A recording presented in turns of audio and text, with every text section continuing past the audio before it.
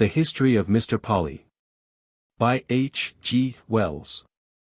Chapter the First, Beginnings, and the Bazaar. Hole, said Mr. Polly, and then for a change, and with greatly increased emphasis, ole.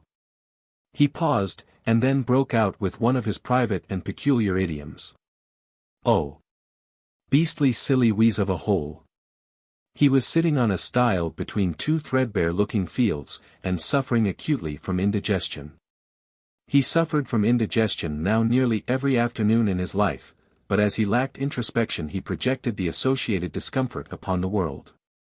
Every afternoon he discovered afresh that life as a whole and every aspect of life that presented itself was beastly. And this afternoon, lured by the delusive blueness of a sky that was blue because the wind was in the east, he had come out in the hope of snatching something of the joyousness of spring. The mysterious alchemy of mind and body refused, however, to permit any joyousness whatever in the spring. He had had a little difficulty in finding his cap before he came out. He wanted his cap, the new golf cap, and Mrs. Polly must needs fish out his old soft brown felt hat. "Here's your hat," she said in a tone of insincere encouragement. He had been routing among the piled newspapers under the kitchen dresser, and had turned quite hopefully and taken the thing. He put it on. But it didn't feel right. Nothing felt right. He put a trembling hand upon the crown of the thing and pressed it on his head, and tried it askew to the right and then askew to the left. Then the full sense of the indignity offered him came home to him. The hat masked the upper sinister quarter of his face, and he spoke with a wrathful eye regarding his wife from under the brim. In a voice thick with fury he said, "I suppose you'd like me to wear that silly mud pie forever, eh? I tell you I won't. I'm sick of it. I'm pretty near sick of everything, comes to that. Hat." He clutched it with quivering fingers. "Hat," he repeated. Then he flung it to the ground, and kicked it with extraordinary fury across the kitchen. It flew up against the door and dropped to the ground with its ribbon band half off. "Shan't go out," he said, and sticking his hands into his jacket pockets discovered the missing cap in the right one. There was nothing for it but to go straight upstairs without a word, and out, slamming the shop door hard. "Beauty," said Mrs. Polly at last to a tremendous silence, picking up and dusting the rejected headdress. "Tantrums," she added. "I haven't patience." And moving with the slow reluctance of a deeply offended woman, she began to pile together the simple apparatus of their recent meal, for transportation to the scullery sink. The repast she had prepared for him did not seem to her to justify his ingratitude. There had been the cold pork from Sunday and some nice cold potatoes, and Rashdall's mixed pickles, of which he was inordinately fond. He had eaten 3 gherkins, 2 onions, a small cauliflower head and several capers with every appearance of appetite, and indeed with avidity, and then there had been cold suet pudding to follow, with treacle, and then a nice bit of cheese. It was the pale, hard sort of cheese he liked, red cheese he declared was indigestible. He had also had 3 big slices of greyish baker's bread, and had drunk the best part of the jugful of beer. But there seems to be no pleasing some people. "Tantrums," said Mrs. Polly at the sink, struggling with the mustard on his plate and expressing the only solution of the problem that occurred to her. And Mr. Polly sat on the stile and hated the whole scheme of life, which was at once excessive and inadequate as a solution. He hated Foxbourne, he hated Foxbourne High Street, he hated his shop and his wife and his neighbours, every blessed neighbour, and with indescribable bitterness he hated himself. "Why did I ever get in this silly hole?" he said. "Why did I ever?" He sat on the stile, and looked with eyes that seemed blurred with impalpable flaws at a world in which even the spring buds were wilted, the sunlight metallic and the shadows mixed with blue-black ink. To the moralist I know he might have served as a figure of sinful discontent, but that is because it is the habit of moralists to ignore material circumstances, if indeed one may speak of a recent meal as a circumstance, with Mr. Polly circum. Drink, indeed, our teachers will criticize nowadays both as regards quantity and quality, but neither church nor state nor school will raise a warning finger between a man and his hunger and his wife's catering. So on nearly every day in his life Mr. Polly fell into a violent rage and hatred against the outer world in the afternoon, and never suspected that it was this inner world to which I am with such masterly delicacy alluding. That was thus reflecting its sinister disorder upon the things without. It is a pity that some human beings are not more transparent. If Mr. Polly, for example, had been transparent or even passably translucent, then perhaps he might have realized from the Laocoon struggle he would have glimpsed, that indeed he was not so much a human being as a civil war. Wonderful things must have been going on inside Mr. Polly. Oh! Wonderful things! It must have been like a badly managed industrial city during a period of depression. Agitators, acts of violence, strikes, the forces of law and order doing their best, rushings to and fro, upheavals, the Marseillaise, tumbrils, the rumble and the thunder of the tumbrils. I do not know why the east wind aggravates life to unhealthy people. It made Mr. Polly's teeth seem loose in his head, and his skin feel like a misfit, and his hair a dry, stringy exasperation. Why cannot doctors give us an antidote to the east wind? Never have the sense to get your hair cut till it's too long, said Mr. Polly catching sight of his shadow, you blighted, degenerated paintbrush. Ugh! And he flattened down the projecting tails with an urgent hand. 2. Mr. Polly's age was exactly 35 years and a half. He was a short, compact figure, and a little inclined to a localized embonpoint. His face was not unpleasing. The features fine, but a trifle too pointed about the nose to be classically perfect. The corners of his sensitive mouth were depressed. His eyes were ruddy brown and troubled, and the left one was round with more of wonder in it than its fellow. His complexion was dull and yellowish. That, as I have explained, on account of those civil disturbances. He was, in the technical sense of the word, clean-shaved, with a small sallow patch under the right ear and a cut on the chin. His brow had the little puckerings of a thoroughly discontented man, little wrinklings and lumps, particularly over his right eye, and he sat with his hands in his pockets, a little askew on the stile and swung one leg. Hole! He repeated presently. He broke into a quavering song. Ro'o ten be astly silly hole. His voice thickened with rage, and the rest of his discourse was marred by an unfortunate choice of epithets. He was dressed in a shabby black morning coat and vest, the braid that bound these garments was a little loose in places, his collar was chosen from stock and with projecting corners, technically a wing-poke.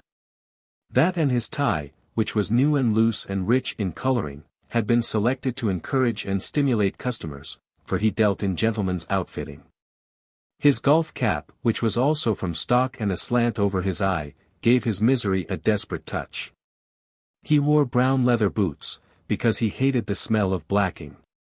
Perhaps after all it was not simply indigestion that troubled him. Behind the superficialities of Mr. Polly's being, moved a larger and vaguer distress. The elementary education he had acquired had left him with the impression that arithmetic was a fluky science and best avoided in practical affairs. But even the absence of bookkeeping and a total inability to distinguish between capital and interest could not blind him forever to the fact that the little shop in the High Street was not paying. An absence of returns, a constriction of credit, a depleted till, the most valiant resolves to keep smiling, could not prevail forever against these insistent phenomena. One might bustle about in the morning before dinner, and in the afternoon after tea and forget that huge dark cloud of insolvency that gathered and spread in the background, but it was part of the desolation of these afternoon periods. These grey spaces of time after meals, when all one's courage had descended to the unseen battles of the pit, that life seemed stripped to the bone and one saw with a hopeless clearness. Let me tell the history of Mr. Polly from the cradle to these present difficulties. First the infant, mewling and puking in its nurse's arms. There had been a time when two people had thought Mr. Polly the most wonderful and adorable thing in the world, had kissed his toenails, saying, Miriam, Miriam, and marveled at the exquisite softness and delicacy of his hair.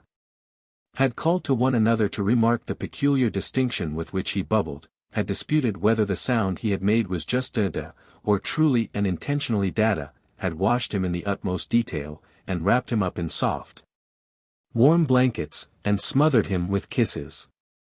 A regal time that was, and 34 years ago, and a merciful forgetfulness barred Mr. Polly from ever bringing its careless luxury, its autocratic demands and instant obedience, into contrast with his present condition of life. These two people had worshipped him from the crown of his head to the soles of his exquisite feet. And also they had fed him rather unwisely. For no one had ever troubled to teach his mother anything about the mysteries of a child's upbringing, though of course the monthly nurse and her charwoman gave some valuable hints, and by his 5th birthday the perfect rhythms of his nice new interior were already darkened with perplexity. His mother died when he was 7. He began only to have distinctive memories of himself in the time when his education had already begun. I remember seeing a picture of education, in some place. I think it was education, but quite conceivably it represented the empire teaching her sons, and I have a strong impression that it was a wall painting upon some public building in Manchester or Birmingham or Glasgow. But very possibly I am mistaken about that. It represented a glorious woman with a wise and fearless face stooping over her children and pointing them to far horizons. The sky displayed the pearly warmth of a summer dawn, and all the painting was marvelously bright as if with the youth and hope of the delicately beautiful children in the foreground. She was telling them, one felt, of the great prospect of life that opened before them, of the spectacle of the world, the splendors of sea and mountain they might travel and see, the joys of skill they might acquire. Of effort and the pride of effort and the devotions and nobilities it was theirs to achieve. Perhaps even she whispered of the warm triumphant mystery of love that comes at last to those who have patience and unblemished hearts. She was reminding them of their great heritage as English children, rulers of more than 1/5 of mankind, of the obligation to do and be the best that such a pride of empire entails. Of their essential nobility and knighthood and the restraints and the charities and the disciplined strength that is becoming in knights and rulers. The education of Mr. Polly did not follow this picture very closely. He went for some time to a national school, which was run on severely economical lines to keep down the rates by a largely untrained staff. He was set sums to do that he did not understand, and that no one made him understand. He was made to read the Catechism and Bible with the utmost industry and an entire disregard of punctuation or significance, and caused to imitate writing copies and drawing copies. And given object lessons upon sealing wax and silkworms and potato bugs and ginger and iron and such like things, and taught various other subjects his mind refused to entertain, and afterwards, when he was about 12, he was jerked by his parent to finish off in a private school of dingy aspect and still dingier pretensions, where there were no object lessons. And the studies of bookkeeping and French were pursued, but never effectually overtaken, under the guidance of an elderly gentleman who wore a nondescript gown and took snuff, wrote copperplate, explained nothing, and used a cane with remarkable dexterity and gusto. Mr. Polly went into the national school at 6 and he left the private school at 14, and by that time his mind was in much the same state that you would be in, dear reader, if you were operated upon for appendicitis by a well-meaning, boldly enterprising, but rather overworked and underpaid butcher boy, who was superseded towards the climax of the operation by a left-handed clerk of high principles but intemperate habits, that is to say, it was in a thorough mess. The nice little curiosities and willingnesses of a child were in a jumbled and thwarted condition, hacked and cut about. The operators had left, so to speak, all their sponges and ligatures in the mangled confusion, and Mr. Polly had lost much of his natural confidence, so far as figures and sciences and languages and the possibilities of learning things were concerned. He thought of the present world no longer as a wonderland of experiences, but as geography and history, as the repeating of names that were hard to pronounce, and lists of products and populations and heights and lengths, and as lists and dates, and boredom indescribable.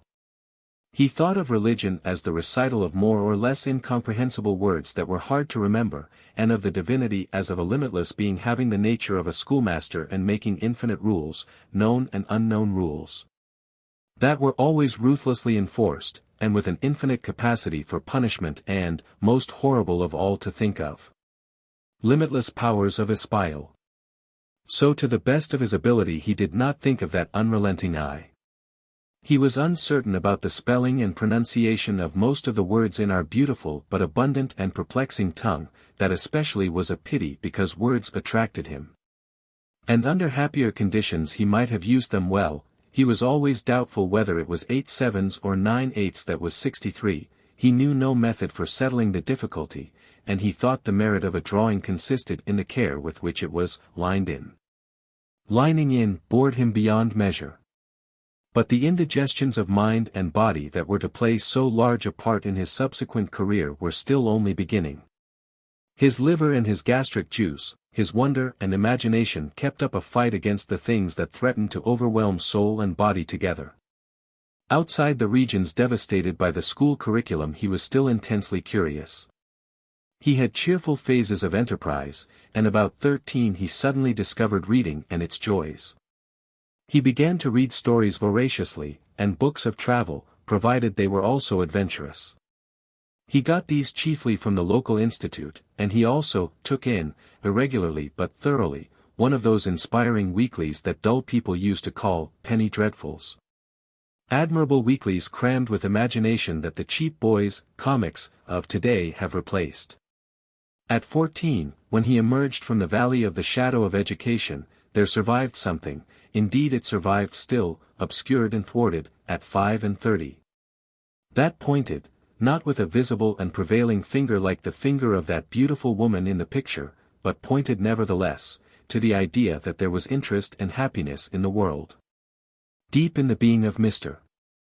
Polly, deep in that darkness, like a creature which has been beaten about the head and left for dead but still lives, crawled a persuasion that over and above the things that are jolly and bits of all right, there was beauty, there was delight.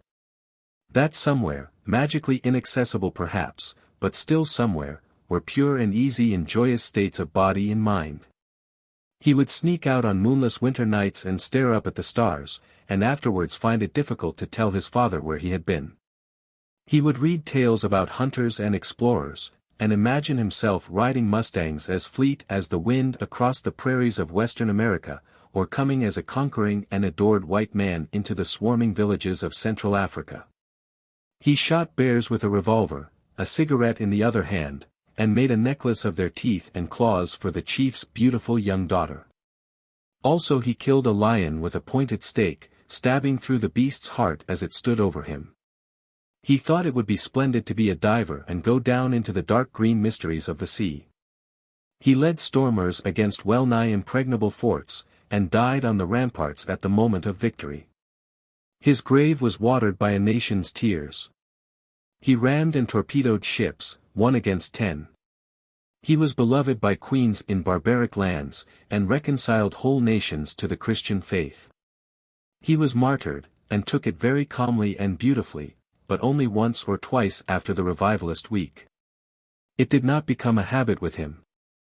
He explored the Amazon, and found, newly exposed by the fall of a great tree, a rock of gold. Engaged in these pursuits he would neglect the work immediately in hand, sitting somewhat slackly on the form and projecting himself in a manner tempting to a schoolmaster with a cane. And twice he had books confiscated. Recalled to the realities of life, he would rub himself or sigh deeply as the occasion required, and resume his attempts to write as good as copperplate. He hated writing, the ink always crept up his fingers and the smell of ink offended him. And he was filled with unexpressed doubts. Why should writing slope down from right to left? Why should downstrokes be thick and upstrokes thin? Why should the handle of one's pen point over one's right shoulder? His copy books towards the end foreshadowed his destiny and took the form of commercial documents. Dear Sir, they ran, referring to your esteemed order of the 26th ultimate, we beg to inform you, and so on. The compression of Mr. Polly's mind and soul in the educational institutions of his time, was terminated abruptly by his father between his 14th and 15th birthday. His father, who had long since forgotten the time when his son's little limbs seemed to have come straight from God's hand. And when he had kissed 5-minute toenails in a rapture of loving tenderness, remarked, "It's time that drat boy did something for a living." And a month or so later Mr. Polly began that career in business that led him at last to the sole proprietorship of a bankrupt outfitter's shop, and to the stile on which he was sitting. 3. Mr. Polly was not naturally interested in hosiery and gentlemen's outfitting. At times, indeed, he urged himself to a spurious curiosity about that trade, but presently something more congenial came along and checked the effort. He was apprenticed in one of those large, rather low-class establishments which sell everything, from pianos and furniture to books and millinery, a department store in fact, the Port Burdock Drapery Bazaar at Port Burdock. One of the 3 townships that are grouped around the Port Burdock naval dockyards. There he remained 6 years. He spent most of the time inattentive to business, in a sort of uncomfortable happiness, increasing his indigestion. On the whole he preferred business to school. The hours were longer but the tension was not nearly so great. The place was better aired, you were not kept in for no reason at all, and the cane was not employed. You watched the growth of your mustache with interest and impatience, and mastered the beginnings of social intercourse.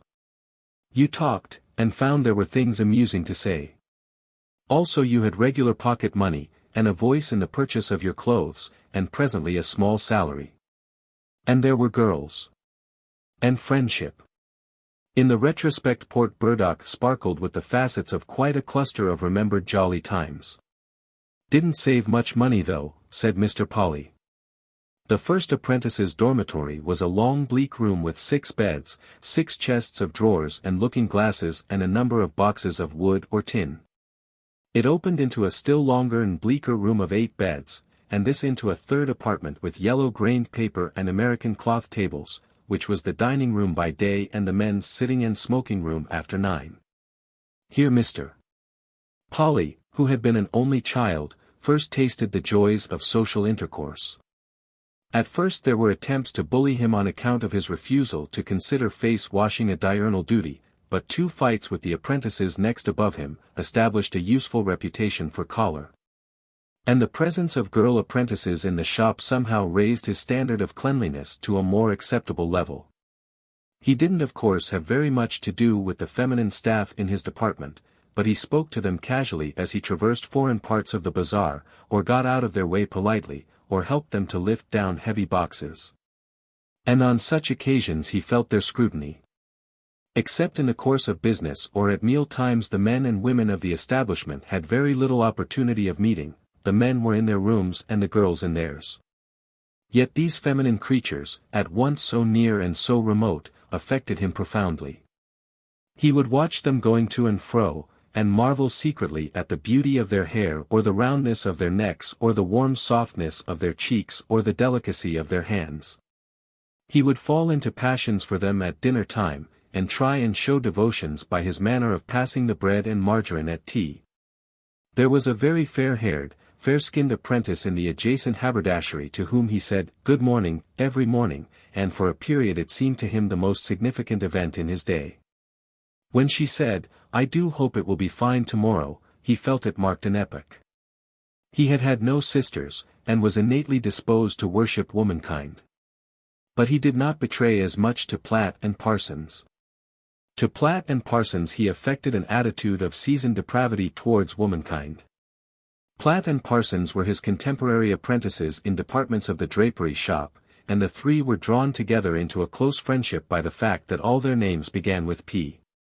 They decided they were the 3 Ps, and went about together of an evening with the bearing of desperate dogs. Sometimes, when they had money, they went into public houses and had drinks. Then they would become more desperate than ever, and walk along the pavement under the gas lamps arm in arm singing. Platt had a good tenor voice, and had been in a church choir, and so he led the singing.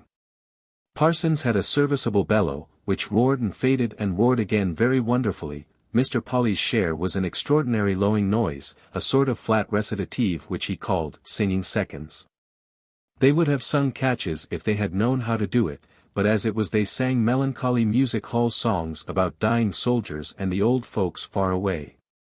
They would sometimes go into the quieter residential quarters of Port Burdock, where policemen and other obstacles were infrequent, and really let their voices soar like hawks and feel very happy.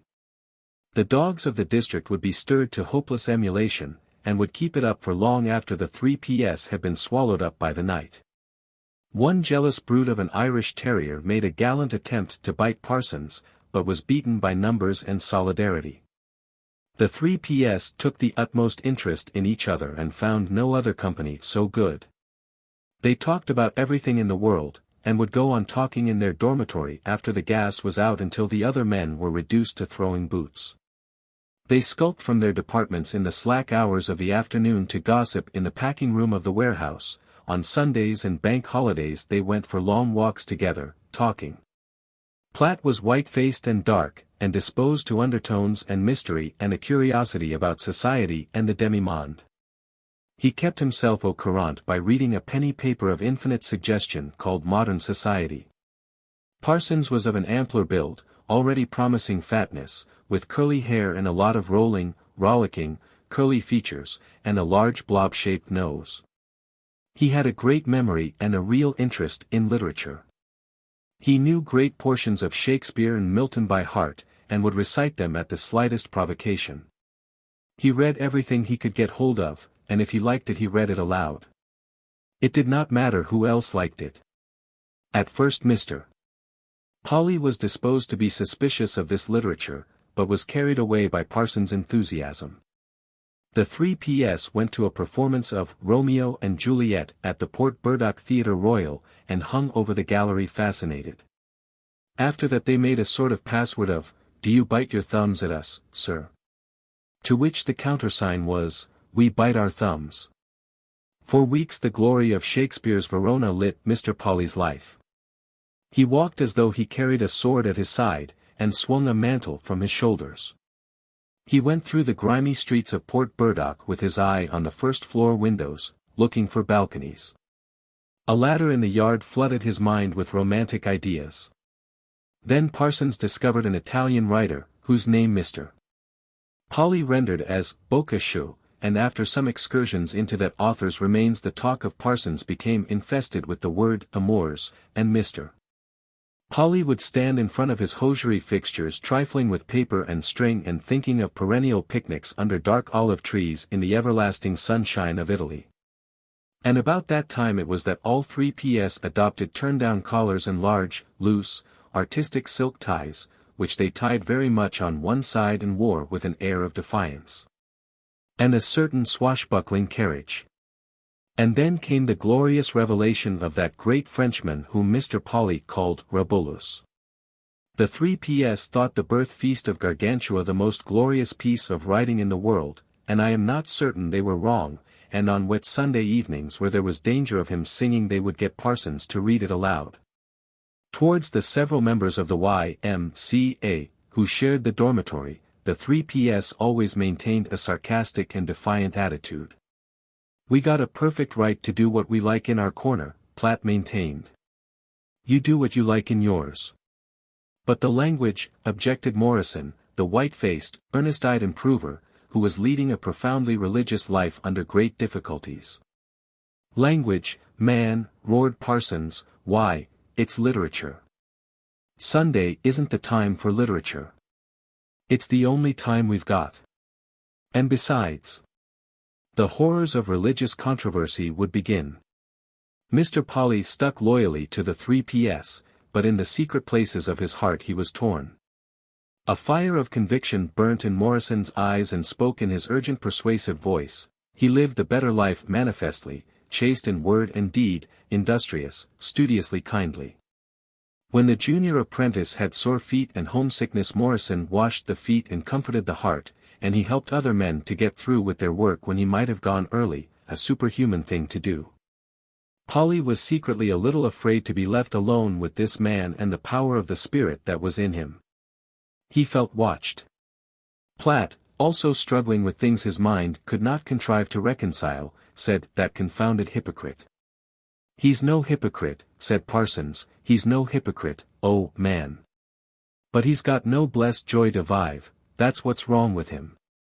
Let's go down to the Harbor Arms and see some of those blessed old captains getting drunk. Short of sugar, oh, man, said Mr. Polly, slapping his trouser pocket.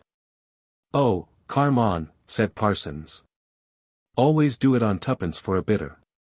Lemme get my pipe on, said Platt, who had recently taken to smoking with great ferocity. Then I'm with you. Pause and struggle. Don't ram it down, oh, man, said Parsons, watching with knitted brows. Don't ram it down. Give it air. See my stick, oh, man. Right, oh. And leaning on his cane he composed himself in an attitude of sympathetic patience towards Platt's incendiary efforts. 4. Jolly days of companionship they were for the incipient bankrupt on the stile to look back upon. The interminable working hours of the Bazaar had long since faded from his memory, except for 1 or 2 conspicuous rows and 1 or 2 larks, but the rare Sundays and holidays shone out like diamonds among pebbles. They shone with the mellow splendor of evening skies reflected in calm water, and athwart them all went old Parsons bellowing an interpretation of life, gesticulating, appreciating and making appreciate, expounding books. Talking of that mystery of his, the joie de vivre. There were some particularly splendid walks on bank holidays. The 3 would start on Sunday morning early and find a room in some modest inn and talk themselves asleep, and return singing through the night, or having an argy-bargy about the stars, on Monday evening. They would come over the hills out of the pleasant English countryside in which they had wandered, and see Port Burdock spread out below, a network of interlacing street lamps and shifting tram lights against the black, beacon-gemmed immensity of the harbor waters. Back to the collar, oh, man, Parsons would say. There is no satisfactory plural to oh, man, so he always used it in the singular. Don't mention it, said Platt. And once they got a boat for the whole summer day, and rowed up past the moored ironclads and the black old hulks and the various shipping of the harbor. Past a white troopship and past the trim front and the ships and interesting vistas of the dockyard to the shallow channels and rocky weedy wildernesses of the upper harbor. And Parsons and Mr. Polly had a great dispute and quarrel that day as to how far a big gun could shoot. The country over the hills behind Port Burdock is all that an old-fashioned, scarcely disturbed English countryside should be. In those days the bicycle was still rare and costly and the motor car had yet to come and stir up rural serenities. The 3 would take footpaths haphazard across fields, and plunge into unknown winding lanes between high hedges of honeysuckle and dog-rose.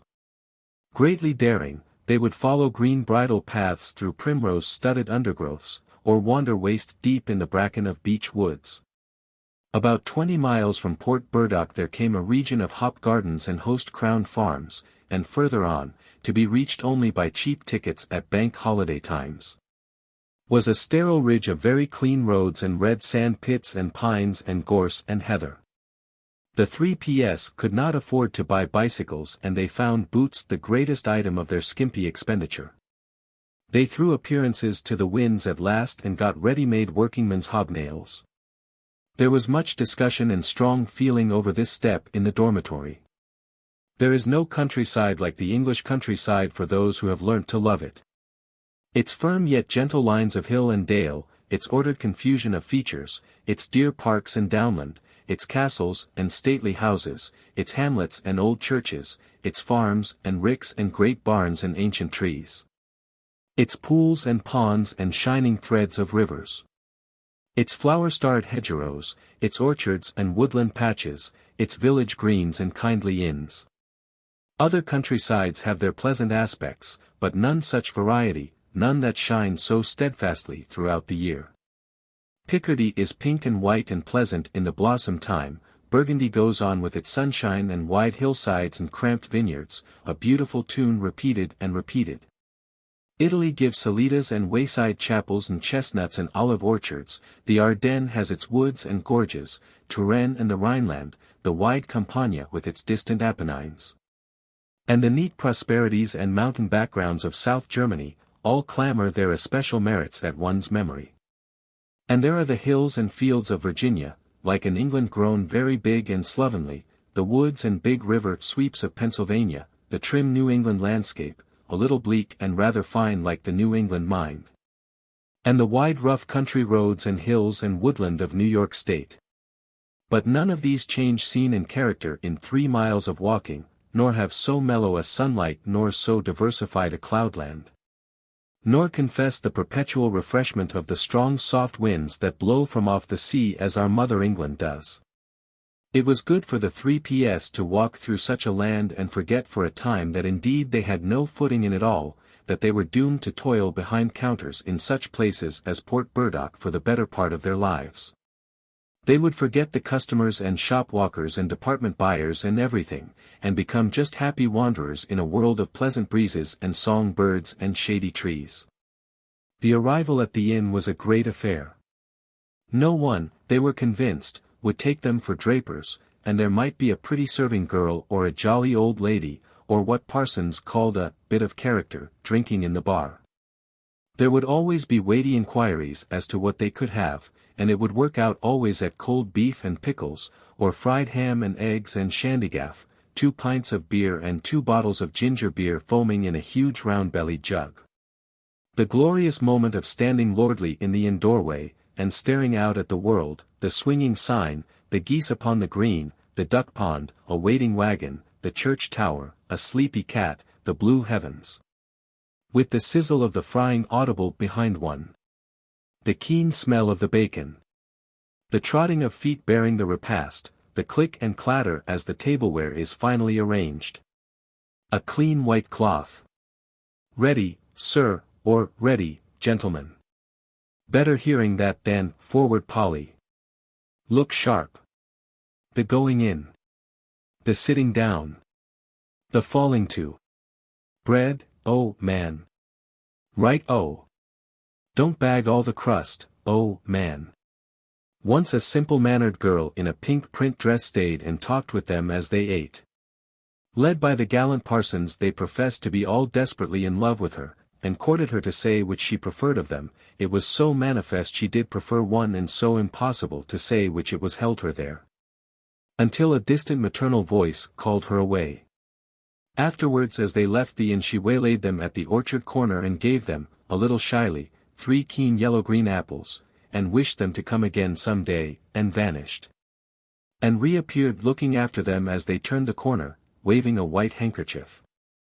All the rest of that day they disputed over the signs of her favor, and the next Sunday they went there again. But she had vanished, and a mother of forbidding aspect afforded no explanations. If Platt and Parsons and Mr.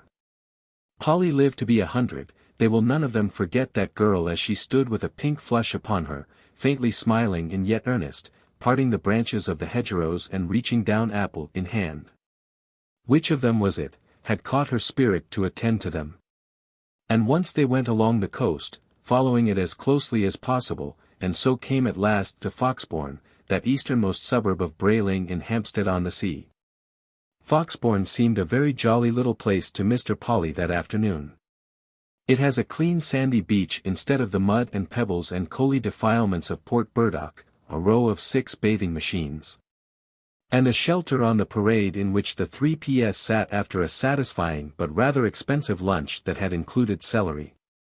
Rows of verandaed villas proffered apartments. They had feasted in an hotel with a porch painted white and gay with geraniums above, and the high street with the old church at the head had been full of an agreeable afternoon stillness. Nice little place for business, said Platt sagely from behind his big pipe. It stuck in Mr. Polly's memory. Mr. Polly was not so picturesque a youth as Parsons. He lacked richness in his voice, and went about in those days with his hands in his pockets looking quietly speculative. He specialized in slang and the disuse of English, and he played the role of an appreciative stimulant to Parsons. Words attracted him curiously, words rich in suggestion, and he loved a novel and striking phrase. His school training had given him little or no mastery of the mysterious pronunciation of English and no confidence in himself. His schoolmaster indeed had been both unsound and variable. New words had terror and fascination for him, he did not acquire them, he could not avoid them, and so he plunged into them. His only rule was not to be misled by the spelling. That was no guide anyhow.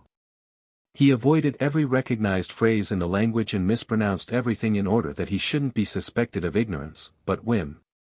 Sesquippledan, he would say. Sesquippledan verbujus. Said Platt. Eloquent rhapsodus. Where? Asked Platt.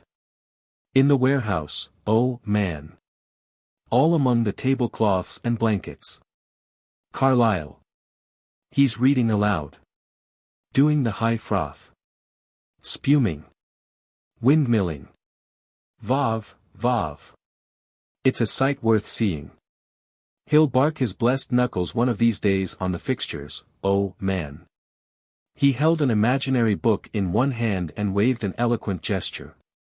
So too shall every hero inasmuch as notwithstanding for evermore come back to reality, he parroted the enthusiastic Parsons, so that in fashion and thereby, upon things and not under things articulariously he stands. I should laugh if the governor dropped on him, said Platt. He'd never hear him coming. The man's drunk with it, fair drunk, said Polly. I never did. It's worse than when he got on to Rabelais. How do you find this book? Any thoughts about the book or the author? Any suggestion for improvement? Please take a moment to share your thoughts in a comment. If you like it, share it with your friends who might enjoy it as well. Subscribe to keep in touch. Visit completeaudiobooks.com for more quality content. Chapter the 2nd, The Dismissal of Parsons. Suddenly Parsons got himself dismissed. He got himself dismissed under circumstances of peculiar violence, that left a deep impression on Mr. Polly's mind. He wondered about it for years afterwards, trying to get the rights of the case. Parsons' apprenticeship was over, he had reached the status of an improver, and he dressed the window of the Manchester department. By all the standards available he dressed it very well. By his own standards he dressed it wonderfully. Well, oh, man, he used to say, there's one thing about my position here, I can dress a window. And when trouble was under discussion he would hold that little Fluffums, which was the apprentice's name for Mr. Garvis, the senior partner and managing director of the Bazaar, would think twice before he got rid of the only man in the place who could make a windowful of Manchester goods tell. Then like many a fellow artist he fell a prey to theories. The art of window dressing is in its infancy, oh, man, in its blooming infancy. All balance and stiffness like a blessed Egyptian picture. No joy in it, no blooming joy. Conventional. A shop window ought to get hold of people, grip 'em as they go along. It stands to reason. Grip. His voice would sink to a kind of quiet bellow. Do they grip? Then after a pause, a savage roar, nah. He's got a heavy on, said Mr. Polly. Go it, oh, man, let's have some more of it. Look at old Morrison's dress stuff windows. Tidy, tasteful, correct, I grant you, but bleak. He let out the word reinforced to a shout, bleak. Bleak, echoed Mr. Polly. Just pieces of stuff in rows, rows of tidy little puffs, perhaps one bit just unrolled, quiet tickets. Might as well be in church, oh, man, said Mr. Polly. A window ought to be exciting, said Parsons, it ought to make you say, "Ello," when you see it. He paused, and Platt watched him over a snorting pipe. Rock cocchio, said Mr. Polly. We want a new school of window dressing, said Parsons, regardless of the comment. A new school. The Port Burdock School. Day after tomorrow I change the Fitzallen Street stuff. This time, it's going to be a change. I mean to have a crowd or bust. And as a matter of fact he did both. His voice dropped to a note of self-reproach. I've been timid, oh, man. I've been holding myself in. I haven't done myself justice. I've kept down the simmering, seething, teeming ideas. All that's over now. Over, gulped Polly. Over for good and all, oh, man. 2. Platt came to Polly, who was sorting up collar boxes. "Oh, man's doing his blooming window." "What window?" "What he said." Polly remembered. He went on with his collar boxes with his eye on his senior, Mansfield.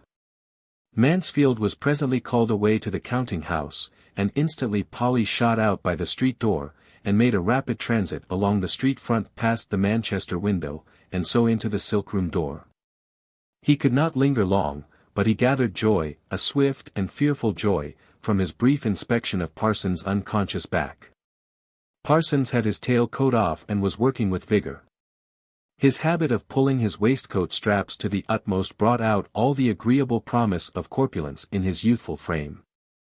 He was blowing excitedly and running his fingers through his hair, and then moving with all the swift eagerness of a man inspired. All about his feet and knees were scarlet blankets, not folded, not formally unfolded, but, the only phrase is, shied about.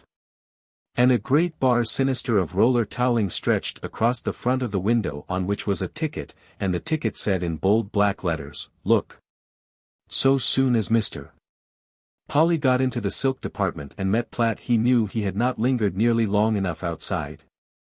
"Did you see the boards at the back?" said Platt. He hadn't.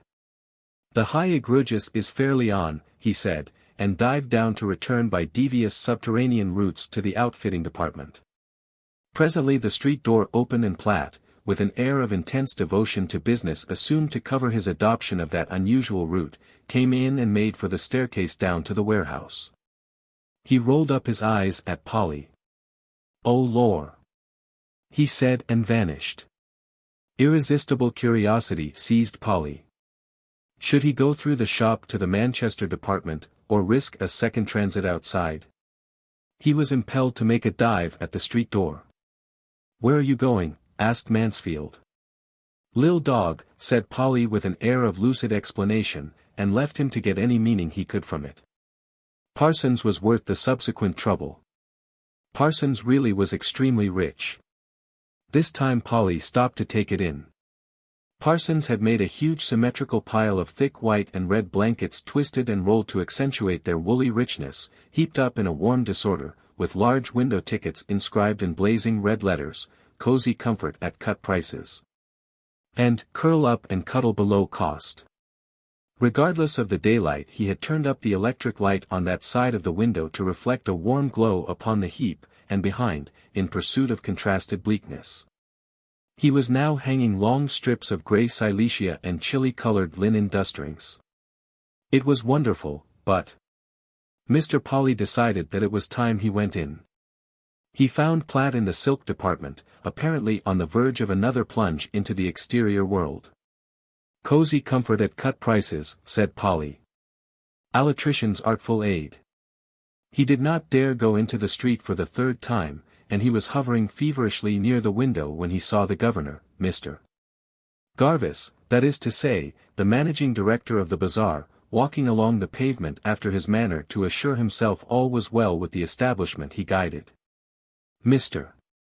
Garvis was a short stout man, with that air of modest pride that so often goes with corpulence, choleric and decisive in manner, and with hands that looked like bunches of fingers. He was red-haired and ruddy, and after the custom of such complexions, hairs sprang from the tip of his nose. When he wished to bring the power of the human eye to bear upon an assistant, he projected his chest, knitted one brow and partially closed the left eyelid.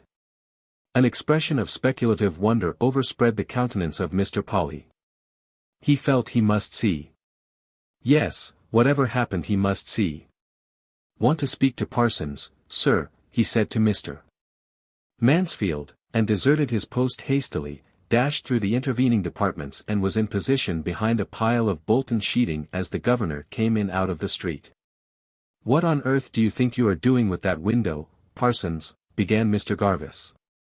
Only the legs of Parsons and the lower part of his waistcoat and an intervening inch of shirt were visible. He was standing inside the window on the steps, hanging up the last strip of his background from the brass rail along the ceiling.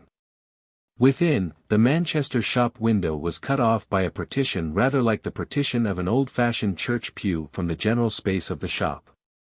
There was a panelled barrier, that is to say, with a little door like a pew door in it. Parsons' face appeared, staring with round eyes at his employer. Mr. Garvis had to repeat his question. "Dressing it, sir, on new lines." "Come out of it," said Mr. Garvis.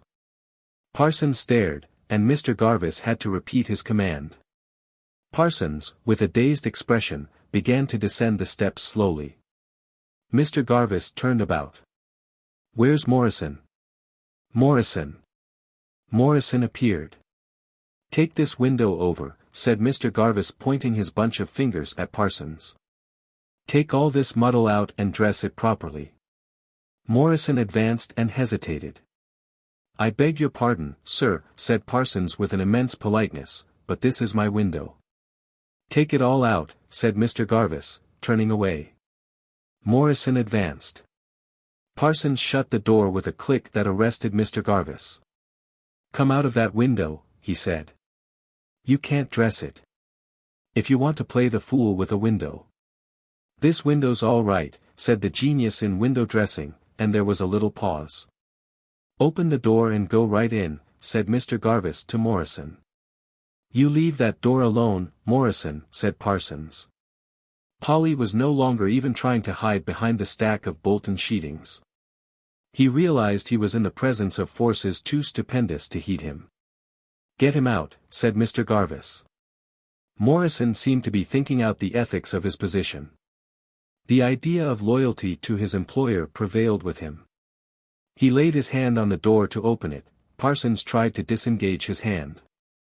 Mr. Garvis joined his effort to Morrison's. Then the heart of Polly leapt and the world blazed up to wonder and splendor. Parsons disappeared behind the partition for a moment and reappeared instantly, gripping a thin cylinder of rolled huckaback. With this he smote at Morrison's head. Morrison's head ducked under the resounding impact, but he clung on, and so did Mr. Garvis. The door came open, and then Mr. Garvis was staggering back, hand to head, his autocratic, his sacred baldness, smitten. Parsons was beyond all control, a strangeness, a marvel. Heaven knows how the artistic struggle had strained that richly endowed temperament. "Say I can't dress a window, you thundering old humbug," he said, and hurled the huckaback at his master.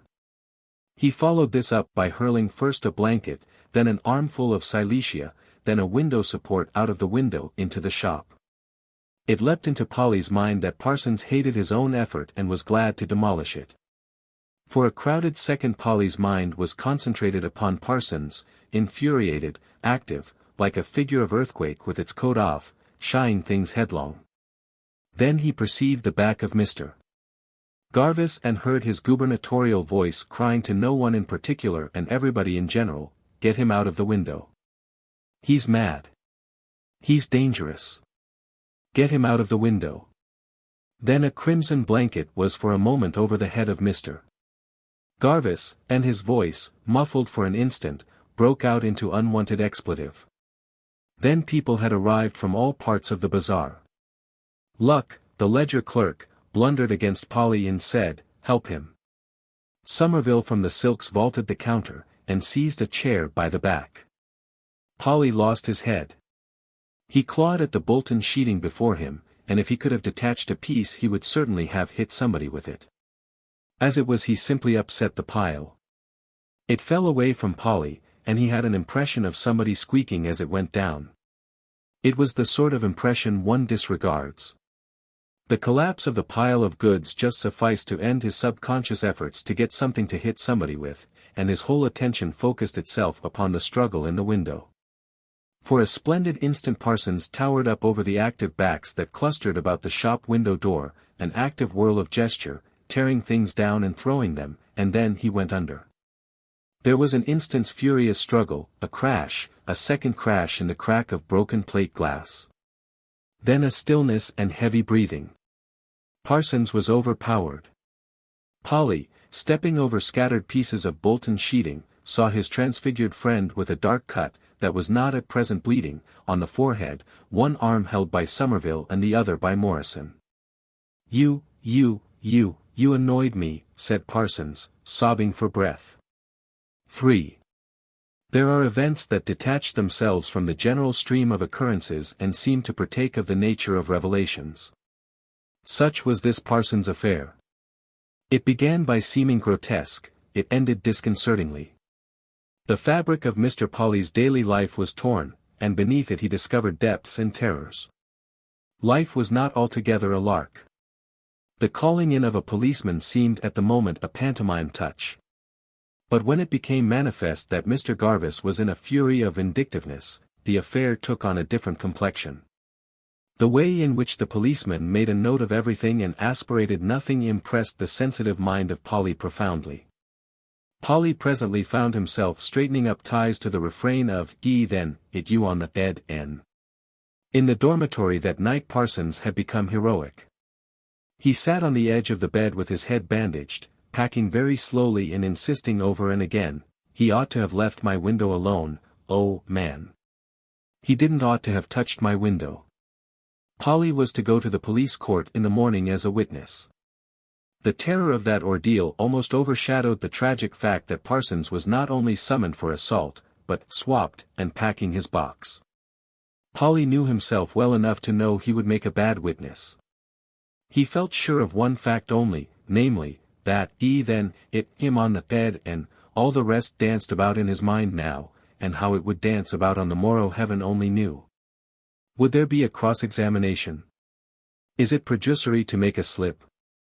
People did sometimes perjure themselves. Serious offense. Platt was doing his best to help Parsons, and inciting public opinion against Morrison. But Parsons would not hear of anything against Morrison. He was all right, oh, man, according to his lights, said Parsons. It isn't him I complain of. He speculated on the morrow. I shall have to pay a fine, he said. No good trying to get out of it. It's true I hit him. I hit him, he paused and seemed to be seeking an exquisite accuracy. His voice sank to a confidential note, on the head, about here. He answered the suggestion of a bright junior apprentice in a corner of the dormitory. What's the good of a cross summons, he replied, with old Corks, the chemist, and Modishead, the house agent, and all that lot on the bench. Humble pie, that's my meal tomorrow, oh, man humble pie. Packing went on for a time. But Lord! What a life it is, said Parsons, giving his deep notes scope. 10:35 A man trying to do his duty, mistaken perhaps, but trying his best. 10:40 Ruined. Ruined. He lifted his voice to a shout. Ruined, and dropped it to, like an earthquake. Heated altercation, said Polly. Like a blooming earthquake, said Parsons, with the notes of a rising wind. He meditated gloomily upon his future and a colder chill invaded Polly's mind. Likely to get another crib, ain't I, with assaulted the governor on my reference. I suppose, though, he won't give me refs. Hard enough to get a crib at the best of times, said Parsons. You ought to go round with a show, oh, man, said Mr. Polly. Things were not so dreadful in the police court as Mr. Polly had expected. He was given a seat with other witnesses against the wall of the court, and after an interesting larceny case Parsons appeared and stood, not in the dock, but at the table. By that time Mr. Polly's legs, which had been tucked up at first under his chair out of respect to the court, were extended straight before him and his hands were in his trouser pockets. He was inventing names for the 4 magistrates on the bench, and had got to the grave and reverend senior with the palatial boko, when his thoughts were recalled to gravity by the sound of his name. He rose with alacrity and was fielded by an expert policeman from a brisk attempt to get into the vacant dock. The clerk to the justices repeated the oath with incredible rapidity. Right-o, said Mr. Polly, but quite respectfully, and kissed the book. His evidence was simple and quite audible after one warning from the superintendent of police to speak up. He tried to put in a good word for Parsons by saying he was naturally of a choleric disposition. But the start and the slow grin of enjoyment upon the face of the grave and reverend senior with the palatial boko suggested that the word was not so good as he had thought it. The rest of the bench was frankly puzzled and there were hasty consultations. You mean, as a ot temper, said the presiding magistrate. I mean, as a ot temper, replied Polly, magically incapable of aspirates for the moment. You don't mean, catches cholera. I mean, he's easily put out. Then why can't you say so, said the presiding magistrate. Parsons was bound over. He came for his luggage while every one was in the shop, and Garvis would not let him invade the business to say goodbye. When Mr. Polly went upstairs for margarine and bread and tea, he slipped on into the dormitory at once to see what was happening further in the Parsons case. But Parsons had vanished. There was no Parsons, no trace of Parsons. His cubicle was swept and garnished. For the first time in his life Polly had a sense of irreparable loss. A minute or so after Platt dashed in. Ugh, he said, and then discovered Polly. Polly was leaning out of the window and did not look around. Platt went up to him. He's gone already, said Platt. Might have stopped to say goodbye to a chap. There was a little pause before Polly replied. He thrust his finger into his mouth and gulped. Bit on that beastly tooth of mine, he said, still not looking at Platt. It's made my eyes water, something chronic. Anyone might think I'd been doing a blooming pipe, by the look of me. Chapter the 4th, Mr. Polly an Orphan. Then a great change was brought about in the life of Mr. Polly by the death of his father.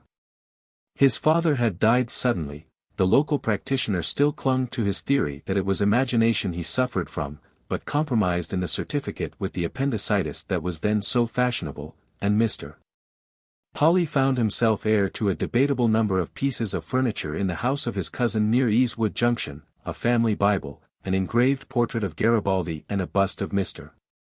Gladstone, an invalid gold watch, a gold locket formerly belonging to his mother, some minor jewelry and bric-a-brac. A quantity of nearly valueless old clothes and an insurance policy and money in the bank amounting altogether to the sum of £395.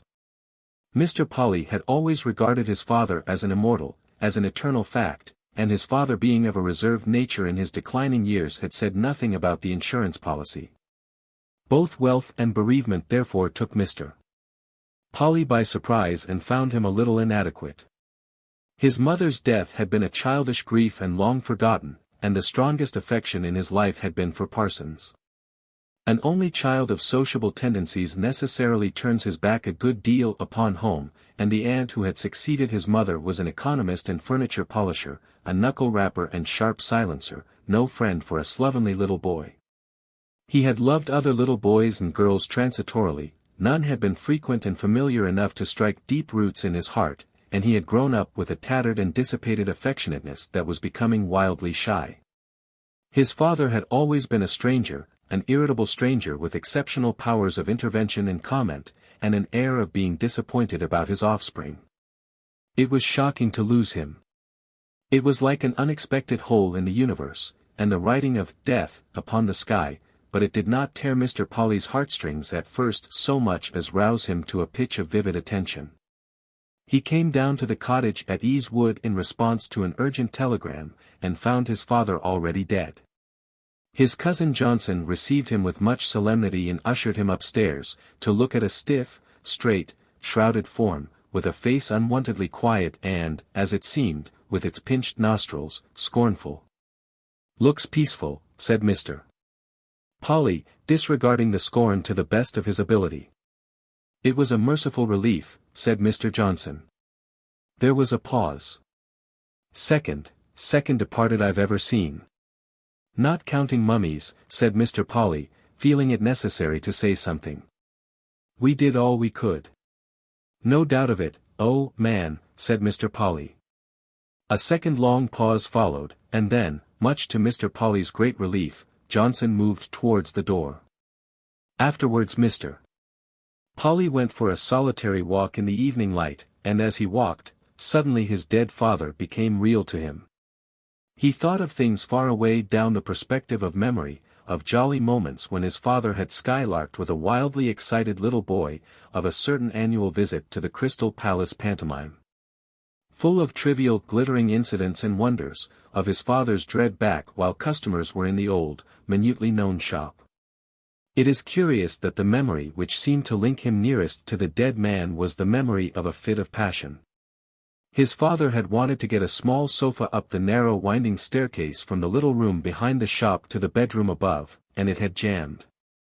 For a time his father had coaxed, and then groaned like a soul in torment and given way to blind fury, had sworn, kicked and struck at the offending piece of furniture and finally wrenched it upstairs. With considerable incidental damage to lath and plaster and one of the casters. That moment when self-control was altogether torn aside, the shocked discovery of his father's perfect humanity, had left a singular impression on Mr. Polly's queer mind. It was as if something extravagantly vital had come out of his father and laid a warmly passionate hand upon his heart.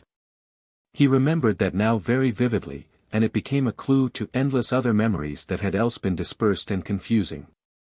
A weakly willful being struggling to get obdurate things round impossible corners, in that symbol Mr. Polly could recognize himself and all the trouble of humanity. He hadn't had a particularly good time, poor old chap, and now it was all over. Finished. Johnson was the sort of man who derives great satisfaction from a funeral, a melancholy, serious, practical-minded man of 35, with great powers of advice. He was the up-line ticket clerk at Easewood Junction, and felt the responsibilities of his position. He was naturally thoughtful and reserved, and greatly sustained in that by an innate rectitude of body and an overhanging and forward inclination of the upper part of his face and head. He was pale but freckled, and his dark grey eyes were deeply set.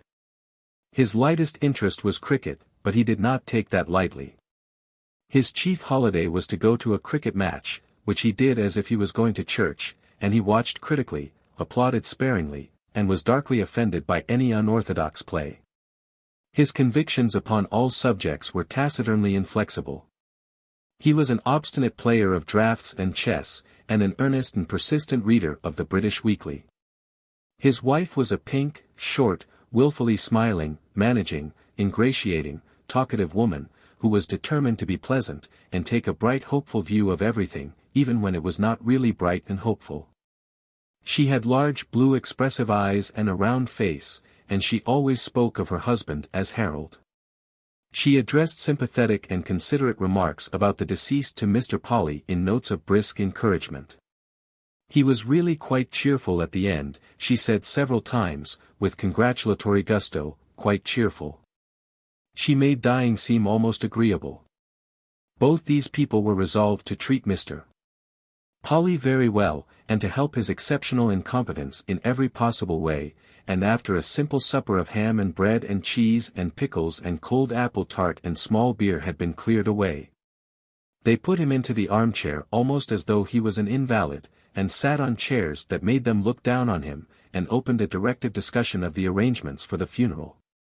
After all, a funeral is a distinct social opportunity, and rare when you have no family and few relations, and they did not want to see it spoilt and wasted. "You'll have a hearse of course," said Mrs. Johnson. "Not one of them combinations with the driver sitting on the coffin. Disrespectful I think they are. I can't fancy how people can bring themselves to be buried in combinations." She flattened her voice in a manner she used to intimate aesthetic feeling. "I do like them glass hearses," she said. "So refined and nice they are." "Podger's hearse you'll have," said Johnson conclusively. "It's the best in Easewood." "Everything that's right and proper," said Mr. Polly. "Podger's ready to come and measure at any time," said Johnson. "Then you'll want a mourner's carriage or two, according as to whom you're going to invite," said Mr. Johnson. "Didn't think of inviting anyone," said Polly. "Oh. You'll have to ask a few friends," said Mr. Johnson. "You can't let your father go to his grave without asking a few friends." "Funereal baked meats like," said Mr. Polly. "Not baked, but of course you'll have to give them something. Ham and chicken's very suitable. You don't want a lot of cooking with the ceremony coming into the middle of it. I wonder who Alfred ought to invite, Harold. Just the immediate relations. One doesn't want a great crowd of people and one doesn't want not to show respect." But he hated our relations, most of them. He's not hating them now, said Mrs. Johnson, you may be sure of that. It's just because of that I think they ought to come, all of them, even your Aunt Mildred. Bit vulturial, isn't it? Said Mr. Polly unheeded. Wouldn't be more than 12 or 13 people if they all came, said Mr. Johnson. We could have everything put out ready in the back room and the gloves and whiskey in the front room, and while we were all at the ceremony, Bessie could bring it all into the front room on a tray and put it out nice and proper. There'd have to be whiskey and sherry or port for the ladies. Where'll you get your morning? Asked Johnson abruptly. Mr. Polly had not yet considered this byproduct of sorrow. Haven't thought of it yet, oh, man. A disagreeable feeling spread over his body as though he was blackening as he sat. He hated black garments. I suppose I must have mourning, he said. Well, said Johnson with a solemn smile. Got to see it through, said Mr. Polly indistinctly. If I were you, said Johnson, I should get ready-made trousers. That's all you really want. And a black satin tie and a top hat with a deep mourning band. And gloves. Jet cuff links he ought to have, as chief mourner, said Mrs. Johnson.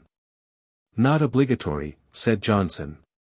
It shows respect, said Mrs. Johnson. It shows respect of course, said Johnson. And then Mrs. Johnson went on with the utmost gusto to the details of the casket, while Mr. Polly sat more and more deeply and droopingly into the armchair, assenting with a note of protest to all they said. After he had retired for the night he remained for a long time perched on the edge of the sofa which was his bed, staring at the prospect before him. Chasing the man about up to the last, he said. He hated the thought and elaboration of death as a healthy animal must hate it. His mind struggled with unwanted social problems. Got to put him away somehow, I suppose, said Mr. Polly. Wish I'd looked him up a bit more while he was alive, said Mr. Polly. 2. Bereavement came to Mr. Polly before the realization of opulence and its anxieties and responsibilities. That only dawned upon him on the morrow, which chanced to be Sunday, as he walked with Johnson before church time about the tangle of struggling building enterprise that constituted the rising urban district of Easewood. Johnson was off duty that morning, and devoted the time very generously to the admonitory discussion of Mr. Polly's worldly outlook. Don't seem to get the hang of the business somehow, said Mr. Polly. Too much blooming humbug in it for my way of thinking. If I were you, said Mr. Johnson, I should push for a first-class place in London, take almost nothing and live on my reserves. That's what I should do. Come the heavy, said Mr. Polly. Get a better class reference. There was a pause. Think of investing your money? Asked Johnson. Hardly got used to the idea of having it yet, oh, man. You'll have to do something with it. Give you nearly £20 a year if you invest it properly. Haven't seen it yet in that light, said Mr. Polly defensively. There's no end of things you could put it into. It's getting it out again I shouldn't feel sure of. I'm no sort of fianctioneer. Sooner back horses. I wouldn't do that if I were you. Not my style, oh, man. It's a nest egg, said Johnson. Mr. Polly made an indeterminate noise. There's building societies, Johnson threw out in a speculative tone. Mr. Polly, with detached brevity, admitted there were. You might lend it on mortgage, said Johnson. Very safe form of investment. Shan't think anything about it, not till the man's underground, said Mr. Polly with an inspiration. They turned a corner that led towards the junction. Might do worse, said Johnson, than put it into a small shop. At the moment this remark made very little appeal to Mr. Polly. But afterwards it developed. It fell into his mind like some small obscure seed, and germinated. These shops aren't in a bad position, said Johnson. The row he referred to gaped in the late painful stage in building before the healing touch of the plasterer assuages the roughness of the brickwork. The space for the shop yawned an oblong gap below, framed above by an iron girder. Windows and fittings to suit tenant, a board at the end of the row promised, and behind was the door space and a glimpse of stairs going up to the living rooms above. "Not a bad position," said Johnson, and led the way into the establishment. "Room for fixtures there," he said, pointing to the blank wall. The two men went upstairs to the little sitting room or best bedroom, it would have to be, above the shop. Then they descended to the kitchen below. "Rooms in a new house always look a bit small," said Johnson. They came out of the house again by the prospective back door, and picked their way through builder's litter across the yard space to the road again. They drew nearer the junction to where a pavement and shops already open and active formed the commercial center of Easewood. On the opposite side of the way the side door of a flourishing little establishment opened, and a man and his wife and a little boy in a sailor suit came into the street. The wife was a pretty woman in brown with a floriferous straw hat, and the group was altogether very Sundayfied and shiny and spick and span. The shop itself had a large plate-glass window whose contents were now veiled by a buff blind on which was inscribed in scrolly letters, Rhymer, Pork Butcher and Provision Merchant. And then with voluptuous elaboration, the world-famed Easewood sausage. Greetings were exchanged between Mr. Johnson and this distinguished comestible. "Off to church already," said Johnson. "Walking across the fields to Little Dorrington," said Mr. Rhymer. "Very pleasant walk," said Johnson. "Very," said Mr. Rhymer. "Hope you'll enjoy it," said Mr. Johnson. "That chap's done well," said Johnson sotto voce as they went on. "Came here with nothing, practically, 4 years ago. And as thin as a lath. Look at him now." "He's worked hard of course," said Johnson, improving the occasion. Thought fell between the cousins for a space. "Some men can do one thing," said Johnson, "and some another. For a man who sticks to it there's a lot to be done in a shop." 3. All the preparations for the funeral ran easily and happily under Mrs. Johnson's skillful hands. On the eve of the sad event she produced a reserve of black sateen, the kitchen steps and a box of tin tacks, and decorated the house with festoons and bows of black in the best possible taste. She tied up the knocker with black crape, and put a large bow over the corner of the steel engraving of Garibaldi, and swathed the bust of Mr. Gladstone, that had belonged to the deceased, with inky swathings. She turned the 2 vases that had views of Tivoli and the Bay of Naples round, so that these rather brilliant landscapes were hidden and only the plain blue enamel showed. And she anticipated the long-contemplated purchase of a tablecloth for the front room, and substituted a violet-purple cover for the now very worn and faded raptures and roses in plushette that had hitherto done duty there. Everything that loving consideration could do to impart a dignified solemnity to her little home was done. She had released Mr. Polly from the irksome duty of issuing invitations, and as the moments of assembly drew near she sent him and Mr. Johnson out into the narrow long strip of garden at the back of the house, to be free to put a finishing touch or so to her preparations. She sent them out together because she had a queer little persuasion at the back of her mind that Mr. Polly wanted to bolt from his sacred duties, and there was no way out of the garden except through the house. Mr. Johnson was a steady, successful gardener, and particularly good with celery and peas. He walked slowly along the narrow path down the center pointing out to Mr. Polly a number of interesting points in the management of peas, wrinkles neatly applied and difficulties wisely overcome, and all that he did for the comfort and propitiation of that fitful but rewarding vegetable. Presently a sound of nervous laughter and raised voices from the house proclaimed the arrival of the earlier guests, and the worst of that anticipatory tension was over. When Mr. Polly re-entered the house he found 3 entirely strange young women with pink faces, demonstrative manners and emphatic mourning, engaged in an incoherent conversation with Mrs. Johnson. All 3 kissed him with great gusto after the ancient English fashion. "These are your cousins Larkins," said Mrs. Johnson. "That's Annie, unexpected hug and smack, that's Miriam, resolute hug and smack, and that's Minnie, prolonged hug and smack." "Right-o," said Mr. Polly, emerging a little crumpled and breathless from this hearty introduction. "I see. Here's Aunt Larkins," said Mrs. Johnson, as an elderly and stouter edition of the three young women appeared in the doorway. Mr. Polly backed rather faint-heartedly, but Aunt Larkins was not to be denied. Having hugged and kissed her nephew resoundingly, she gripped him by the wrists and scanned his features. She had a round, sentimental, freckled face. "I should have known I'm anywhere," she said with fervor. "Hark at mother," said the cousin called Annie.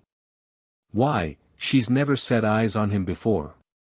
"I should have known I'm anywhere," said Mrs. Larkins, "for Lizzie's child. You've got her eyes. It's a resemblance. And as for never seeing 'im, I've dandled him, Miss Imperance. I've dandled him." "You couldn't dandle him now, Ma," Miss Annie remarked with a shriek of laughter. All the sisters laughed at that. "The things you say, Annie," said Miriam, and for a time the room was full of mirth. Mr. Polly felt it incumbent upon him to say something. "My dandling days are over," he said. The reception of this remark would have convinced a far more modest character than Mr. Polly that it was extremely witty. Mr. Polly followed it up by another one almost equally good.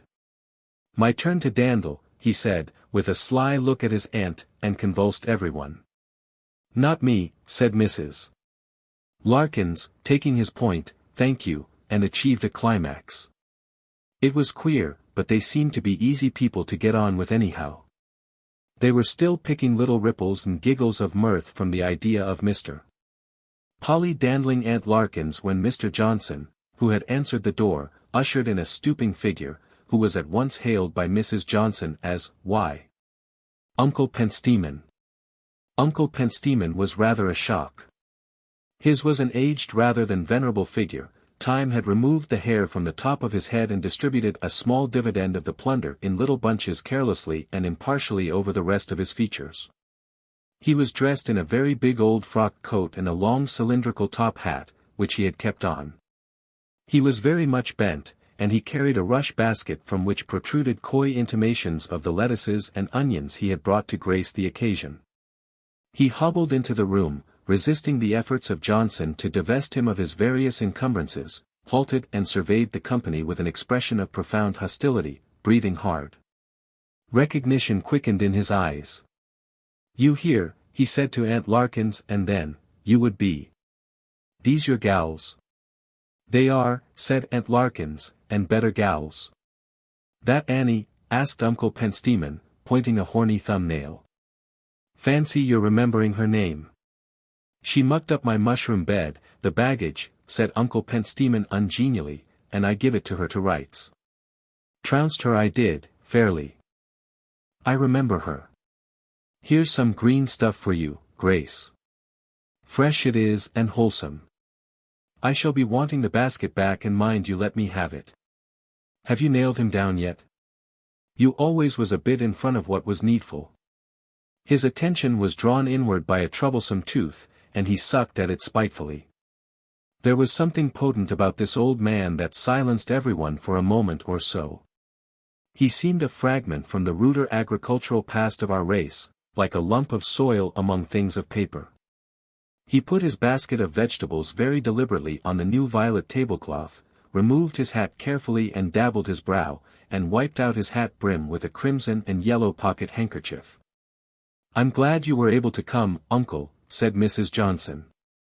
"Oh, I came," said Uncle Pentstemon. "I came." He turned on Mrs. Larkins. "Gals in service?" he asked. "They aren't and they won't be," said Mrs. Larkins. "No," he said with infinite meaning, and turned his eye on Mr. Polly. "You Lizzie's boy," he said. Mr. Polly was spared much self-exposition by the tumult occasioned by further arrivals. "Ah! Here's May Punt," said Mrs. Johnson, and a small woman dressed in the borrowed mourning of a large woman and leading a very small long-haired observant little boy, it was his first funeral, appeared, closely followed by several friends of Mrs. Johnson who had come to swell the display of respect and made only vague, confused impressions upon Mr. Polly's mind. Aunt Mildred, who was an unexplained family scandal, had declined Mrs. Johnson's hospitality. Everybody was in profound mourning, of course, mourning in the modern English style, with the dyer's handiwork only too apparent, and hats and jackets of the current cut. There was very little crape, and the costumes had none of the goodness and specialization and genuine enjoyment of mourning for mourning's sake that a similar continental gathering would have displayed. Still, that congestion of strangers in black sufficed to stun and confuse Mr. Polly's impressionable mind.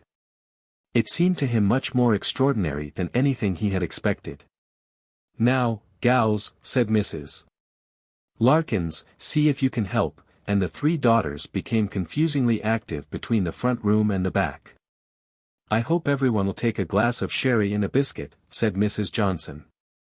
"We don't stand on ceremony," and a decanter appeared in the place of Uncle Penstemon's vegetables. Uncle Penstemon had refused to be relieved of his hat. He sat stiffly down on a chair against the wall with that venerable headdress between his feet, watching the approach of anyone jealously. "Don't you go squashing my hat," he said. Conversation became confused and general.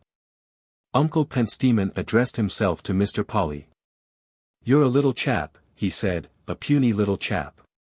I never did agree to Lizzie marrying him, but I suppose bygones must be bygones now. I suppose they made you a clerk or something." "Outfitter," said Mr. Polly. "I remember. Them girls pretend to be dressmakers." "They are dressmakers," said Mrs. Larkins across the room. "I will take a glass of sherry. They hold to it, you see." He took the glass Mrs. Johnson handed him, and poised it critically between a horny finger and thumb. "You'll be paying for this," he said to Mr. Polly. "Here's to you. Don't you go treading on my hat, young woman. You brush your skirts against it and you take a shillin' off its value. It ain't the sort of 'at you see nowadays." He drank noisily. The sherry presently loosened everybody's tongue, and the early coldness passed. "There ought to have been a post-mortem," Polly heard Mrs. Punt remarking to one of Mrs. Johnson's friends, and Miriam and another were lost in admiration of Mrs. Johnson's decorations. "So very nice and refined," they were both repeating at intervals. The sherry and biscuits were still being discussed when Mr. Podger, the undertaker, arrived, a broad, cheerfully sorrowful, clean-shaven little man, accompanied by a melancholy-faced assistant. He conversed for a time with Johnson in the passage outside. The sense of his business stilled the rising waves of chatter and carried off everyone's attention in the wake of his heavy footsteps to the room above. 4. Things crowded upon Mr. Polly. Everyone, he noticed, took sherry with a solemn avidity, and a small portion even was administered sacramentally to the punt boy. There followed a distribution of black kid gloves, and much trying on and humoring of fingers. "Good gloves," said one of Mrs. Johnson's friends. "There's a little pair there for Willie," said Mrs. Johnson triumphantly. Everyone seemed gravely content with the amazing procedure of the occasion. Presently Mr. Podger was picking Mr. Polly out as chief mourner to go with Mrs. Johnson, Mrs. Larkins and Annie in the first mourning carriage. "Right-o," said Mr. Polly, and repented instantly of the alacrity of the phrase. "There'll have to be a walking party," said Mrs. Johnson cheerfully. "There's only 2 coaches. I dare say we can put in 6 in each, but that leaves 3 over." There was a generous struggle to be pedestrian, and the 2 other Larkins girls, confessing coyly to tight new boots and displaying a certain eagerness, were added to the contents of the first carriage. "It'll be a squeeze," said Annie. "I don't mind a squeeze," said Mr. Polly. He decided privately that the proper phrase for the result of that remark was hysterial catechinations. Mr. Podger re-entered the room from a momentary supervision of the bumping business that was now proceeding down the staircase. "Bearing up," he said cheerfully, rubbing his hands together. "Bearing up." That stuck very vividly in Mr. Polly's mind, and so did the close-wedge drive to the churchyard, bunched in between 2 young women in confused dull and shiny black, and the fact that the wind was bleak and that the officiating clergyman had a cold. And sniffed between his sentences. The wonder of life. The wonder of everything. What had he expected that this should all be so astoundingly different? He found his attention converging more and more upon the Larkins cousins. The interest was reciprocal. They watched him with a kind of suppressed excitement and became risible with his every word and gesture. He was more and more aware of their personal quality. Annie had blue eyes and a red, attractive mouth, a harsh voice and a habit of extreme liveliness that even this occasion could not suppress. Minnie was fond, extremely free about the touching of hands and such-like endearments. Miriam was quieter and regarded him earnestly. Mrs. Larkins was very happy in her daughters, and they had the naive affectionateness of those who see few people and find a strange cousin a wonderful outlet. Mr. Polly had never been very much kissed, and it made his mind swim. He did not know for the life of him whether he liked or disliked all or any of the Larkins cousins. It was rather attractive to make them laugh, they laughed at anything. There they were tugging at his mind, and the funeral tugging at his mind, too, and the sense of himself as chief mourner in a brand new silk hat with a broad mourning band. He watched the ceremony and missed his responses, and strange feelings twisted at his heartstrings. Mr. Polly walked back to the house because he wanted to be alone. Miriam and Minnie would have accompanied him, but finding Uncle Pentstemen beside the chief mourner they went on in front. "You're wise," said Uncle Pentstemen. "Glad you think so," said Mr. Polly, rousing himself to talk. "I likes a bit of walking before a meal," said Uncle Pentstemen, and made a kind of large hiccup. "That sherry rises," he remarked. "Grocer's stuff, I expect." He went on to ask how much the funeral might be costing, and seemed pleased to find Mr. Polly didn't know. "In that case," he said impressively, "it's pretty certain to cost more than you expect, my boy." He meditated for a time. "I've seen a mort of undertakers," he declared, "a mort of undertakers." The Larkins girls attracted his attention. "Let's lodgin's and chars," he commented. "Leastways she goes out to cook dinners. And look at 'em. Dressed up to the nines. If it ain't borrowed clothes, that is. And they goes out to work at a factory." "Did you know my father much, Uncle Pentstemen?" asked Mr. Polly. "Couldn't stand Lizzie throwin' herself away like that," said Uncle Pentstemen, and repeated his hiccup on a larger scale. "That weren't good sherry," said Uncle Pentstemen with the first note of pathos Mr. Polly had detected in his quavering voice. The funeral and the rather cold wind had proved wonderfully appetizing, and every eye brightened at the sight of the cold collation that was now spread in the front room. Mrs. Johnson was very brisk, and Mr. Polly, when he re-entered the house, found everybody sitting down. "Come along, Alfred," cried the hostess cheerfully. "We can't very well begin without you. Have you got the bottled beer ready to open, Betsy? Uncle, you'll have a drop of whiskey, I expect." "Put it where I can mix for myself," said Uncle Pentstemen, placing his hat very carefully out of harm's way on the bookcase. There were 2 cold boiled chickens, which Johnson carved with great care and justice, and a nice piece of ham, some brawn and a steak and kidney pie, a large bowl of salad and several sorts of pickles, and afterwards came cold apple tart, jam roll and a good piece of Stilton cheese, lots of bottled beer, some lemonade for the ladies and milk for Master Punt. A very bright and satisfying meal. Mr. Polly found himself seated between Mrs. Punt, who was much preoccupied with Master Punt's table manners, and one of Mrs. Johnson's school friends, who was exchanging reminiscences of school days and news of how various common friends had changed and married with Mrs. Johnson. Opposite him was Miriam and another of the Johnson circle, and also he had brawn to carve, and there was hardly room for the helpful Betsy to pass behind his chair. So that altogether his mind would have been amply distracted from any mortuary broodings, even if a wordy warfare about the education of the modern young woman had not sprung up between Uncle Pentstemen and Mrs. Larkins, and threatened for a time, in spite of a word or so in season from Johnson, to wreck all the harmony of the sad occasion.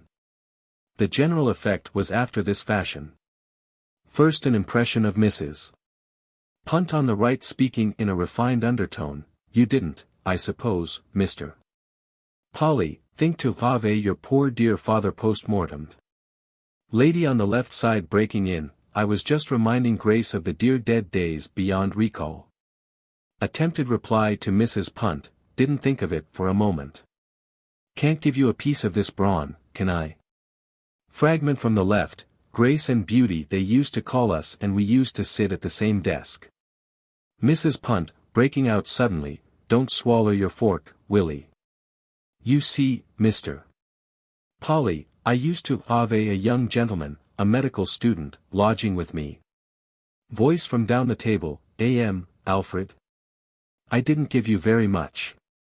Bessie became evident at the back of Mr. Polly's chair, struggling wildly to get past. Mr. Polly did his best to be helpful. Can you get past? Lemme sit forward a bit. Oh. Right oh. Lady to the left going on valiantly in speaking to everyone who cares to listen, while Mrs. Johnson beams beside her, there she used to sit as bold as brass, and the fun she used to make of things no one could believe, knowing her now. She used to make faces at the mistress through the Mrs. Punt keeping steadily on, the contents of the stomach at any rate ought to be examined. Voice of Mr. Johnson. Alfred, pass the mustard down. Miriam leaning across the table, Alfred. Once she got us all kept in. The whole school. Miriam, more insistently, Alfred. Uncle Pentstemen, raising his voice defiantly, trounce her again I would if she did as much now. That I would. Drat mischief. Miriam, catching Mr. Polly's eye, Alfred. This lady knows Canterbury. I been telling her you been there. Mr. Polly, glad you know it. The lady shouting, I like it. Mrs. Larkins, raising her voice, I won't have my girls spoken of, not by nobody, old or young. Pop. Imperfectly located. Mr. Johnson at large, ain't the beer up? It's the heated room. Bessie, 'scuse me, sir, passing so soon again, but, rest inaudible. Mr. Polly, accommodating himself, oh. Right? Right oh. The knives and forks, probably by some secret common agreement, clash and clatter together and drown every other sound. Nobody had the least idea how he died, nobody. Willie, don't gulp so. You ain't in a fury, are you? You don't want to catch a train or anything, gulping like that. D'you remember, Grace, how one day we 'ad writing lesson? Nicer girls no one ever 'ad, though I say it who shouldn't. Mrs. Johnson in a shrill clear hospitable voice, Harold, won't Mrs. Larkins have a teeny bit more foul? Mr. Polly rising to the situation. Or some brawn, Mrs. Larkins. Catching Uncle Pentstemen's eye, can't send you some brawn, sir. Alfred. Loud hiccup from Uncle Pentstemen, momentary consternation followed by giggle from Annie. The narration at Mr. Polly's elbow pursued a quiet but relentless course. Directly the new doctor came in he said, everything must be took out and put in spirits, everything. Willie, audible ingurgitation. The narration on the left was flourishing up to a climax. Ladies, she says, dip their pens in their ink and keep their noses out of it. Alfred. Persuasively. Certain people may cast snacks at other people's daughters, never having had any of their own. Though two poor souls of wives dead and buried through their goings-on. Johnson ruling the storm, we don't want old scores dug up on such a day as this. Old scores you may call them, but worth a dozen of them that put them to their rest. Poor dears. Alfred. With a note of remonstrance. If you choke yourself, my lord, not another mouthful do you have. No nice puttin'. Nothing. And kept us in, she did, every afternoon for a week. It seemed to be the end, and Mr. Polly replied with an air of being profoundly impressed, really. Alfred. A little disheartened. And then they added. They found he'd swallowed the very key to unlock the drawer. Then don't let people go casting snacks. Who's casting snacks? Alfred. This lady wants to know, Ave the Prosers left Canterbury. No wish to make myself disagreeable, not to God's humblest worm. Alf, you aren't very busy with that brawn up there. And so on for the hour. The general effect upon Mr. Polly at the time was at once confusing and exhilarating. But it led him to eat copiously and carelessly, and long before the end, when after an hour and a quarter a movement took the party, and it pushed away its cheese plates and rose sighing and stretching from the remains of the repast.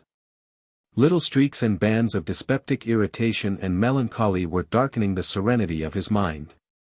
He stood between the mantel shelf and the window, the blinds were up now, and the Larkin sisters clustered about him. He battled with the oncoming depression and forced himself to be extremely facetious about two noticeable rings on Annie's hand. "They ain't real," said Annie coquettishly. "Got 'em out of a prize packet." "Prize packet in trousers, I expect," said Mr. Polly, and awakened inextinguishable laughter. "Oh. The things you say," said Minnie, slapping his shoulder. Suddenly something he had quite extraordinarily forgotten came into his head. "Bless my heart," he cried, suddenly serious. "What's the matter?" asked Johnson. "Ought to have gone back to shop, 3 days ago.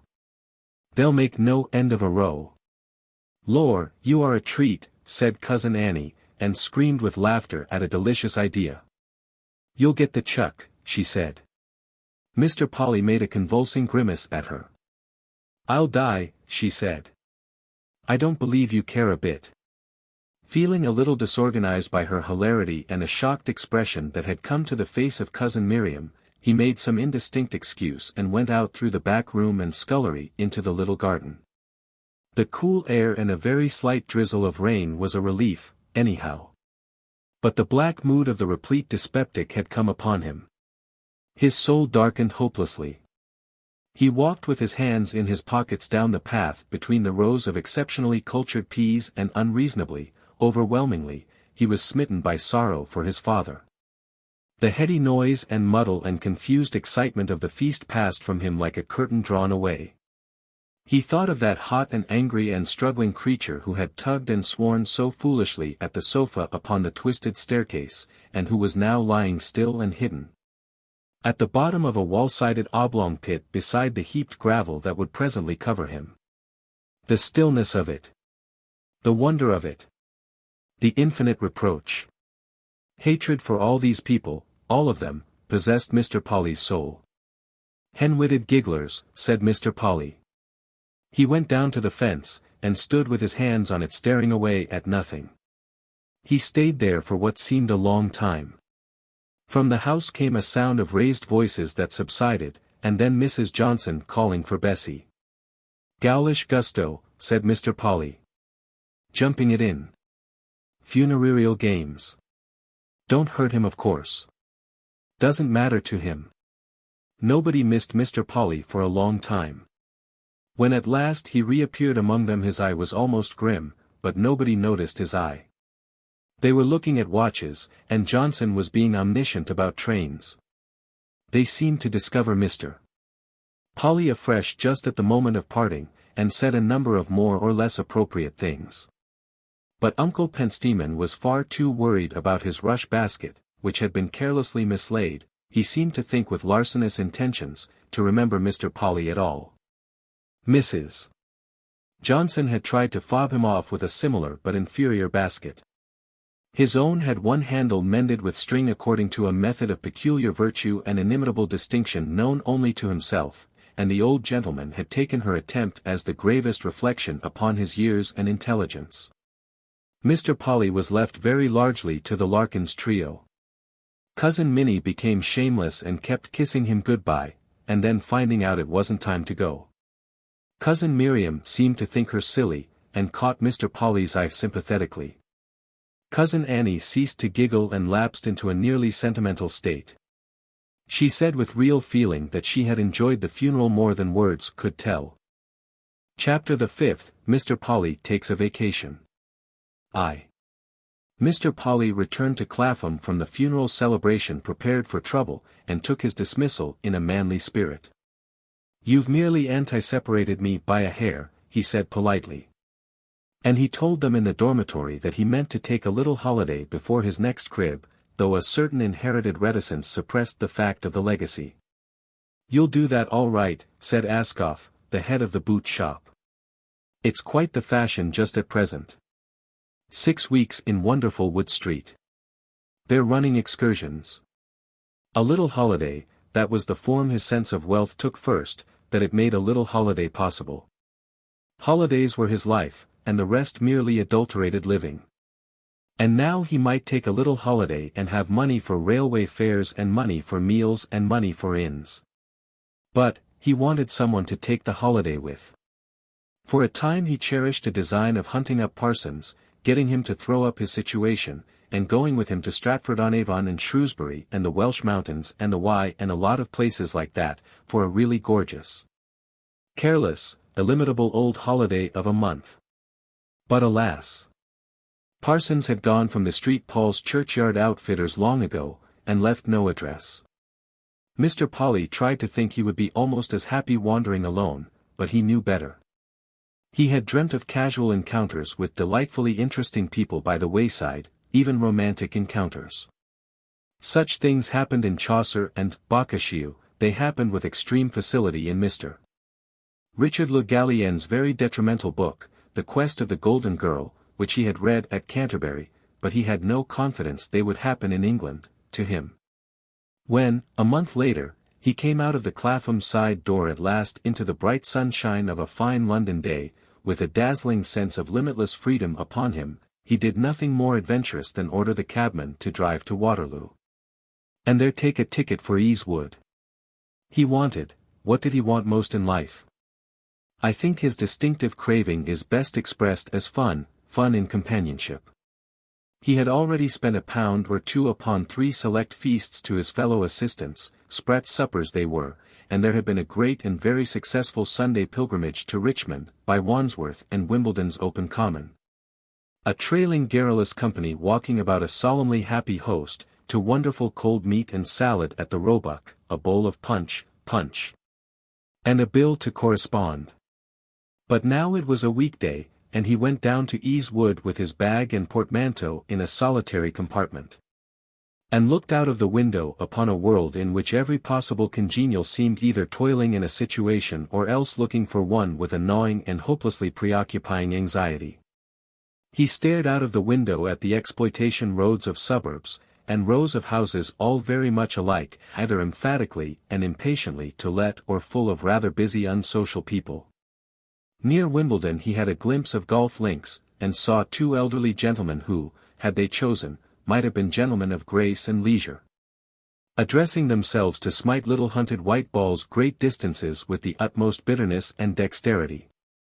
Mr. Polly could not understand them.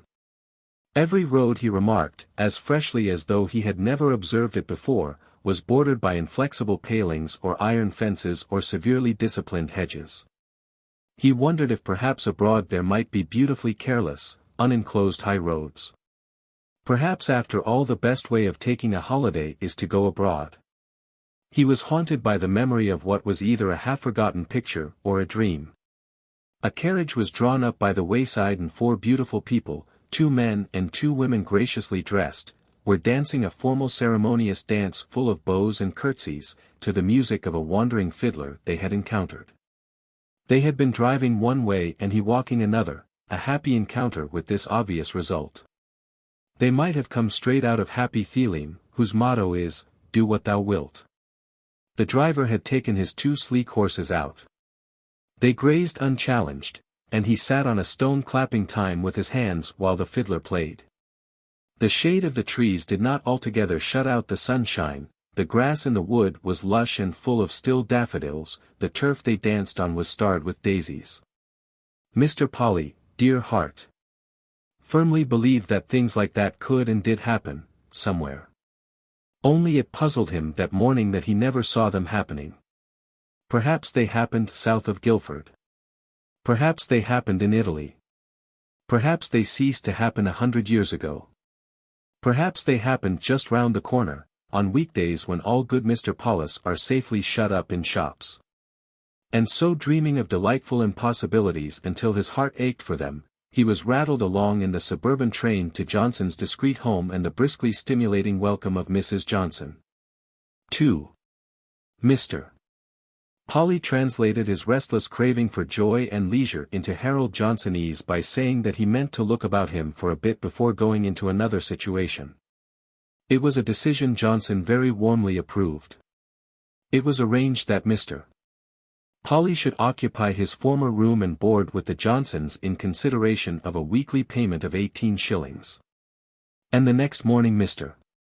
Polly went out early and reappeared with a purchase, a safety bicycle, which he proposed to study master in the sandy lane below the Johnsons' house. But over the struggles that preceded his mastery it is humane to draw a veil.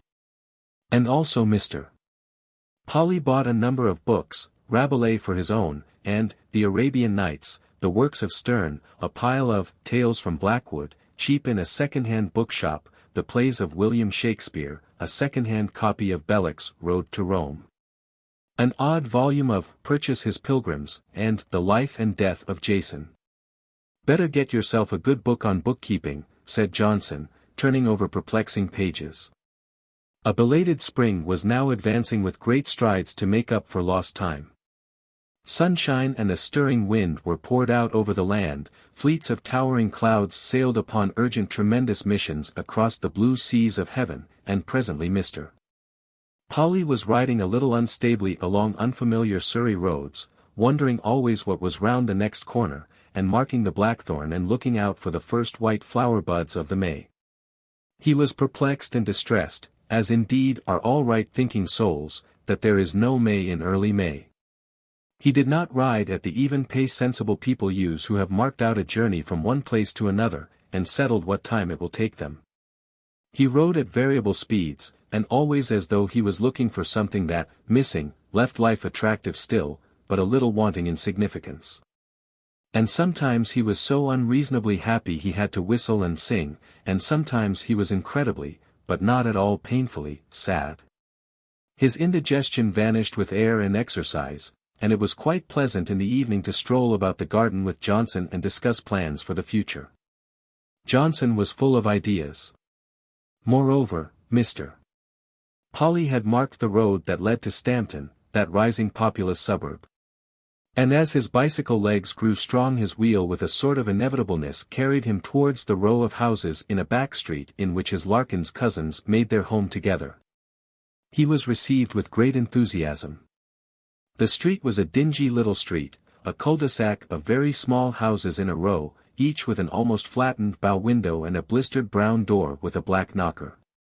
He poised his bright new bicycle against the window, and knocked and stood waiting, and felt himself in his straw hat and black serge suit a very pleasant and prosperous-looking figure. The door was opened by Cousin Miriam. She was wearing a bluish print dress that brought out a kind of sallow warmth in her skin, and although it was nearly 4 o'clock in the afternoon, her sleeves were tucked up, as if for some domestic work, above the elbows, showing her rather slender but very shapely yellowish arms. The loosely pinned bodice confessed a delicately rounded neck. For a moment she regarded him with suspicion and a faint hostility, and then recognition dawned in her eyes. "Why," she said, "it's Cousin Alfred." "Thought I'd look you up," he said. "Fancy you coming to see us like this," she answered. They stood confronting one another for a moment, while Miriam collected herself for the unexpected emergency.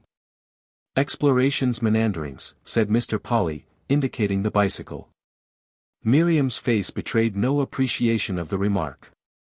"Wait a moment," she said, coming to a rapid decision, "and I'll tell Ma." She closed the door on him abruptly, leaving him a little surprised in the street. "Ma!" He heard her calling, and swift speech followed, the import of which he didn't catch. Then she reappeared. It seemed but an instant, but she was changed. The arms had vanished into sleeves, the apron had gone, a certain pleasing disorder of the hair had been at least reproved. "I didn't mean to shut you out," she said, coming out upon the step. "I just told Ma." How are you, Alfred? You are looking well. I didn't know you rode a bicycle. Is it a new one? She leaned upon his bicycle. Bright it is, she said. What a trouble you must have to keep it clean. Mr. Polly was aware of a rustling transit along the passage, and of the house suddenly full of hushed but strenuous movement. It's plated mostly, said Mr. Polly. What do you carry in that little bag thing? She asked, and then branched off to, we're all in a mess today, you know. It's my cleaning up day today. I'm not a bit tidy, I know, but I do like to have a go in at things now and then. You got to take us as you find us, Alfred. Mercy we wasn't all out. She paused. She was talking against time. I am glad to see you again, she repeated. Couldn't keep away, said Mr. Polly gallantly. Had to come over and see my pretty cousins again. Miriam did not answer for a moment. She colored deeply. You do say things, she said. She stared at Mr. Polly, and his unfortunate sense of fitness made him nod his head towards her, regard her firmly with a round brown eye, and add impressively, I don't say which of them. Her answering expression made him realize for an instant the terrible dangers he trifled with. Avidity flared up in her eyes. Minnie's voice came happily to dissolve the situation. "Hello, Alfred," she said from the doorstep. Her hair was just passably tidy, and she was a little effaced by a red blouse, but there was no mistaking the genuine brightness of her welcome. He was to come in to tea, and Mrs. Larkins, exuberantly genial in a floriferous but dingy flannel dressing gown, appeared to confirm that. He brought in his bicycle and put it in the narrow, empty passage, and everyone crowded into a small untidy kitchen, whose table had been hastily cleared of the debris of the midday repast. You must come in, said Mrs. Larkins, for Miriam's turning out the front room. I never did see such a girl for cleanin' up. Miriam's holidays a scrub. You've caught us on the op as the sayin' is, but welcome all the same. Pity Annie's at work today. She won't be home till 7. Miriam put chairs and attended to the fire. Minnie edged up to Mr. Polly and said, I am glad to see you again, Alfred, with a warm contiguous intimacy that betrayed a broken tooth. Mrs. Larkins got out tea things, and descanted on the noble simplicity of their lives, and how he mustn't mind our simple ways. They enveloped Mr. Polly with a geniality that intoxicated his amiable nature. He insisted upon helping lay the things, and created enormous laughter by pretending not to know where plates and knives and cups ought to go. Who am I going to sit next? He said, and developed voluminous amusement by attempts to arrange the plates so that he could rub elbows with all three. Mrs. Larkins had to sit down in the Windsor chair by the grandfather clock, which was dark with dirt and not going, to laugh at her ease at his well-acted perplexity. They got seated at last, and Mr. Polly struck a vein of humor in telling them how he learnt to ride the bicycle. He found the mere repetition of the word wobble sufficient to produce almost inextinguishable mirth. No foreseeing little accidentulous misadventures, he said, none whatever. Giggle from Minnie. Stout elderly gentleman, shirt sleeves, large straw wastepaper basket sort of hat, starts to cross the road, going to the oil shop, product refreshment of oil can. Don't say you run him down, said Mrs. Larkins, gasping. Don't say you run him down, Alfred. Run him down. Not me, madam. I never run anything down. Wobble. Ring the bell. Wobble, wobble. Laughter and tears. No one's going to run him down. Here's the bell. Wobble. Gust of wind. Off comes the hat smack into the wheel. Wobble. Lord. What's going to happen? Hat across the road, old gentleman after it, bell, shriek. He ran into me. Didn't ring his bell, hadn't got a bell, just ran into me. Over I went clinging to his venerable head. Down he went with me clinging to him.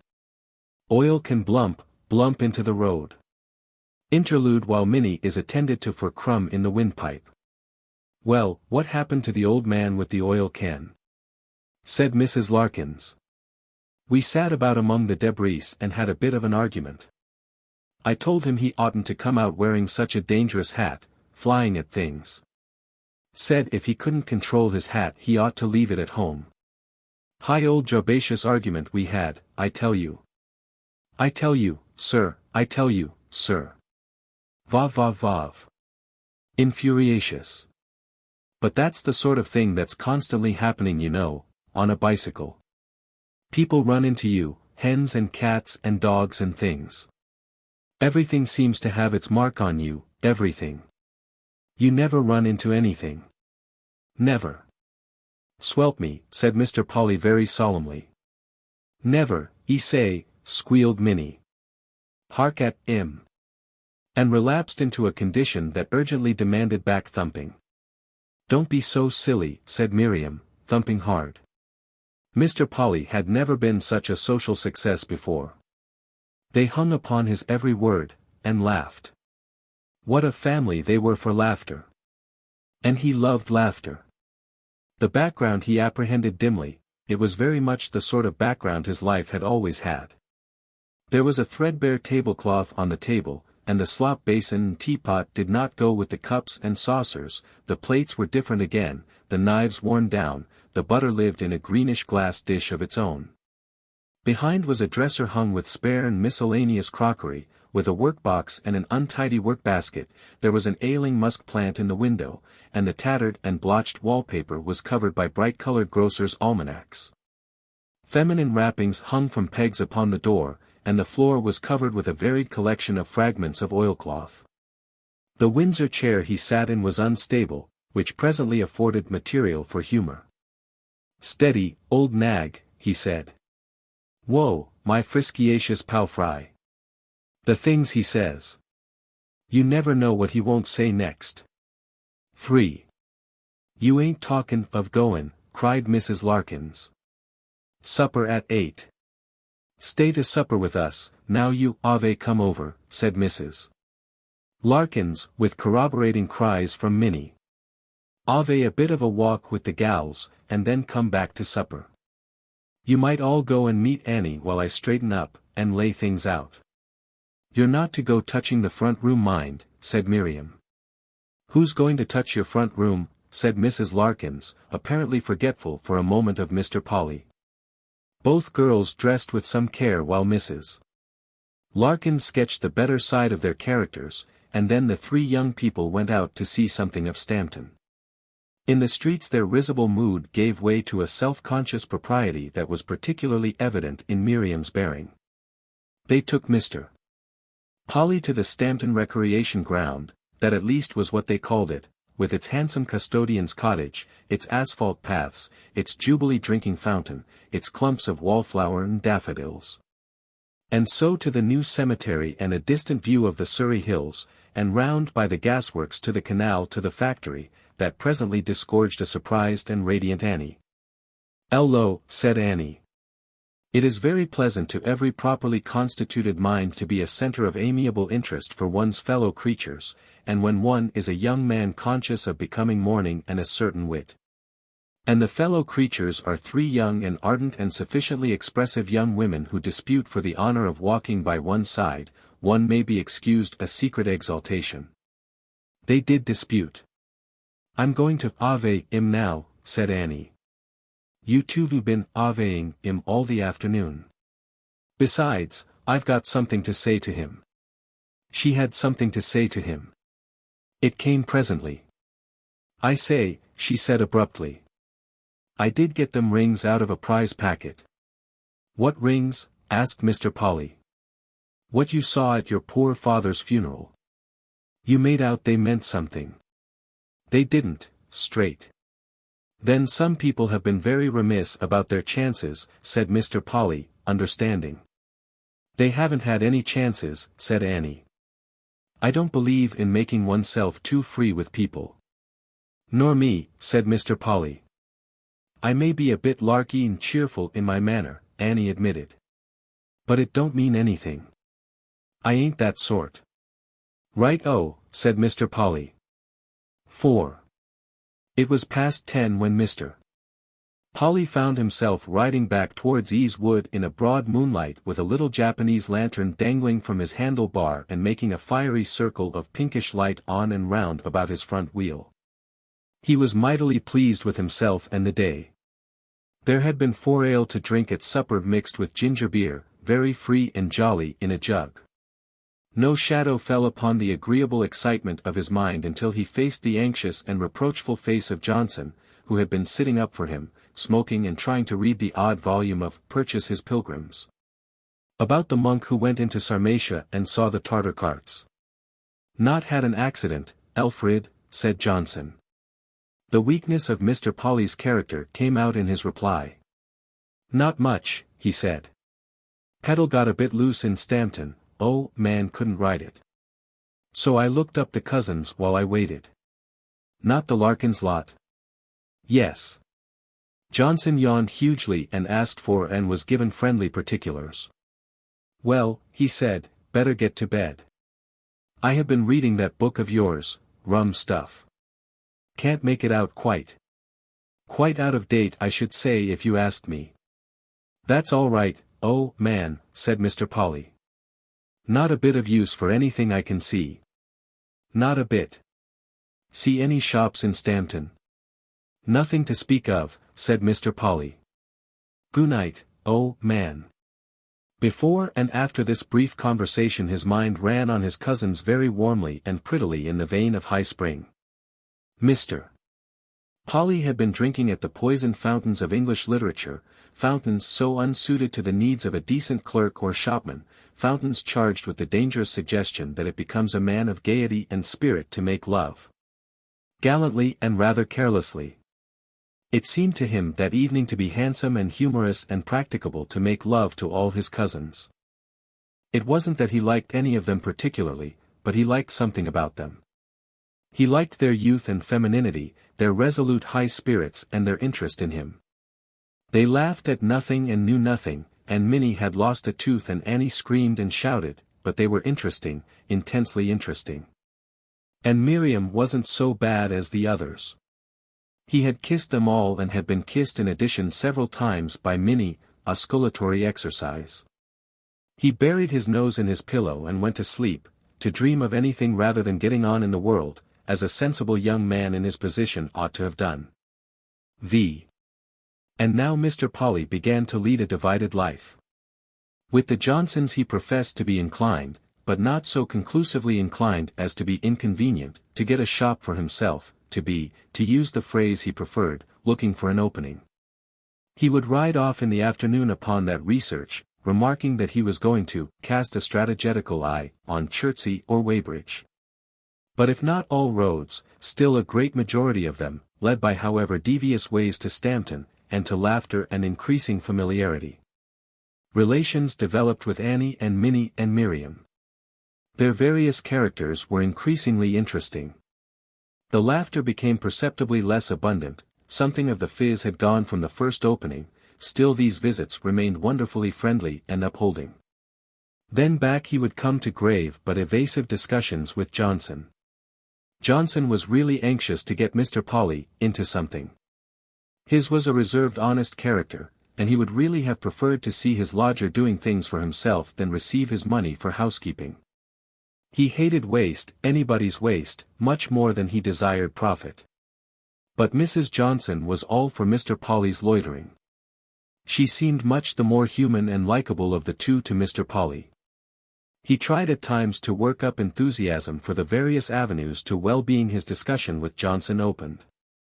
But they remained disheartening prospects. He imagined himself wonderfully smartened up, acquiring style and value in a London shop, but the picture was stiff and unconvincing. He tried to rouse himself to enthusiasm by the idea of his property increasing by leaps and bounds, by £20 a year or so, let us say, each year, in a well-placed little shop, the corner shop Johnson favoured. There was a certain picturesque interest in imagining cutthroat economies, but his heart told him there would be little in practicing them. And then it happened to Mr. Polly that real romance came out of dreamland into life, and intoxicated and gladdened him with sweetly beautiful suggestions, and left him. She came and left him as that dear lady leaves so many of us, alas. Not sparing him one jot or one tittle of the hollowness of her retreating aspect. It was all the more to Mr. Polly's taste that the thing should happen as things happen in books. In a resolute attempt not to get to Stampton that day, he had turned due southward from Ease Wood towards a country where the abundance of bracken jungles, ladies' smock, stitchwork, bluebells and grassy stretches by the wayside under shady trees does much to compensate the lighter type of mind for the absence of promising openings. He turned aside from the road, wheeled his machine along a faintly marked attractive trail through bracken until he came to a heap of logs against a high old stone wall with a damaged coping and wallflower plants already gone to seed. He sat down, balanced the straw hat on a convenient lump of wood, lit a cigarette, and abandoned himself to agreeable musings and the friendly observation of a cheerful little brown and grey bird his stillness presently encouraged to approach him. "This is all right," said Mr. Polly softly to the little brown and grey bird. "Business, later." He reflected that he might go on this way for 4 or 5 years, and then be scarcely worse off than he had been in his father's lifetime. "Vile business," said Mr. Polly. Then romance appeared. Or to be exact, romance became audible. Romance began as a series of small but increasingly vigorous movements on the other side of the wall, then as a voice murmuring, then as a falling of little fragments on the hither side and as 10 pink finger-tips. Scarcely apprehended before romance became startling and emphatically a leg, remained for a time a fine, slender, actively struggling limb, brown-stockinged and wearing a brown toe-worn shoe, and then a handsome red-haired girl wearing a short dress of blue linen was sitting astride the wall, panting, considerably disarranged by her climbing, and as yet unaware of Mr. Polly. His fine instincts made him turn his head away and assume an attitude of negligent contemplation, with his ears and mind alive to every sound behind him. "Goodness," said a voice with a sharp note of surprise. Mr. Polly was on his feet in an instant. "Dear me. Can I be of any assistance?" he said with deferential gallantry. "I don't know," said the young lady, and regarded him calmly with clear blue eyes. "I didn't know there was anyone here," she added. "Sorry," said Mr. Polly, "if I am intrudatious. I didn't know you didn't want me to be here." She reflected for a moment on the word. "It isn't that," she said, surveying him. "I oughtn't to get over the wall," she explained. "It's out of bounds. At least in term time. But this being holidays." Her manner placed the matter before him. "Holidays is different," said Mr. Polly. "I don't want to actually break the rules," she said. "Leave them behind you," said Mr.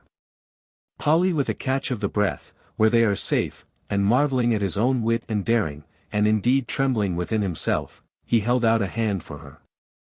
She brought another brown leg from the unknown, and arranged her skirt with a dexterity altogether feminine. "I think I'll stay on the wall," she decided. "So long as some of me's in bounds." She continued to regard him with eyes that presently joined dancing in an irresistible smile of satisfaction. Mr. Polly smiled in return. "You bicycle," she said. Mr. Polly admitted the fact, and she said she did too. "All my people are in India," she explained. "It's beastly rot, I mean it's frightfully dull being left here alone."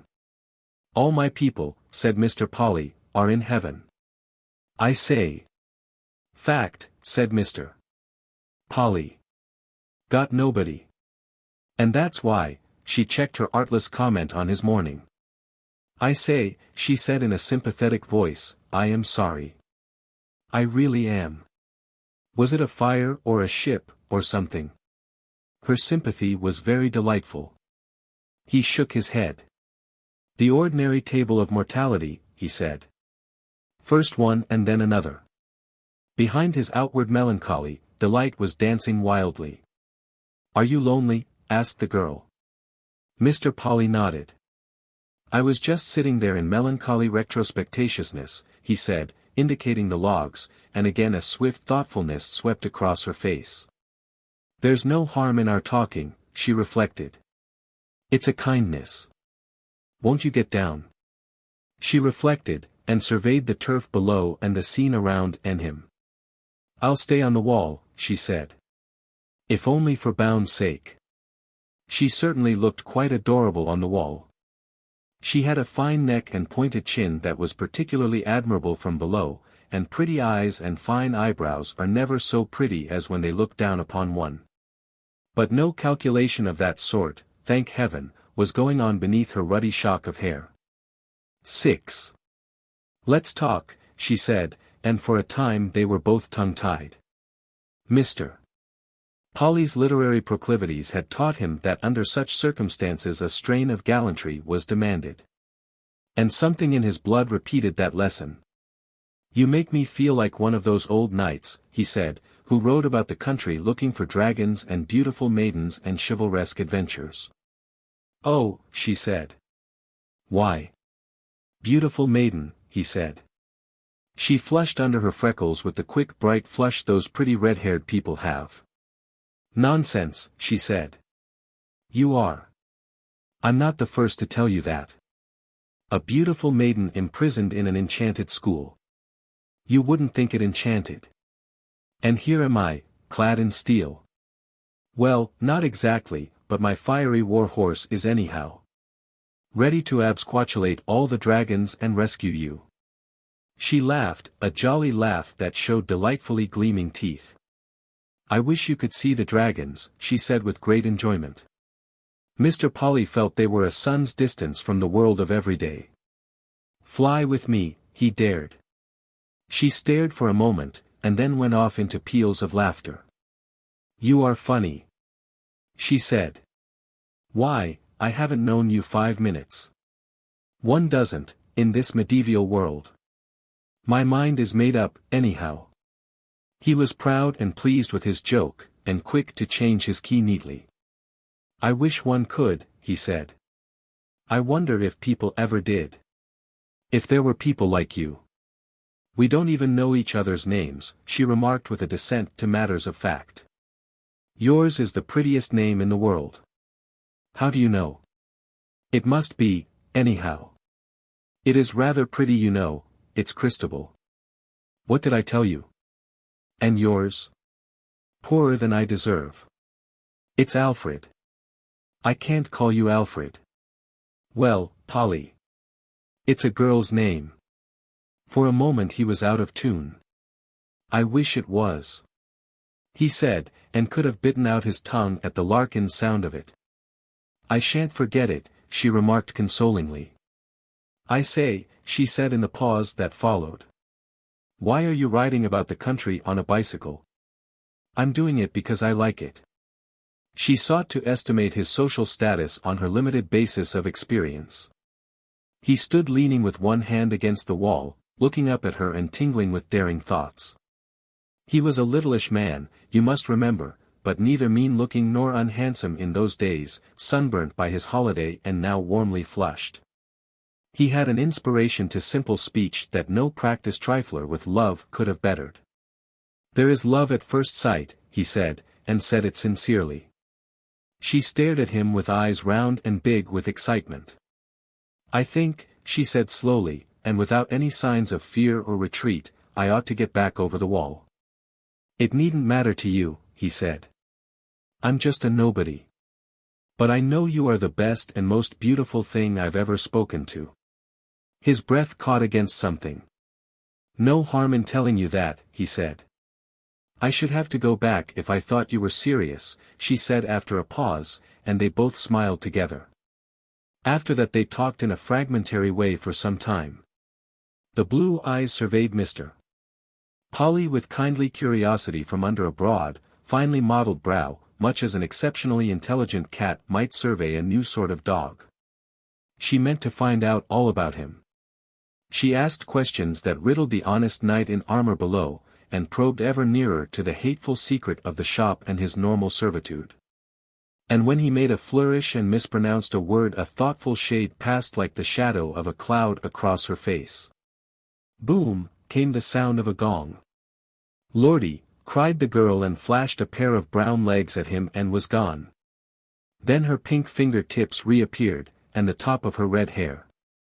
"Night," she cried from the other side of the wall. "Night there." "Lady," he answered. "Come again tomorrow." "At your command." "But." "Yes. Just one finger." "What do you mean?" "To kiss." The rustle of retreating footsteps and silence. But after he had waited next day for 20 minutes she reappeared, a little out of breath with the effort to surmount the wall, and head first this time. And it seemed to him she was lighter and more daring and altogether prettier than the dreams and enchanted memories that had filled the interval. 7. From first to last their acquaintance lasted 10 days, but into that time Mr. Polly packed 10 years of dreams. "He don't seem," said Johnson, "to take a serious interest in anything. That shop at the corner's bound to be snapped up if he don't look out."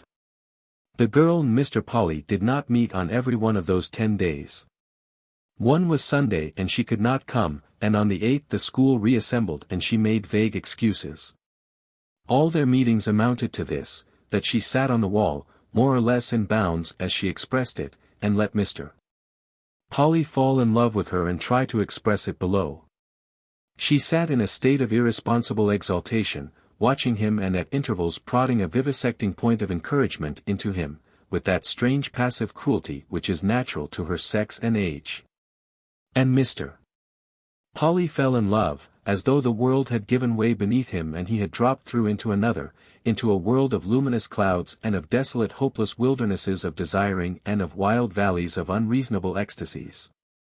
A world whose infinite miseries were finer and in some inexplicable way sweeter than the purest gold of the daily life, whose joys, they were indeed but the merest remote glimpses of joy, were brighter than a dying martyr's vision of heaven. Her smiling face looked down upon him out of heaven, her careless pose was the living body of life. It was senseless, it was utterly foolish, but all that was best and richest in Mr. Polly's nature broke like a wave and foamed up at that girl's feet, and died, and never touched her.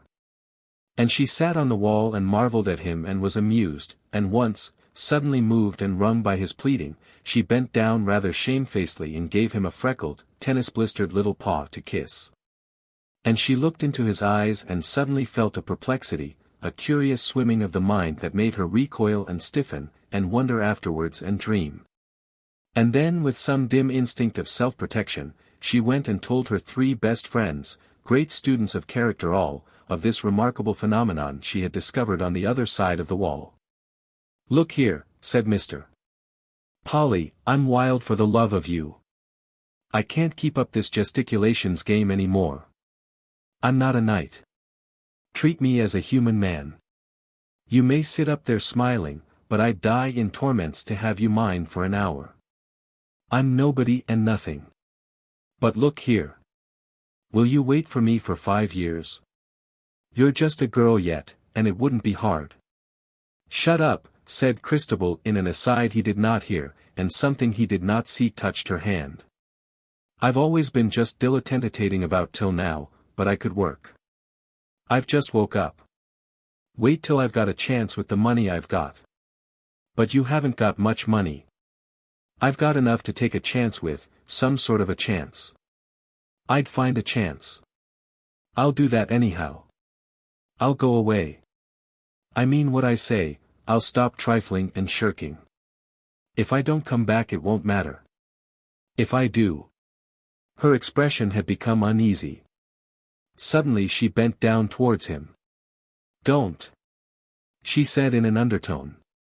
"Don't, what? Don't go on like this. You're different.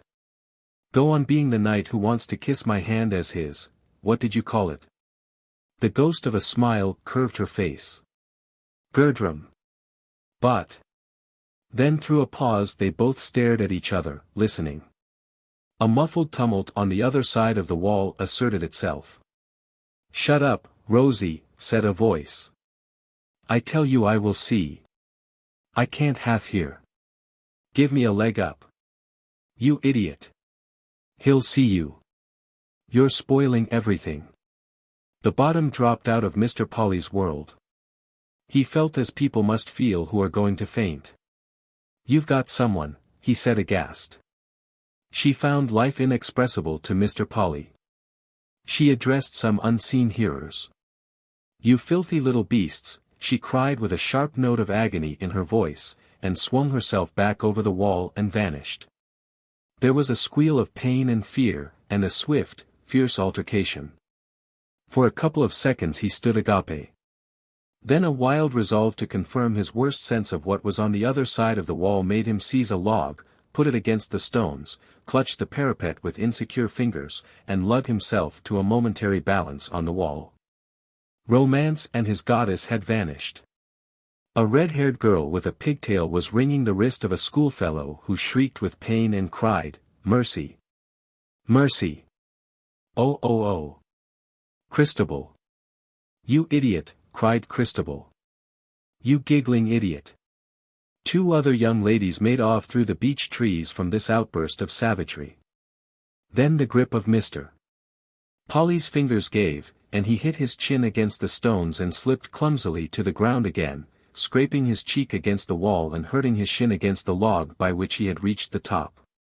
Just for a moment he crouched against the wall. He swore, staggered to the pile of logs and sat down. He remained very still for some time, with his lips pressed together. "Fool," he said at last, "you blithering fool." And began to rub his shin as though he had just discovered its bruises. Afterwards he found his face was wet with blood, which was none the less red stuff from the heart because it came from slight abrasions. Chapter the 6th, Miriam. It is an illogical consequence of one human being's ill treatment that we should fly immediately to another, but that is the way with us. It seemed to Mr.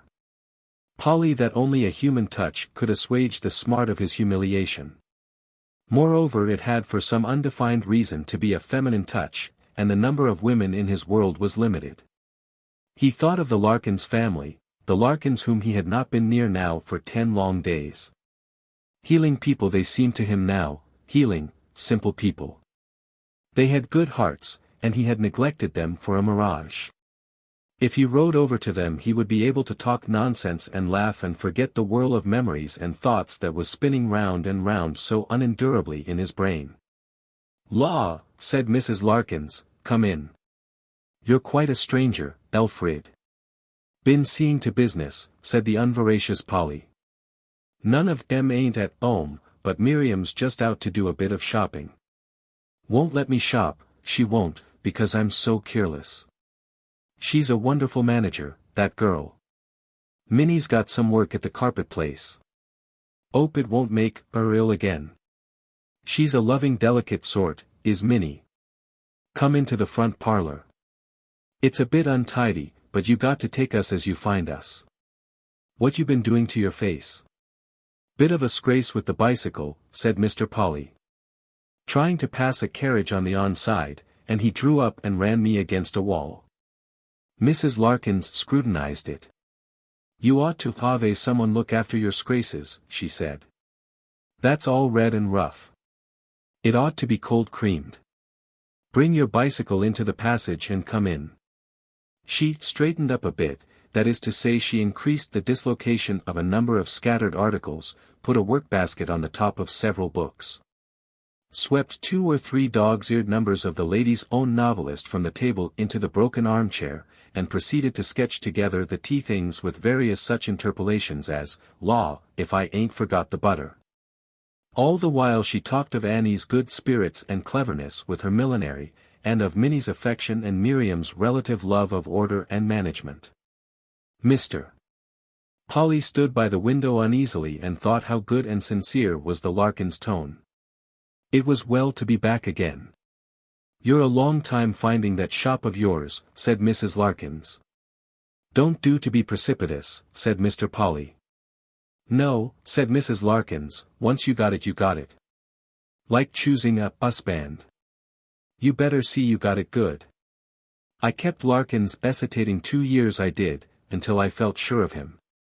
A 'andsome man was as you can see by the looks of the girls, but 'andsome is as 'andsome does. You'd like a bit of jam to your tea, I expect. I hope they'll keep their men waiting when the time comes. I tell them if they think of marrying it only shows they don't know when they're well off. Here's Miriam. Miriam entered with several parcels in a net, and a peevish expression. Mother, she said, you might have prevented my going out with the net with the broken handle. I've been cutting my fingers with the string all the way home. Then she discovered Mr. Polly and her face brightened. Hello, Alfred, she said.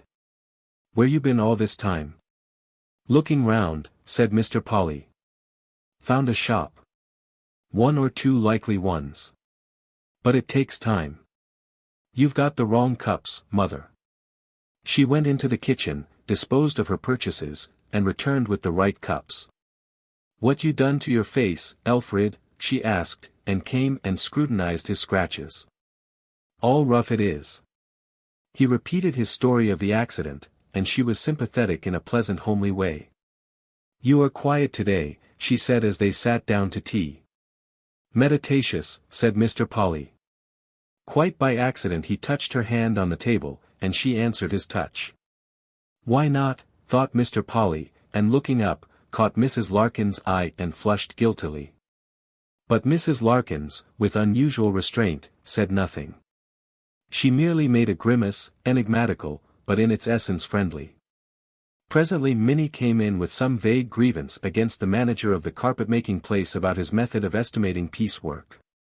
Her account was redundant, defective and highly technical, but redeemed by a certain earnestness.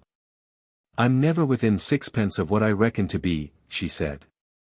It's a bit too OT. Then Mr. Polly, feeling that he was being conspicuously dull, launched into a description of the shop he was looking for and the shops he had seen. His mind warmed up as he talked. Found your tongue again, said Mrs. Larkins. He had. He began to embroider the subject and work upon it. For the first time it assumed picturesque and desirable qualities in his mind. It stimulated him to see how readily and willingly they accepted his sketches. Bright ideas appeared in his mind from nowhere. He was suddenly enthusiastic. When I get this shop of mine I shall have a cat. Must make a home for a cat, you know. What, to catch the mice, said Mrs. Larkins. No, sleep in the window. A venerable senior of a cat. Tabby. Cat's no good if it isn't tabby. Cat I'm going to have, and a canary. Didn't think of that before, but a cat and a canary seem to go, you know. Summer weather I shall sit at breakfast in the little room behind the shop, sun streaming in the window to rights, cat on a chair, canary singing and, Mrs. Polly. Hello, said Mrs. Larkins. Mrs. Polly frying an extra bit of bacon. Bacon singing, cat singing, canary singing. Kettle singing. Mrs. Polly. But who's Mrs. Polly going to be, said Mrs. Larkins. Figment of the imagination, ma'am, said Mr. Polly. Put in to fill up picture.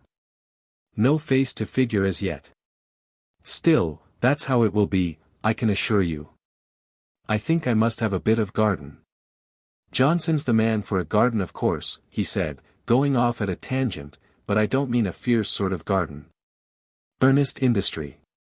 Anxious moments. Fervous digging. Shan't go in for that sort of garden, ma'am. No. Too much backache for me. My garden will be just a patch of nasturtiums and sweet pea. Red brick yard, clothes line. Trellis put up in odd time. Humorous wind vane. Creeper up the back of the house. Virginia creeper, asked Miriam. Canary creeper, said Mr. Polly. You will have it nice, said Miriam, desirously. Rather, said Mr. Polly. Ting-a-ling-a-ling. Shop. He straightened himself up and then they all laughed. Smart little shop, he said. Counter. Desk. All complete. Umbrella stand. Carpet on the floor. Cat asleep on the counter. Ties and hose on a rail over the counter. All right. "I wonder you don't set about it right off," said Miriam. "Mean to get it exactly right, said Mr. Polly. "Have to have a tomcat," said Mr. Polly, and paused for an expectant moment. "Wouldn't do to open shop one morning, you know, and find the window full of kittens. Can't sell kittens." When tea was over he was left alone with Minnie for a few minutes, and an odd intimation of an incident occurred that left Mr. Polly rather scared and shaken. A silence fell between them, an uneasy silence. He sat with his elbows on the table looking at her. All the way from Easewood to Stampton his erratic imagination had been running upon neat ways of proposing marriage. I don't know why it should have done, but it had. It was a kind of secret exercise that had not had any definite aim at the time, but which now recurred to him with extraordinary force. He couldn't think of anything in the world that wasn't the gambit to a proposal. It was almost irresistibly fascinating to think how immensely a few words from him would excite and revolutionize Minnie. She was sitting at the table with a work-basket among the tea things, mending a glove in order to avoid her share of clearing away. "I like cats," said Minnie after a thoughtful pause. "I'm always saying to mother, I wish we 'ad a cat. But we couldn't 'ave a cat 'ere, not with no yard." "Never had a cat myself," said Mr. Polly. "No. I'm fond of them," said Minnie. "I like the look of them," said Mr. Polly. "Can't exactly call myself fond. I expect I shall get one some day." "When about you get your shop?" "I shall have my shop all right before long," said Mr. Polly. "Trust me. Canary bird and all." She shook her head. "I shall get a cat first," she said. "You never mean anything you say." "Might get 'em together," said Mr. Polly, with his sense of a neat thing outrunning his discretion. "Why, 'ow d'you mean?" said Minnie, suddenly alert. "Shop and cat thrown in," said Mr. Polly in spite of himself, and his head swam and he broke out into a cold sweat as he said it. He found her eyes fixed on him with an eager expression. "Mean to say," she began as if for verification. He sprang to his feet, and turned to the window. "Little dog," he said, and moved doorward hastily. "Eating my bicycle tire, I believe," he explained. And so escaped. He saw his bicycle in the hall and cut it dead. He heard Mrs. Larkins in the passage behind him as he opened the front door. He turned to her. "Thought my bicycle was on fire," he said. "Outside. Funny fancy. All right, really. Little dog outside. Miriam ready?" "What for?" "To go and meet Annie." Mrs. Larkin stared at him. "You're stopping for a bit of supper?" "If I may," said Mr. Polly. "You're a rum un," said Mrs. Larkins, and called, "Miriam." Minnie appeared at the door of the room looking infinitely perplexed. "There ain't a little dog anywhere, Alfred," she said. Mr. Polly passed his hand over his brow. "I had a most curious sensation. Felt exactly as though something was up somewhere. That's why I said little dog. All right now." He bent down and pinched his bicycle tire. "You was saying something about a cat, Alfred," said Minnie. "Give you one," he answered without looking up. "The very day my shop is opened." He straightened himself up and smiled reassuringly. "Trust me," he said. 2. When, after imperceptible maneuvers by Mrs. Larkins, he found himself starting circuitously through the inevitable recreation ground with Miriam to meet Annie, he found himself quite unable to avoid the topic of the shop that had now taken such a grip upon him. A sense of danger only increased the attraction. Minnie's persistent disposition to accompany them had been crushed by a novel and violent and urgently expressed desire on the part of Mrs. Larkins to see her do something in the house sometimes. "You really think you'll open a shop?" asked Miriam. "I hate cribs," said Mr. Polly, adopting a moderate tone. "In a shop there's this drawback and that, but one is one's own master." That wasn't all talk. Not a bit of it. After all, he went on, a little shop needn't be so bad. It's a home, said Miriam. It's a home.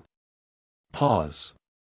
There's no need to keep accounts and that sort of thing if there's no assistant.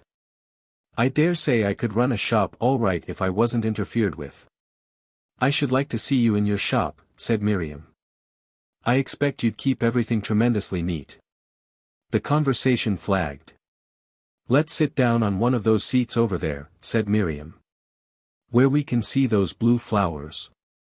They did as she suggested, and sat down in a corner where a triangular bed of stock and delphinium brightened the asphalted traceries of the recreation ground. I wonder what they call those flowers, she said. I always like them. They're handsome. Delphicums and larkspurs, said Mr. Polly. They used to be in the park at Port Burdock. Floriferous corner, he added approvingly. He put an arm over the back of the seat, and assumed a more comfortable attitude. He glanced at Miriam, who was sitting in a lax, thoughtful pose with her eyes on the flowers. She was wearing her old dress, she had not had time to change, and the blue tones of her old dress brought out a certain warmth in her skin, and her pose exaggerated whatever was feminine in her rather lean and insufficient body. And rounded her flat chest delusively. A little line of light lay along her profile. The afternoon was full of transfiguring sunshine. Children were playing noisily in the adjacent sandpit, some Judas trees were brightly abloom in the villa gardens that bordered the recreation ground. And all the place was bright with touches of young summer color. It all merged with the effect of Miriam in Mr. Polly's mind. Her thoughts found speech. One did ought to be happy in a shop, she said with a note of unusual softness in her voice. It seemed to him that she was right. One did ought to be happy in a shop. Folly not to banish dreams that made one ache of townless woods and bracken tangles and red-haired linen-clad figures sitting in dappled sunshine upon grey and crumbling walls and looking queenly down on one with clear blue eyes. Cruel and foolish dreams they were, that ended in one's being laughed at and made a mock of. There was no mockery here. A shop's such a respectable thing to be, said Miriam thoughtfully. I could be happy in a shop, he said. His sense of effect made him pause. If I had the right company, he added. She became very still. Mr. Polly swerved a little from the conversational ice run upon which he had embarked. I'm not such a blooming geezer, he said, as not to be able to sell goods a bit. One has to be nosy over one's buying, of course. But I shall do all right. He stopped, and felt falling through the aching silence that followed. If you get the right company, said Miriam. I shall get that all right. You don't mean you've got someone. He found himself plunging. I've got someone in my eye, this minute, he said. Alfred, she said, turning on him. You don't mean. Well, did he mean? I do, he said. Not really. She clenched her hands to keep still. He took the conclusive step. Well, you and me, Miriam, in a little shop, with a cat and a canary, he tried too late to get back to a hypothetical note. Just suppose it. You mean, said Miriam, you're in love with me, Alfred? What possible answer can a man give to such a question but yes? Regardless of the public park, the children in the sandpit and everyone, she bent forward and seized his shoulder and kissed him on the lips. Something lit up in Mr. Polly at the touch. He put an arm about her and kissed her back, and felt an irrevocable act was sealed. He had a curious feeling that it would be very satisfying to marry and have a wife, only somehow he wished it wasn't Miriam. Her lips were very pleasant to him, and the feel of her in his arm. They recoiled a little from each other and sat for a moment, flushed and awkwardly silent. His mind was altogether incapable of controlling its confusion. I didn't dream, said Miriam, you cared. Sometimes I thought it was Annie, sometimes Minnie. Always liked you better than them, said Mr. Polly. I loved you, Alfred, said Miriam, since ever we met at your poor father's funeral. Leastways I would have done, if I had thought. You didn't seem to mean anything you said. I can't believe it, she added. Nor I, said Mr. Polly. You mean to marry me and start that little shop?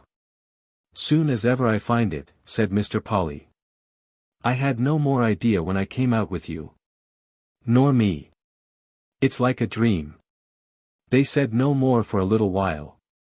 I got to pinch myself to think it's real, said Miriam. What they'll do without me at home I can't imagine. When I tell them. For the life of him Mr. Polly could not tell whether he was fullest of tender anticipations or regretful panic. Mother's no good at managing, not a bit. Annie don't care for booze work and Minnie's got no head for it. What they'll do without me I can't imagine. They'll have to do without you, said Mr. Polly, sticking to his guns. A clock in the town began striking. Lor, said Miriam, we shall miss Annie, sitting here and love-making. She rose and made as if to take Mr. Polly's arm. But Mr. Polly felt that their condition must be nakedly exposed to the ridicule of the world by such a linking, and evaded her movement. Annie was already in sight before a flood of hesitation and terrors assailed Mr. Polly. Don't tell anyone yet a bit, he said. Only mother, said Miriam firmly. Free. Figures are the most shocking things in the world. The prettiest little squiggles of black, looked at in the right light, and yet consider the blow they can give you upon the heart. You return from a little careless holiday abroad, and turn over the page of a newspaper, and against the name of that distant, vague-conceived railway in mortgages upon which you have embarked the bulk of your capital. You see instead of the familiar, persistent 95 to 6, varying at most to 93x. Div, this slightly richer arrangement of marks, 76.5, 78.5. It is like the opening of a pit just under your feet. So, too, Mr. Polly's happy sense of limitless resources was obliterated suddenly by a vision of this tracery. 298. Instead of the 350. He had come to regard as the fixed symbol of his affluence. It gave him a disagreeable feeling about the diaphragm, akin in a remote degree to the sensation he had when the perfidy of the red-haired schoolgirl became plain to him. It made his brow moist. Going down a vortex, he whispered. By a characteristic feat of subtraction he decided that he must have spent £62. Funereal baked meats, he said, recalling possible items. The happy dream in which he had been living of long warm days, of open roads, of limitless unchecked hours, of infinite time to look about him, vanished like a thing enchanted. He was suddenly back in the hard old economic world, that exacts work, that limits range, that discourages phrasing and dispels laughter. He saw Wood Street and its fearful suspenses yawning beneath his feet. And also he had promised to marry Miriam, and on the whole rather wanted to. He was distraught at supper. Afterwards, when Mrs. Johnson had gone to bed with a slight headache, he opened a conversation with Johnson. It's about time, oh, man, I saw about doing something, he said. Riding about and looking at shops, all very debonairious, oh, man, but it's time I took one for keeps. What did I tell you, said Johnson. How do you think that corner shop of yours will figure out? Mr. Polly asked. You're really meaning it? If it's a practicable proposition, oh, man. Assuming it's practicable. What's your idea of the figures? Johnson went to the chiffonier, got out a letter and tore off the back sheet. Let's figure it out, he said with solemn satisfaction. Let's see the lowest you could do it on. He squared himself to the task, and Mr. Polly sat beside him like a pupil, watching the evolution of the grey, distasteful figures that were to dispose of his little hoard. What running expenses have we got to provide for, said Johnson, wetting his pencil. Let's have them first. Rent? At the end of an hour of hideous speculations, Johnson decided, it's close. But you'll have a chance. Said Mr. Polly.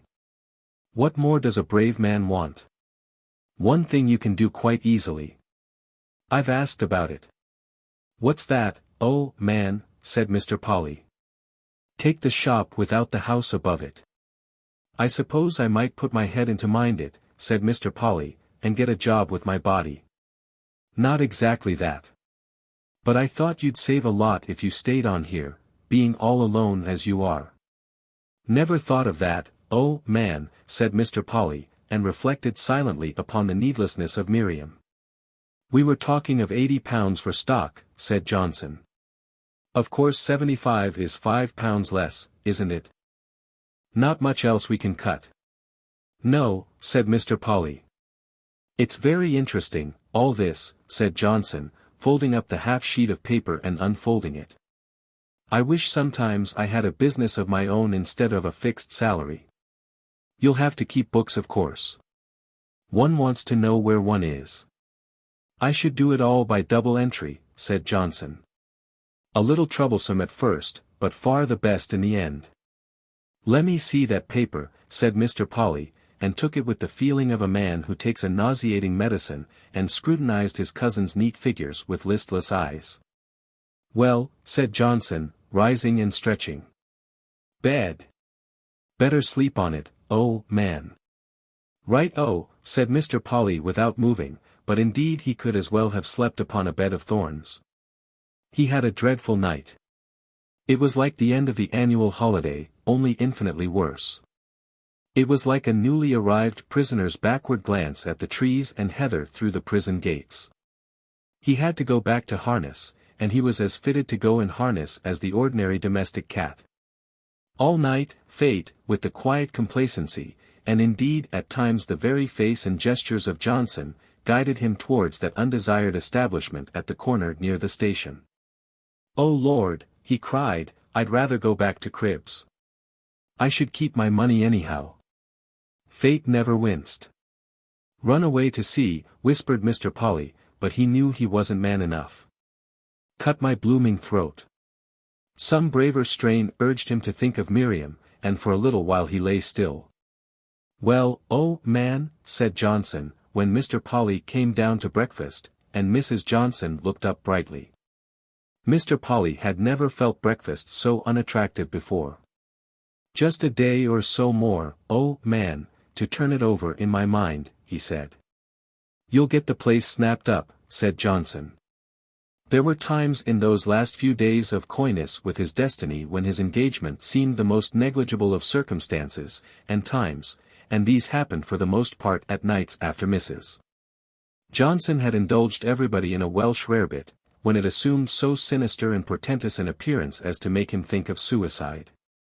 And there were times too when he very distinctly desired to be married, now that the idea had got into his head, at any cost. Also he tried to recall all the circumstances of his proposal, time after time, and never quite succeeded in recalling what had brought the thing off. He went over to Stampton with a becoming frequency, and kissed all his cousins, and Miriam especially, a great deal, and found it very stirring and refreshing. They all appeared to know, and Minnie was tearful, but resigned. Mrs. Larkins met him, and indeed enveloped him, with unwonted warmth, and there was a big pot of household jam for tea. And he could not make up his mind to sign his name to anything about the shop, though it crawled nearer and nearer to him. Though the project had materialized now to the extent of a draft agreement with the place for his signature indicated in pencil. One morning, just after Mr. Johnson had gone to the station, Mr. Polly wheeled his bicycle out into the road, went up to his bedroom, packed his long white nightdress, a comb, and a toothbrush in a manner that was as off-hand as he could make it, informed Mrs. Johnson, who was manifestly curious, that he was off for a day or two to clear his head, and fled forthright into the road, and mounting turned his will towards the tropics and the equator and the south coast of England. And indeed more particularly to where the little village of Fishbourne slumbers and sleeps. When he returned 4 days later, he astonished Johnson beyond measure by remarking so soon as the shop project was reopened. I've took a little contraption at Fishbourne, oh, man, that I fancy suits me better. He paused, and then added in a manner, if possible, even more offhand. Oh. And I'm going to have a bit of a nuptial over at Stampton with one of the Larkins cousins. Nuptial, said Johnson. Wedding bells, oh, man Benedictine collapse. On the whole Johnson showed great self-control. It's your own affair, oh, man, he said, when things have been more clearly explained, and I hope you won't feel sorry when it's too late. But Mrs. Johnson was first of all angrily silent, and then reproachful.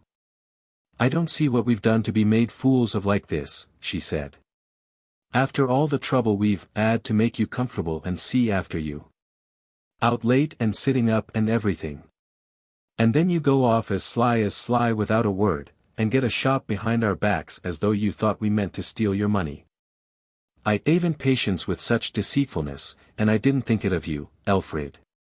And now the letting season's gone by, and what I shall do with that room of yours I've no idea. Frank is frank, and fair play, so I was told anyhow when I was a girl. Just as long as it suits you to stay, you stay, and then it's off and no thank you whether we like it or not. Johnson's too easy with you. He sits there and doesn't say a word, and night after night he's been addin' and thinkin' for you, instead of seeing to his own affairs. She paused for breath. Unfortunate amour, said Mr. Polly, apologetically and indistinctly. Didn't expect it myself. 4. Mr. Polly's marriage followed with a certain inevitableness. He tried to assure himself that he was acting upon his own forceful initiative, but at the back of his mind was the completest realization of his powerlessness to resist the gigantic social forces he had set in motion. He had got to marry under the will of society. Even as in times past it has been appointed for other sunny souls under the will of society that they should be led out by serious and unavoidable fellow creatures and ceremoniously drowned or burnt or hung. He would have preferred infinitely a more observant and less conspicuous role, but the choice was no longer open to him. He did his best to play his part, and he procured some particularly neat check trousers to do it in. The rest of his costume, except for some bright yellow gloves, a grey and blue mixture tie, and that the broad crape hat band was changed for a livelier piece of silk, were the things he had worn at the funeral of his father. So nearly akin are human joy and sorrow. The Larkin sisters had done wonders with grey sateen. The idea of orange blossom and white veils had been abandoned reluctantly on account of the expense of cabs. A novelette in which the heroine had stood at the altar in a modest going-away dress had materially assisted this decision. Miriam was frankly tearful, and so indeed was Annie, but with laughter as well to carry it off. Mr. Polly heard Annie say something vague about never getting a chance because of Miriam always sticking about at home like a cat at a mouse hole, that became, as people say, food for thought. Mrs. Larkins was from the first flushed, garrulous, and wet and smeared by copious weeping. An incredibly soaked and crumpled and used-up pocket handkerchief never left the clutch of her plump red hand. Goo girls, all of them, she kept on saying in a tremulous voice, such goo girls. She wetted Mr. Polly dreadfully when she kissed him. Her emotion affected the buttons down the back of her bodice, and almost the last filial duty Miriam did before entering on her new life was to close that gaping orifice for the 11th time. Her bonnet was small and ill-balanced, black adorned with red roses, and first it got over her right eye until Annie told her of it, and then she pushed it over her left eye and looked ferocious for a space, and after that baptismal kissing of Mr. Polly the delicate millinery took fright and climbed right up to the back part of her head and hung on there by a pin, and flapped piteously at all the larger waves of emotion that filled the gathering. Mr. Polly became more and more aware of that bonnet as time went on, until he felt for it like a thing alive. Towards the end it had yawning fits. The company did not include Mrs. Johnson, but Johnson came with a manifest surreptitiousness and backed against walls and watched Mr. Polly with doubt and speculation in his large grey eyes and whistled noiselessly and doubtful on the edge of things. He was, so to speak, to be best man, sotto voce. A sprinkling of girls in gay hats from Miriam's place of business appeared in church, great nudgers all of them, but only 2 came on afterwards to the house. Mrs. Punt brought her son with his ever-widening mind. It was his first wedding, and a Larkin's uncle, a Mr. Vowles, a licensed victualler, very kindly drove over in a gig from Summershill with a plump, well-dressed wife to give the bride away. One or two total strangers drifted into the church and sat down observantly far away. This sprinkling of people seemed only to enhance the cool brown emptiness of the church, the rows and rows of empty pews, disengaged prayer books and abandoned hassocks. It had the effect of a preposterous misfit. Johnson consulted with a thin-legged, short-skirted verger about the disposition of the party. The officiating clergy appeared distantly in the doorway of the vestry, putting on his surplice, and relapsed into a contemplative cheek-scratching that was manifestly habitual.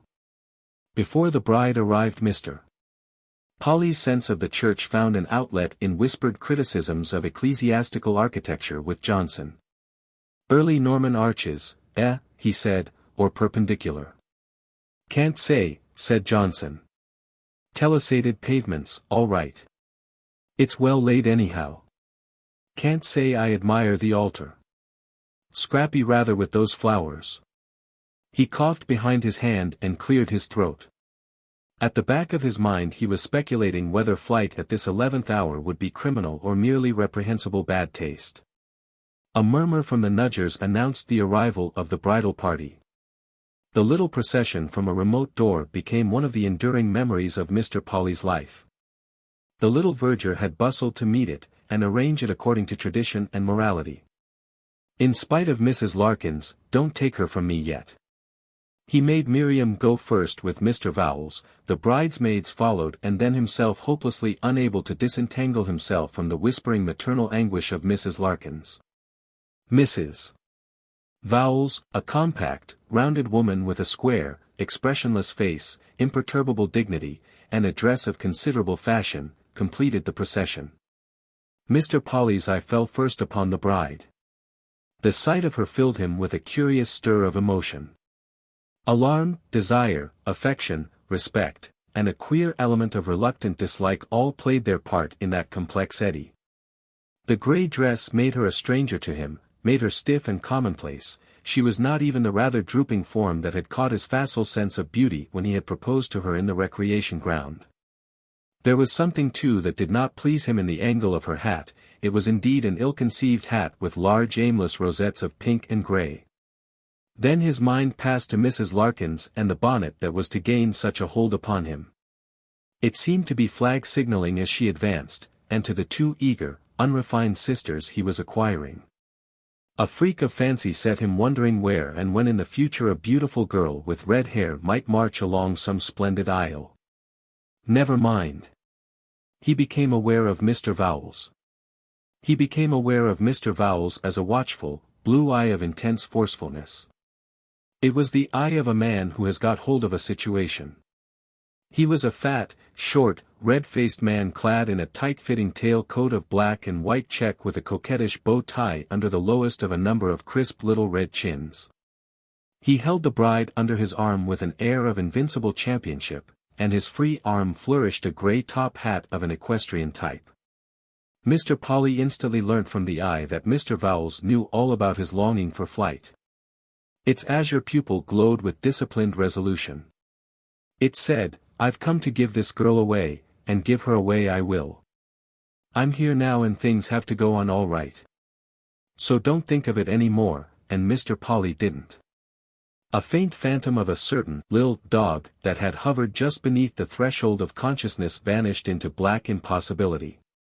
Until the conclusive moment of the service was attained the eye of Mr. Vowles watched Mr. Polly relentlessly, and then instantly he relieved guard, and blew his nose into a voluminous and richly patterned handkerchief, and sighed and looked round for the approval and sympathy of Mrs. Vowles, and nodded to her brightly like one who has always foretold a successful issue to things. Mr. Polly felt then like a marionette that has just dropped off its wire. But it was long before that release arrived. He became aware of Miriam breathing close to him. "Hello," he said, and feeling that was clumsy and would meet the eye's disapproval, "grey dress, suits you no end." Miriam's eyes shone under her hat brim. "Not really," she whispered. "You're all right," he said with the feeling of observation and criticism stiffening his lips. He cleared his throat. The verger's hand pushed at him from behind. Someone was driving Miriam towards the altar rail and the clergyman. "We're in for it," said Mr. Polly to her sympathetically. "Where?" "Here." "Right, oh." He was interested for a moment or so in something indescribably habitual in the clergyman's pose. What a lot of weddings he must have seen. Sick he must be of them. "Don't let your attention wander," said the eye. "Got the ring?" whispered Johnson. "Pawned it yesterday," answered Mr. Polly, and then had a dreadful moment under that pitiless scrutiny while he felt in the wrong waistcoat pocket. The officiating clergy sighed deeply, began, and married them wearily and without any hitch. "D.B. loved, we gathed gether sight o' guard and face this congregation join gather man, warn holy matmi which is on BL state stood by guard in times man's innocency." Mr. Polly's thoughts wandered wide and far, and once again something like a cold hand touched his heart, and he saw a sweet face in sunshine under the shadow of trees. Someone was nudging him. It was Johnson's finger diverted his eyes to the crucial place in the prayer book to which they had come. "Will to lover, comfort, oner, keeper sickness and health." "Say, I will." Mr. Polly moistened his lips. "I will," he said hoarsely. Miriam, nearly inaudible, answered some similar demand. Then the clergyman said, "Who gifts warn married to this man?" "Well, I'm doing that," said Mr. Vowles in a refreshingly full voice and looking round the church. "You see, me and Martha Larkins being cousins." He was silenced by the clergyman's rapid grip directing the exchange of hands. "Pete Arthme," said the clergyman to Mr. Polly. "Take the Miriam wed wife." "Take the Miriam wed wife," said Mr. Polly. "Have hold this day ford." "Have hold this day ford." "Bet worse, rich poo." "Bet worse, rich poo." Then came Miriam's turn. "Lego hands," said the clergyman. "Got the ring?" "No." "On the book." "So." "Here." Pete Arthme, wit his ring ivy Wednesday. Wit his ring ivy wed. So it went on, blurred and hurried, like the momentary vision of an utterly beautiful thing seen through the smoke of a passing train. "Now, my boy," said Mr. Vowles at last, gripping Mr. Polly's elbow tightly, "you've got to sign the registry, and there you are." "Done." Before him stood Miriam, a little stiffly, the hat with a slight rake across her forehead, and a kind of questioning hesitation in her face. Mr. Vowles urged him past her. It was astounding. She was his wife. And for some reason Miriam and Mrs. Larkins were sobbing, and Annie was looking grave. Hadn't they after all wanted him to marry her? Because if that was the case... He became aware for the first time of the presence of Uncle Pentstemen in the background, but approaching, wearing a tie of a light mineral blue color, and grinning and sucking enigmatically and judiciously round his principal tooth. It was in the vestry that the force of Mr. Vowles' personality began to show at its true value. He seemed to open out and spread over things directly the restraints of the ceremony were at an end. "Everything," he said to the clergyman, "excellent." He also shook hands with Mrs. Larkins, who clung to him for a space, and kissed Miriam on the cheek. "First kiss for me," he said, "anyhow." He led Mr. Polly to the register by the arm, and then got chairs for Mrs. Larkins and his wife. He then turned on Miriam. "Now, young people," he said. "One. Or I shall again." "That's right," said Mr. Vowles. "Same again, Mississippi." Mr. Polly was overcome with modest confusion, and turning, found a refuge from this publicity in the arms of Mrs. Larkins. Then in a state of profuse moisture he was assaulted and kissed by Annie and Minnie, who were immediately kissed upon some indistinctly stated grounds by Mr. Vowles, who then kissed the entirely impassive Mrs. Vowles and smacked his lips and remarked, "Home again safe and sound." Then with a strange harrowing cry Mrs. Larkin seized upon and bedewed Miriam with kisses, Annie and Minnie kissed each other, and Johnson went abruptly to the door of the vestry and stared into the church, no doubt with ideas of sanctuary in his mind. "Like a bit of a kiss round sometimes," said Mr. Vowles, and made a kind of hissing noise with his teeth, and suddenly smacked his hands together with great eclat several times. Meanwhile the clergyman scratched his cheek with one hand and fiddled the pen with the other, and the verger coughed protestingly. "The dog cart's just outside," said Mr. Vowles. "No walking home today for the bride, ma'am." "Not going to drive us?" cried Annie. "The happy pair, Mississippi. Your turn soon." "Get out," said Annie. "I shan't marry, ever." "You won't be able to help it. You'll have to do it, just to disperse the crowd." Mr. Vowles laid his hand on Mr. Polly's shoulder. "The bridegroom gives his arm to the bride. Hands across and down the middle. Prump. Prump, parump pump pump pump." Mr. Polly found himself and the bride leading the way towards the western door. Mrs. Larkins passed close to Uncle Pentstemon, sobbing too earnestly to be aware of him. "Such a goo-goo-goo girl," she sobbed. "Didn't think I'd come, did you?"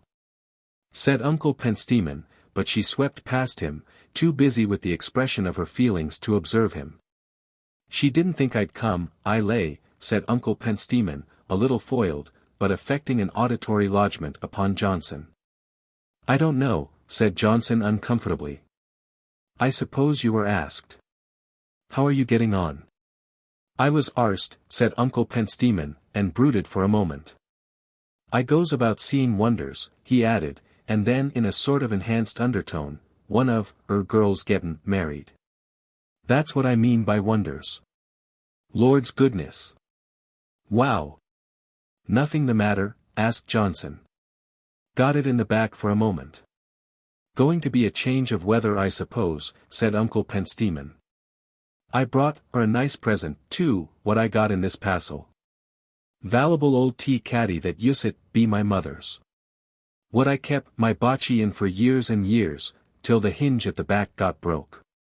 It ain't been no use to me particular since, so thinks I, drat it, I may as well give it, as not."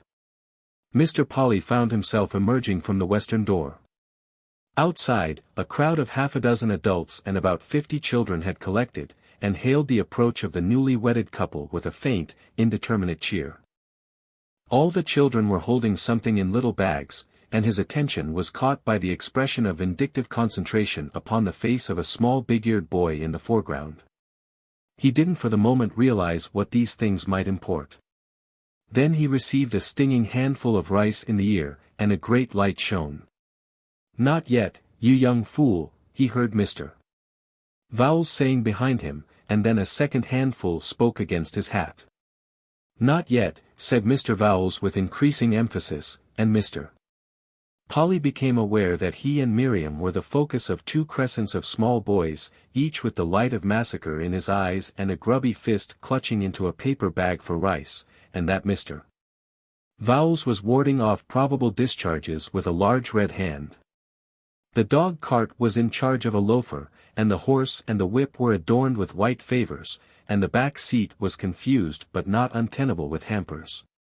"Up we go," said Mr. Vowles, old birds in front and young ones behind. An ominous group of ill-restrained rice-throwers followed them up as they mounted. "Get your handkerchief for your face," said Mr. Polly to his bride, and took the place next the pavement with considerable heroism, held on, gripped his hat, shut his eyes and prepared for the worst. "Off," said Mr. Vowles, and a concentrated fire came stinging Mr. Polly's face. The horse shied, and when the bridegroom could look at the world again it was manifest the dog cart had just missed an electric tram by a hair's breadth. And far away outside the church railings the verger and Johnson were battling with an active crowd of small boys for the life of the rest of the Larkins family. Mrs. Punt and her son had escaped across the road, the son trailing and stumbling at the end of a remorseless arm, but Uncle Pentstemon, encumbered by the tea caddy, was the center of a little circle of his own, and appeared to be dratting them all very heartily. Remoter, a policeman approached with an air of tranquil unconsciousness. Steady, you idiot. Stead why, cried Mr. Vowles, and then over his shoulder, I brought that rice. I like old customs. Whoa. Stead why. The dog cart swerved violently, and then, evoking a shout of groundless alarm from a cyclist, took a corner, and the rest of the wedding party was hidden from Mr. Polly's eyes. 6. We'll get the stuff into the house before the old gal comes along, said Mr. Vowles, if you'll hold the hoss. How about the key? Asked Mr. Polly. I got the key, coming. And while Mr. Polly held the sweating horse and dodged the foam that dripped from its bit, the house absorbed Miriam and Mr. Vowles altogether. Mr. Vowles carried in the various hampers he had brought with him, and finally closed the door behind him. For some time Mr. Polly remained alone with his charge in the little blind alley outside the Larkins' house, while the neighbors scrutinized him from behind their blinds. He reflected that he was a married man, that he must look very like a fool, that the head of a horse is a silly shape and its eye a bulger. He wondered what the horse thought of him, and whether it really liked being held and patted on the neck or whether it only submitted out of contempt. Did it know he was married? Then he wondered if the clergyman had thought him much of an ass, and then whether the individual lurking behind the lace curtains of the front room next door was a man or a woman. A door opened over the way, and an elderly gentleman in a kind of embroidered fez appeared smoking a pipe with a quiet satisfied expression. He regarded Mr. Polly for some time with mild but sustained curiosity. Finally he called, "Hi." "Hullo," said Mr. Polly. "You needn't hold that horse," said the old gentleman. "Spirited beast," said Mr. Polly. And, with some faint analogy to ginger beer in his mind, "he's up today. 'E won't turn hisself round," said the old gentleman, "enyo. And there ain't no way through for 'im to go." "Verbum sap," said Mr. Polly, and abandoned the horse and turned to the door. It opened to him just as Mrs. Larkins on the arm of Johnson, followed by Annie, Minnie, two friends, Mrs. Punt and her son and at a slight distance Uncle Pensteman, appeared round the corner. "They're coming," he said to Miriam, and put an arm about her and gave her a kiss. She was kissing him back when they were startled violently by the shying of two empty hampers into the passage. Then Mr. Vowles appeared holding a third. "Here. You'll have plenty of time for that presently," he said. "Get these hampers away before the old girl comes. I got a cold collation here to make her sit up." "My eye." Miriam took the hampers, and Mr. Polly under compulsion from Mr. Vowles went into the little front room. A profuse pie and a large ham had been added to the modest provision of Mrs. Larkins, and a number of select-looking bottles shouldered the bottle of sherry and the bottle of port she had got to grace the feast. They certainly went better with the iced wedding cake in the middle. Mrs. Vowles, still impassive, stood by the window regarding these things with a faint approval. "Makes it look a bit thicker, said Mr. Vowles, and blew out both his cheeks and smacked his hands together violently several times. Surprised the old girl no end. He stood back and smiled and bowed with arms extended as the others came clustering at the door. "Why, Uncle Vowles," cried Annie, with a rising note. It was his reward. And then came a great wedging and squeezing and crowding into the little room. Nearly everyone was hungry, and eyes brightened at the sight of the pie and the ham and the convivial array of bottles. "Sit down everyone," cried Mr. Vowles, "leaning against anything counts as sitting, and makes it easier to shake down the grub." The two friends from Miriam's place of business came into the room among the first, and then wedged themselves so hopelessly against Johnson in an attempt to get out again and take off their things upstairs that they abandoned the attempt. Amid the struggle Mr. Polly saw Uncle Pensteman relieve himself of his parcel by giving it to the bride. "Here," he said and handed it to her. "Weddin present," he explained, and added with a confidential chuckle, "I never thought I'd have to give you one, ever." "Who says steak and kidney pie?" bawled Mr. Vowles. "Who says steak and kidney pie? You have a drop of old Tommy, Martha. That's what you want to steady you." Sit down everyone and don't all speak at once. Who says steak and kidney pie? Vocificerations, whispered Mr. Polly. Convivial vociferations. Bit of ham with it, shouted Mr. Vowles, poising a slice of ham on his knife. Anyone a bit of ham with it? Won't that little man of yours, Mrs. Punt, won't he a bit of ham? And now ladies and gentlemen, said Mr. Vowles, still standing and dominating the crammed roomful, now you got your plates filled and something I can warrant you good in your glasses, what about drinking the health of the bride? Eat a bit fust, said Uncle Pensteman, speaking with his mouth full, amidst murmurs of applause. Eat a bit fust. So they did, and the plates clattered and the glasses chinked. Mr. Polly stood shoulder to shoulder with Johnson for a moment. In for it, said Mr. Polly cheeringly. Cheer up, oh, man, and peck a bit. No reason why you shouldn't eat, you know. The Punt boy stood on Mr. Polly's boots for a minute, struggling violently against the compunction of Mrs. Punt's grip. Pie, said the Punt boy, pie.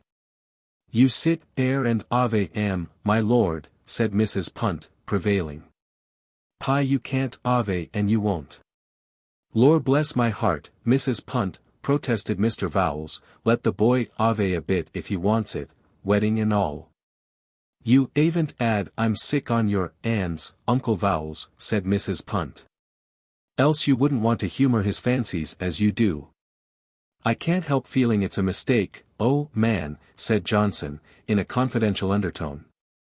I can't help feeling you've been rash. Let's hope for the best. Always glad of good wishes, oh, man, said Mr. Polly. You'd better have a drink of something. Anyhow, sit down to it. Johnson subsided gloomily, and Mr. Polly secured some ham and carried it off and sat himself down on the sewing machine on the floor in the corner to devour it. He was hungry, and a little cut off from the rest of the company by Mrs. Vowles' hat and back, and he occupied himself for a time with ham and his own thoughts. He became aware of a series of jangling concussions on the table. He craned his neck and discovered that Mr. Vowles was standing up and leaning forward over the table in the manner distinctive of after-dinner speeches, tapping upon the table with a black bottle. Ladies and gentlemen, said Mr. Vowles, raising his glass solemnly in the empty desert of sound he had made, and paused for a second or so. Ladies and gentlemen, the bride. He searched his mind for some suitable wreath of speech, and brightened at last with discovery. Here's luck to her, he said at last. Here's luck, said Johnson hopelessly but resolutely, and raised his glass. Everybody murmured, here's luck. Luck, said Mr. Polly, unseen in his corner, lifting a forkful of ham. That's all right, said Mr. Vowles with a sigh of relief at having brought off a difficult operation. And now, who's for a bit more pie? For a time conversation was fragmentary again. But presently Mr. Vowles rose from his chair again. He had subsided with a contented smile after his first oratorical effort, and produced a silence by renewed hammering. Ladies and gents, he said, fill up for the second toast, the happy bridegroom.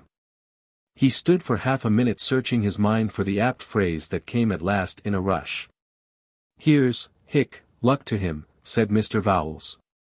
Luck to him, said everyone, and Mr. Polly, standing up behind Mrs. Vowles, bowed amiably, amidst enthusiasm. He may say what he likes, said Mrs. Larkins, he's got luck. That girl's a treasure of treasures, and always has been ever since she tried to nurse her own little sister, being but 3 at the time, and fell the full flight of stairs from top to bottom, no hurt that any outward eye has even seen. But always ready and helpful, always tidying and busy. A treasure, I must say, and a treasure I will say, giving no more than her due. She was silenced altogether by a rapping sound that would not be denied. Mr. Vowles had been struck by a fresh idea and was standing up and hammering with the bottle again. The third toast, ladies and gentlemen, he said, fill up, please. The mother of the bride. You. Air. Ladies and gem, here's luck to, 7. The dingy little room was stuffy and crowded to its utmost limit, and Mr. Polly's skies were dark with the sense of irreparable acts. Everybody seemed noisy and greedy and doing foolish things. Miriam, still in that unbecoming hat, for presently they had to start off to the station together, sat just beyond Mrs. Punt and her son, doing her share in the hospitalities, and ever and again glancing at him with a deliberately encouraging smile. Once she leant over the back of the chair to him and whispered cheeringly, "Soon be together now." Next to her sat Johnson, profoundly silent, and then Annie, talking vigorously to a friend. Uncle Pentsteman was eating voraciously opposite, but with a kindling eye for Annie. Mrs. Larkins sat next to Mr. Vowles. She was unable to eat a mouthful, she declared, it would choke her, but ever and again Mr. Vowles wooed her to swallow a little drop of liquid refreshment. There seemed a lot of rice upon everybody, in their hats and hair and the folds of their garments. Presently Mr. Vowles was hammering the table for the 4th time in the interests of the best man. All feasts come to an end at last, and the break-up of things was precipitated by alarming symptoms on the part of Master Punt. He was taken out hastily after a whispered consultation, and since he had got into the corner between the fireplace and the cupboard, that meant everyone moving to make way for him. Johnson took the opportunity to say, "Well, so long," to anyone who might be listening, and disappear. Mr. Polly found himself smoking a cigarette and walking up and down outside in the company of Uncle Pentsteman, while Mr. Vowles replaced bottles in hampers and prepared for departure, and the womenkind of the party crowded upstairs with the bride. Mr. Polly felt taciturn, but the events of the day had stirred the mind of Uncle Pentsteman to speech. And so he spoke, discursively and disconnectedly, a little heedless of his listener as wise old men will. "They do say," said Uncle Pentsteman, "one funeral makes many. This time it's a wedding." "But it's all very much of a muchness," said Uncle Pentsteman. "Do get in my teeth nowadays," said Uncle Pentsteman, "I can't understand it. 'Tisn't like there was nubbicks or strings or such in It's a plain food." "That's better," he said at last. "You got to get married," said Uncle Pentsteman. "Some has. Some hain't. I done it long before I was your age. It hain't for me to blame you. You can't help being the marrying sort any more than me. It's nat raw like poaching or drinking or wind on the stomach. You can't help it and there you are. As for the good of it, there ain't no particular good in it as I can see. It's a toss-up. The hotter come, the sooner cold, but they all gets tired of it sooner or later. I hain't no grounds to complain. Two I've 'ad and buried, and might ave 'ad a third, and never know were it with kids, never. You done well not to ave the big gal. I will say that for ye. She's a gadabout grinny, she is, if ever was. A gadabout grinny. Mucked up my mushroom bed to rights, she did, and I even forgot it. Got the feet of a centipede, she as, over everything and neither with your leave nor by your leave. Like a stray hen in a pea patch. Cluck. Cluck. Trying to laugh it off. I laughed her off, I did. Drat lumpin baggage. For a while he mused malevolently upon Annie, and routed out a reluctant crumb from some coy sitting out place in his tooth. "Women's a toss-up," said Uncle Pentsteman. "Prize packets they are, and you can't tell what's in 'em till you took 'em 'ome and undone 'em. Never was a bachelor married yet that didn't buy a pig in a poke. Never. Marriage seems to change the very natures in 'em through and through. You can't tell what they won't turn into, nohow. I seen the nicest girls go wrong," said Uncle Pentsteman, and added with unusual thoughtfulness, "not that I mean you got one of that sort." He sent another crumb on to its long home with a sucking, encouraging noise. "The wust sort's the grizzler," Uncle Pentsteman resumed. "If ever I'd 'ad a grizzler I'd up and it, on the 'ead with somethin' pretty quick." "I don't think I could abide a grizzler," said Uncle Pentsteman. I'd liefer ave a lump-about like that other gal. I would indeed. I lay I'd make her stop laughing after a bit for all her airs. And mind where her clumsy great feet went. A man's got to tackle 'em, whatever they be, said Uncle Pentstemen, summing up the shrewd observation of an old-world lifetime. Good or bad, said Uncle Pentstemen raising his voice fearlessly, a man's got to tackle 'em. 8. At last it was time for the two young people to catch the train for Waterloo en route for Fishbourne. They had to hurry, and as a concluding glory of matrimony they travelled second class, and were seen off by all the rest of the party except the Punts, Master Punt being now beyond any question unwell. Off. The train moved out of the station. Mr. Polly remained waving his hat and Mrs. Polly her handkerchief until they were hidden under the bridge. The dominating figure to the last was Mr. Vowles. He had followed them along the platform waving the equestrian grey hat and kissing his hand to the bride. They subsided into their seats. Got a compartment to ourselves anyhow, said Mrs. Polly after a pause. Silence for a moment.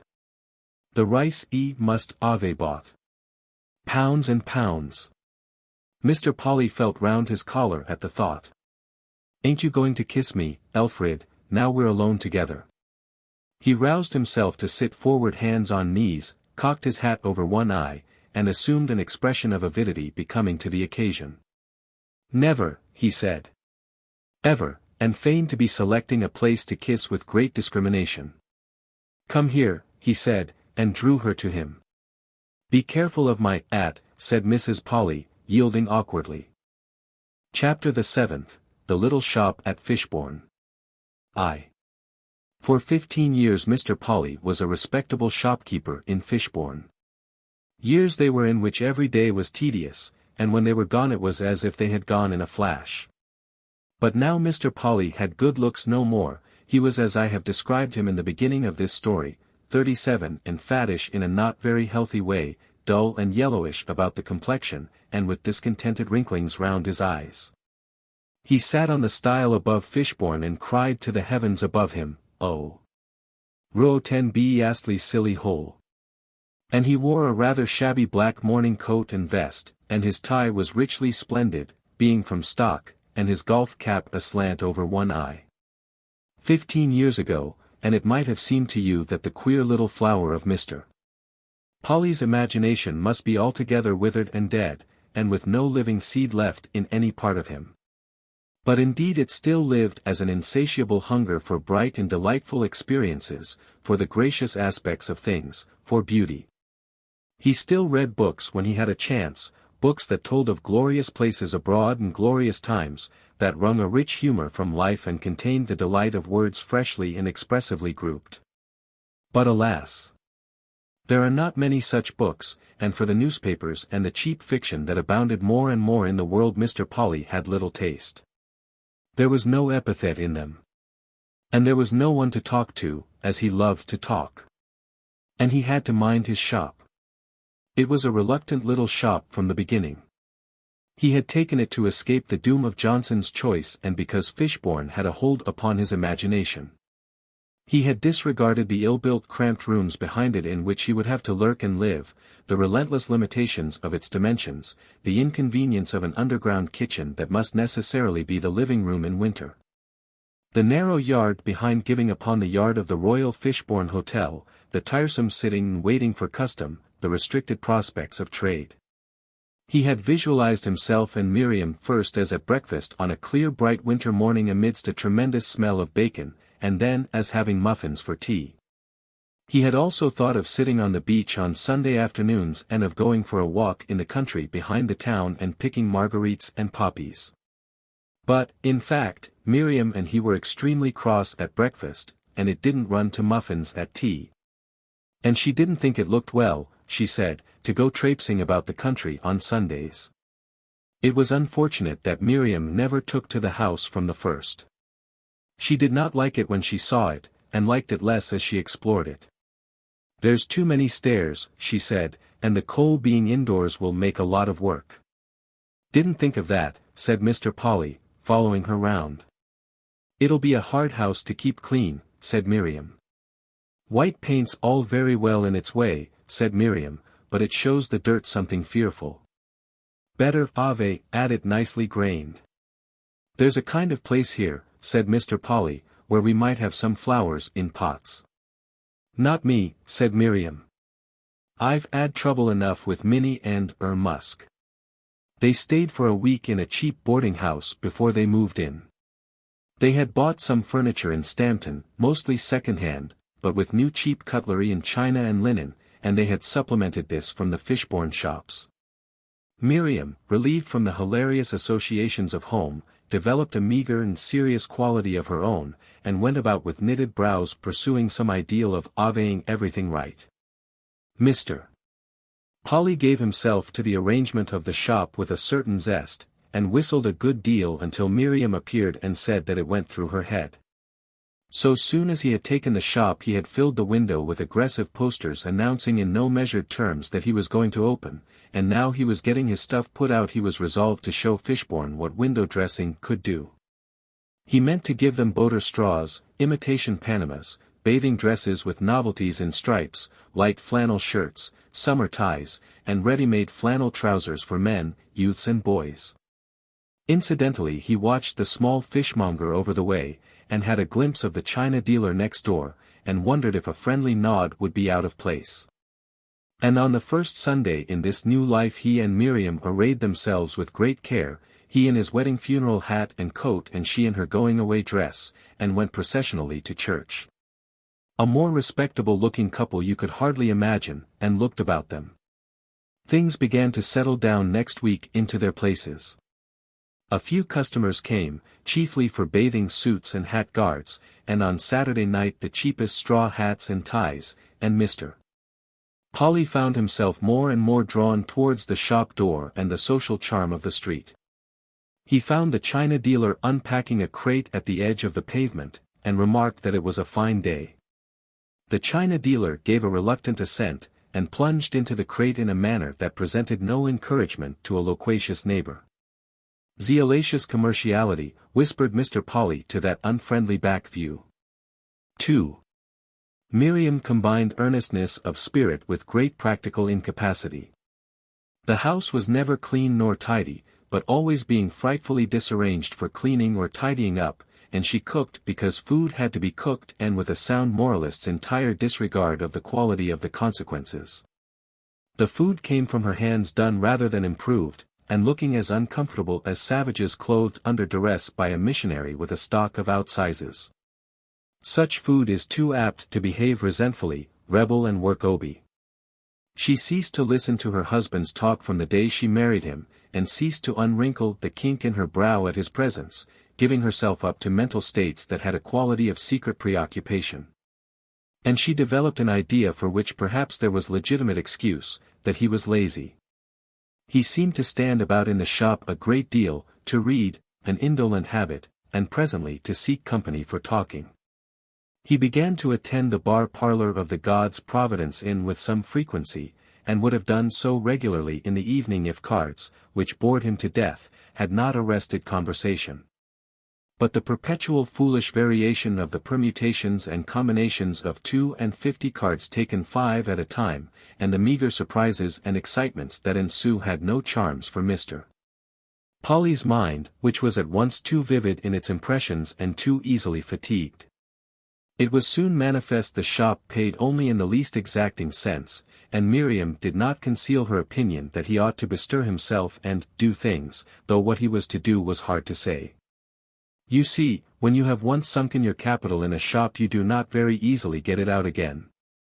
If customers will not come to you cheerfully and freely the law sets limits upon the compulsion you may exercise. You cannot pursue people about the streets of a watering place, compelling them either by threats or importunity to buy flannel trousers. Additional sources of income for a tradesman are not always easy to find. Wintershed at the bicycle and gramophone shop to the right, played the organ in the church, and Clamp of the toy shop was pew opener and so forth. Gamble, the greengrocer, waited at table and his wife cooked, and Carter, the watchmaker, left things to his wife while he went about the world winding clocks, but Mr. Polly had none of these arts, and wouldn't, in spite of Miriam's quietly persistent protests, get any other. And on summer evenings he would ride his bicycle about the country, and if he discovered a sale where there were books he would as often as not waste half the next day in going again to acquire a job lot of them haphazard. And bring them home tied about with a string, and hide them from Miriam under the counter in the shop. That is a heartbreaking thing for any wife with a serious investigatory turn of mind to discover. She was always thinking of burning these finds, but her natural turn for economy prevailed with her. The books he read during those 15 years. He read everything he got except theology, and as he read his little unsuccessful circumstances vanished and the wonder of life returned to him, the routine of reluctant getting up, opening shop, pretending to dust it with zest. Breakfasting with a shop egg underdone or overdone or a herring raw or charred, and coffee made Miriam's way and full of little particles, the return to the shop, the morning paper, the standing at the door saying, "How do?" to passers-by, or getting a bit of gossip or watching unusual visitors, all these things vanished as the auditorium of a theater vanishes when the stage is lit. He acquired hundreds of books at last, old dusty books, books with torn covers and broken covers, fat books whose backs were naked string and glue, an inimical litter to Miriam. There was, for example, the Voyages of La Perouse, with many careful, explicit woodcuts and the frankest revelations of the ways of the 18th century sailorman, homely, adventurous, drunken, incontinent and delightful, until he floated. Smooth and slow, with all sails set and mirrored in the glassy water, until his head was full of the thought of shining kindly brown-skinned women, who smiled at him and wreathed his head with unfamiliar flowers. He had, too, a piece of a book about the lost palaces of Yucatan, those vast terraces buried in primordial forest, of whose makers there is now no human memory. With La Perouse he linked the island night's entertainments, and it never palled upon him that in the dusky stabbing of the Island of Voices something poured over the stabber's hands, like warm tea. Queer incommunicable joy it is, the joy of the vivid phrase that turns the statement of the horridest fact to beauty. And another book which had no beginning for him was the second volume of the Travels of the Abbés Hugh and Gabbett. He followed those two sweet souls from their lessons in Thibetan under Sandura the Bearded, who called them donkeys to their infinite benefit and stole their store of butter, through 100 misadventures to the very heart of Lhasa. And it was a thirst in him that was never quenched to find the other volume and whence they came, and who in fact they were. He read Fenimore Cooper and Tom Cringle's Log side by side with Joseph Conrad, and dreamt of the many-hued humanity of the East and West Indies until his heart ached to see those sun-soaked lands before he died. Conrad's prose had a pleasure for him that he was never able to define, a peculiar deep-colored effect. He found two one day among a pile of soiled sixpenny books at Port Burdock, to which place he sometimes rode on his aging bicycle, Bart Kennedy's A Sailor Tramp, all written in livid jerks. And had forever after a kindlier and more understanding eye for every burly rough who slouched through Fishbourne High Street. Sterne he read with a wavering appreciation and some perplexity, but except for the Pickwick Papers, for some reason that I do not understand he never took at all kindly to Dickens. Yet he liked Lever and Thackeray's Catherine, and all Dumas until he got to the Vicomte de Bragelonne. I am puzzled by his insensibility to Dickens, and I record it as a good historian should, with an admission of my perplexity. It is much more understandable that he had no love for Scott. And I suppose it was because of his ignorance of the proper pronunciation of words that he infinitely preferred any prose to any metrical writing. A book he browsed over with a recurrent pleasure was Waterton's Wanderings in South America. He would even amuse himself by inventing descriptions of other birds in the Watertonian manner, new birds that he invented, birds with peculiarities that made him chuckle when they occurred to him. He tried to make Rusper, the ironmonger, share this joy with him. He read Bates, too, about the Amazon, but when he discovered that you could not see one bank from the other, he lost, through some mysterious action of the soul that again I cannot understand, at least a tithe of the pleasure he had taken in that river. But he read all sorts of things. A book of old Celtic stories collected by Joyce charmed him, and Mitford's Tales of Old Japan, and a number of paper-covered volumes, Tales from Blackwood, he had acquired at Ease Wood, remained a stand-by. He developed a quite considerable acquaintance with the plays of William Shakespeare, and in his dreams he wore Cinquecento or Elizabethan clothes, and walked about a stormy, ruffling, taverning, teeming world. Great land of sublimated things, thou world of books, happy asylum, refreshment and refuge from the world of everyday. The essential thing of those 15 long years of shopkeeping is Mr. Polly, well athwart the counter of his rather ill-lit shop, lost in a book, or rousing himself with a sigh to attend to business. Meanwhile he got little exercise, indigestion grew with him until it ruled all his moods, he fattened and deteriorated physically, moods of distress invaded and darkened his skies, little things irritated him more and more. And casual laughter ceased in him. His hair began to come off until he had a large bald space at the back of his head. Suddenly one day it came to him, forgetful of those books and all he had lived and seen through them, that he had been in his shop for exactly 15 years, that he would soon be 40, and that his life during that time had not been worth living. That it had been in apathetic and feebly hostile and critical company, ugly in detail and mean in scope, and that it had brought him at last to an outlook utterly hopeless and grey. 3. I have already had occasion to mention, indeed I have quoted, a certain high-browed gentleman living at Highbury, wearing a golden pince-nez and writing for the most part in that beautiful room, the library of the Reform Club. There he wrestles with what he calls social problems, in a bloodless but at times, I think one must admit, an extremely illuminating manner. He has a fixed idea that something called a collective intelligence is wanted in the world, which means in practice that you and I and everyone have to think about things frightfully hard and pool the results. And oblige ourselves to be shamelessly and persistently clear and truthful and support and respect, I suppose, a perfect horde of professors and writers and artists and ill-groomed difficult people, instead of using our brains in a moderate, sensible manner to play golf and bridge, pretending a sense of humor prevents our doing anything else with them, and generally taking life in a nice, easy, gentlemanly way, confound him. Well, this dome-headed monster of intellect alleges that Mr. Polly was unhappy entirely through that. A rapidly complicating society, he writes, which as a whole declines to contemplate its future or face the intricate problems of its organization, is in exactly the position of a man who takes no thought of dietary or regimen, who abstains from baths and exercise and gives his appetites free play. It accumulates useless and aimless lives as a man accumulates fat and morbid products in his blood, it declines in its collective efficiency and vigor and secretes discomfort and misery. Every phase of its evolution is accompanied by a maximum of avoidable distress and inconvenience and human waste. Nothing can better demonstrate the collective dullness of our community, the crying need for a strenuous intellectual renewal than the consideration of that vast mass of useless, uncomfortable, undereducated, undertrained and altogether pitiable people we contemplate when we use that inaccurate and misleading term, the lower middle class. A great proportion of the lower middle class should properly be assigned to the unemployed and the unemployable. They are only not that, because the possession of some small hoard of money, savings during a period of wage earning, an insurance policy or such like capital, prevents a direct appeal to the rates.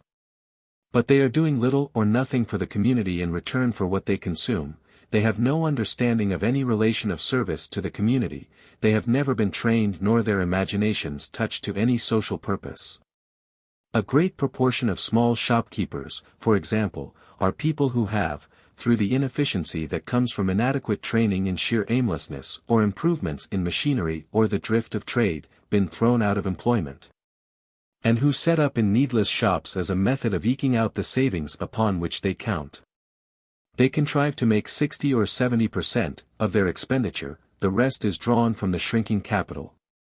Essentially their lives are failures, not the sharp and tragic failure of the laborer who gets out of work and starves, but a slow, chronic process of consecutive small losses which may end if the individual is exceptionally fortunate in an impoverished deathbed before actual bankruptcy or destitution supervenes.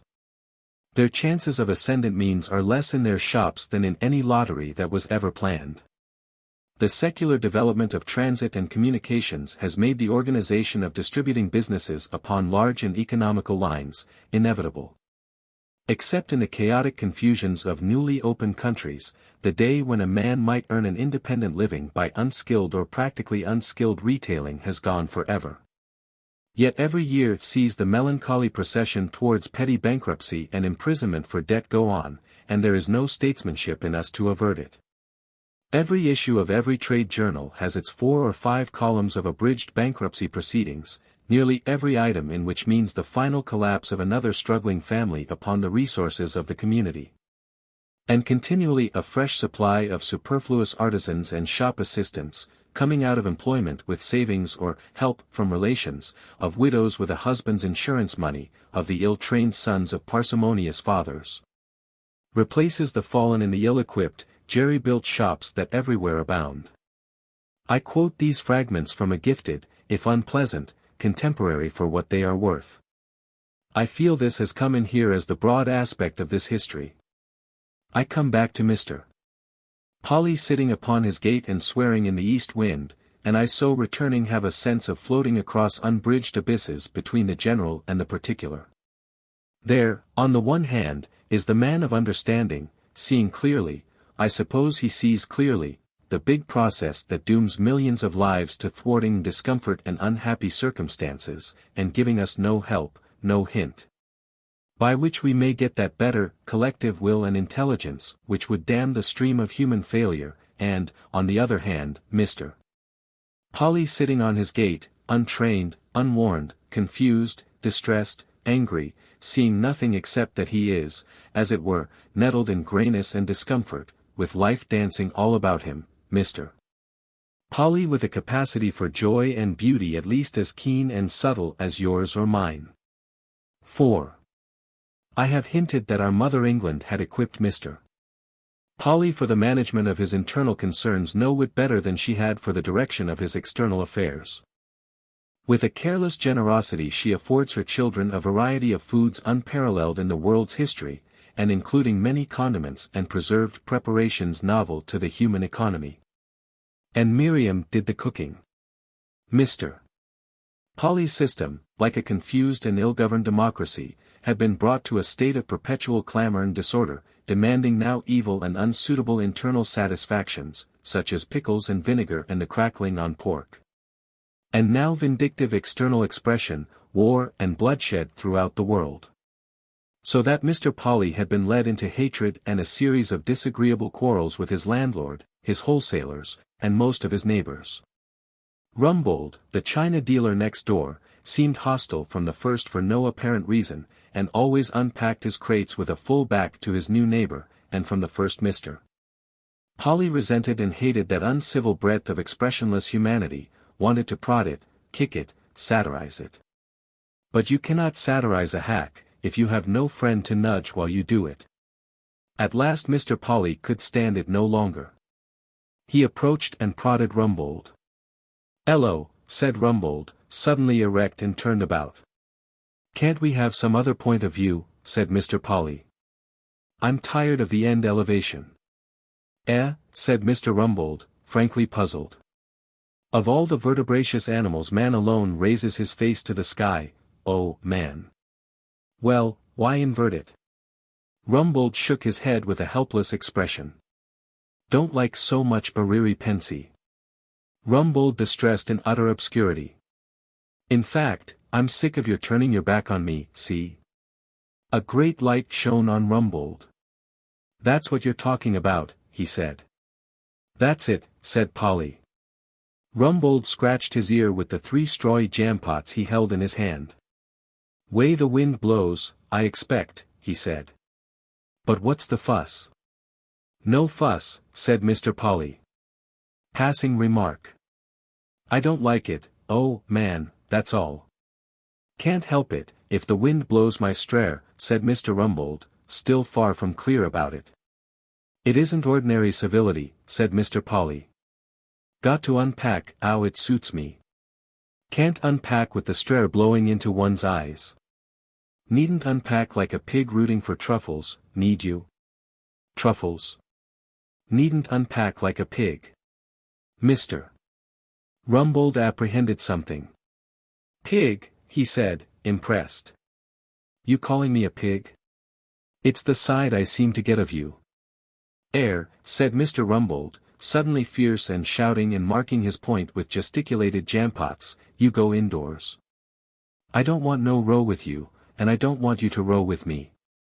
I don't know what you're after, but I'm a peaceable man, teetotaler, too, and a good thing if you was.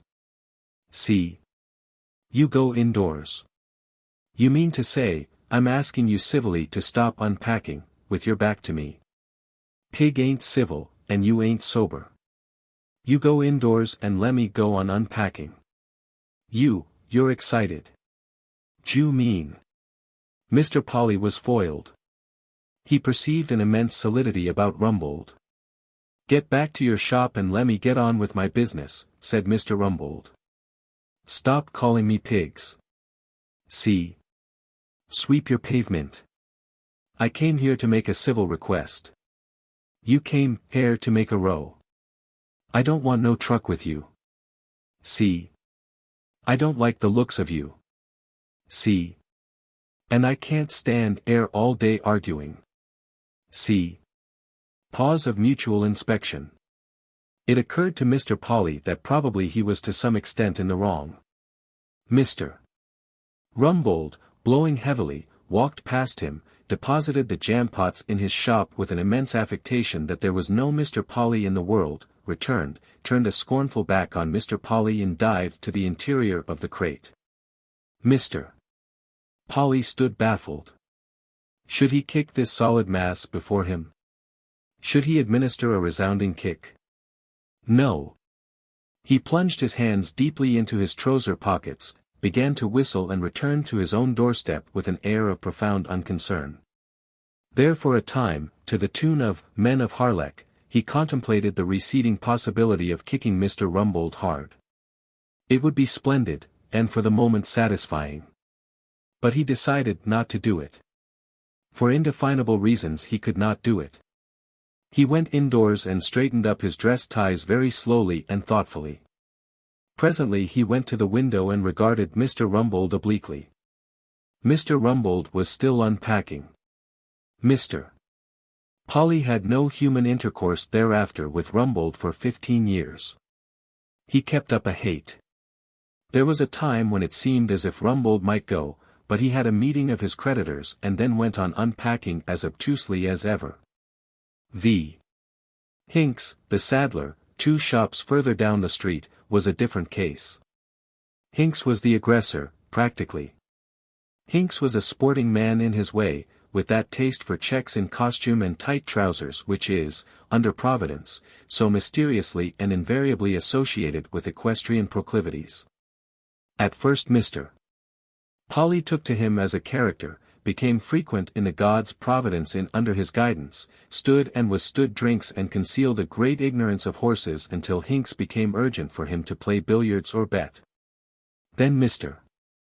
Polly took to evading him, and Hinks ceased to conceal his opinion that Mr. Polly was in reality a softish sort of flat. He did not, however, discontinue conversation with Mr. Polly. He would come along to him whenever he appeared at his door, and converse about sport and women and fisticuffs and the pride of life with an air of extreme initiation, until Mr. Polly felt himself the faintest underdeveloped intimation of a man that had ever hovered on the verge of non-existence. So he invented phrases for Hinks' clothes and took Rusper, the ironmonger, into his confidence upon the weaknesses of Hinks. He called him the checkered careerist, and spoke of his patterned legs as shivery shakies. Good things of this sort are apt to get round to people. He was standing at his door one day, feeling bored, when Hinks appeared down the street, stood still and regarded him with a strange malignant expression for a space. Mr. Polly waved a hand in a rather belated salutation. Mr. Hinks spat on the pavement and appeared to reflect. Then he came towards Mr. Polly portentously and paused, and spoke between his teeth in an earnest confidential tone. "You been flapping your mouth about me, I'm told," he said. Mr. Polly felt suddenly spiritless. "Not that I know of," he answered. "Not that you know of, be blowed. You been flapping your mouth." "Don't see it," said Mr. Polly. "Don't see it, be blowed. You go flapping your silly mouth about me and I'll give you a poke in the eye. See? Mr. Hinks regarded the effect of this coldly but firmly, and spat again. Understand me? He inquired. Don't recollect, began Mr. Polly. Don't recollect, be blowed. You flap your mouth a damn sight too much. This place gets more of your mouth than it wants. Seen this? And Mr. Hinks, having displayed a freckled fist of extraordinary size and pugginess in an ostentatiously familiar manner to Mr. Polly's close inspection by sight and smell, turned it about this way and that and shaken it gently for a moment or so, replaced it carefully in his pocket as if for future use, receded slowly and watchfully for a pace. And then turned away as if to other matters, and ceased to be even in outward seeming a friend. 6. Mr. Polly's intercourse with all his fellow tradesmen was tarnished sooner or later by some such adverse incident, until not a friend remained to him, and loneliness made even the shop door terrible. Shops bankrupted all about him and fresh people came and new acquaintances sprang up, but sooner or later a discord was inevitable. The tension under which these badly fed, poorly housed, bored and bothered neighbors lived, made it inevitable. The mere fact that Mr. Polly had to see them every day, that there was no getting away from them, was in itself sufficient to make them almost unendurable to his frettingly active mind. Among other shopkeepers in the High Street there was Chuffles, the grocer, a small, hairy, silently intent polygamist, who was given rough music by the youth of the neighborhood because of a scandal about his wife's sister. And who was nevertheless totally uninteresting, and Tonks, the second grocer, an old man with an older, very enfeebled wife, both submerged by piety. Tonks went bankrupt, and was succeeded by a branch of the National Provision Company, with a young manager exactly like a fox, except that he barked. The toy and sweetstuff shop was kept by an old woman of repellent manners, and so was the little fish shop at the end of the street. The Berlin wool shop having gone bankrupt, became a newspaper shop, then fell to a haberdasher in consumption, and finally to a stationer.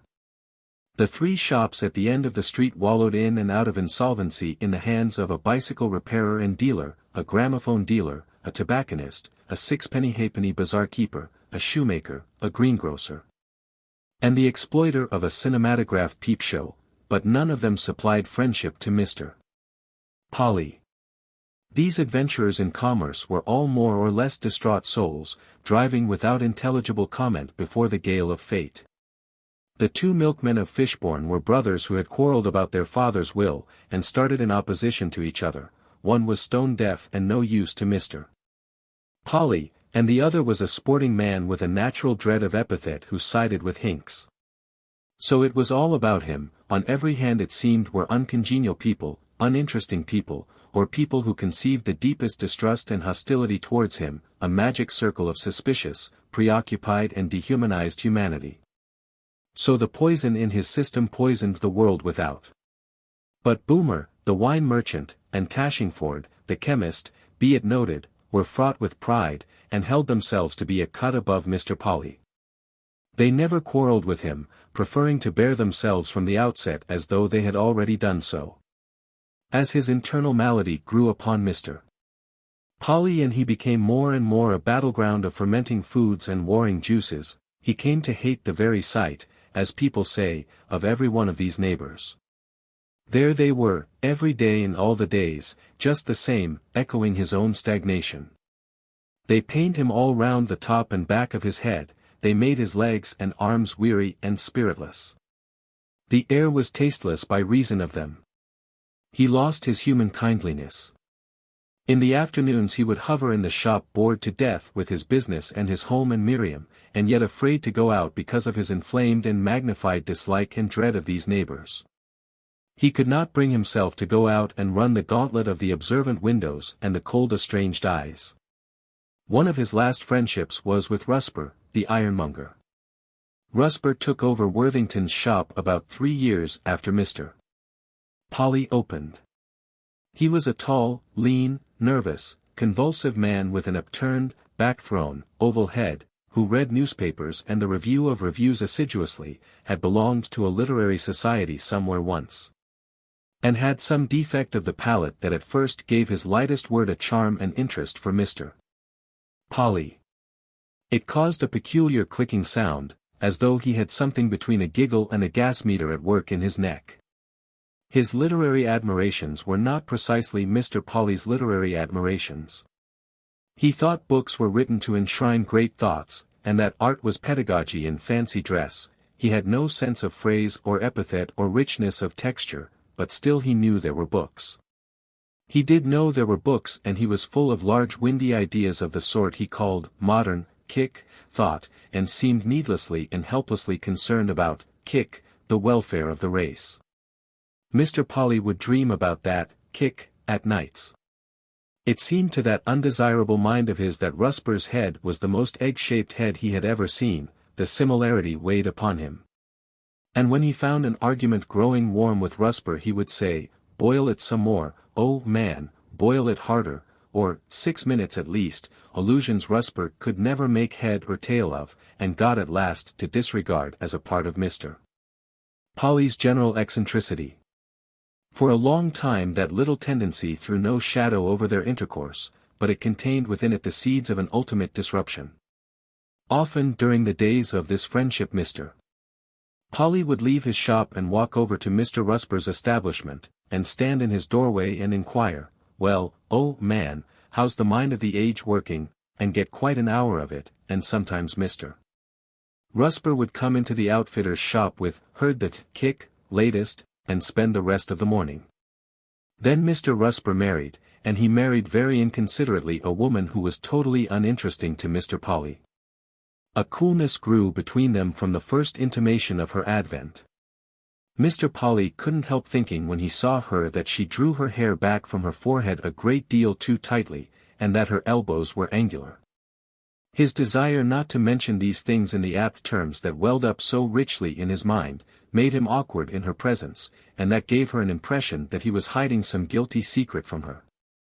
She decided he must have a bad influence upon her husband, and she made it a point to appear whenever she heard him talking to Rusper. One day they became a little heated about the German peril. "I lay, they'll invade us," said Rusper. "Not a bit of it. William's not the Xerxesiacious sort. You'll see, oh man. Just what I shan't do. Before, 5 years are out. Not it. Yes. No. Yes. Oh. Boil it hard," said Mr. Polly.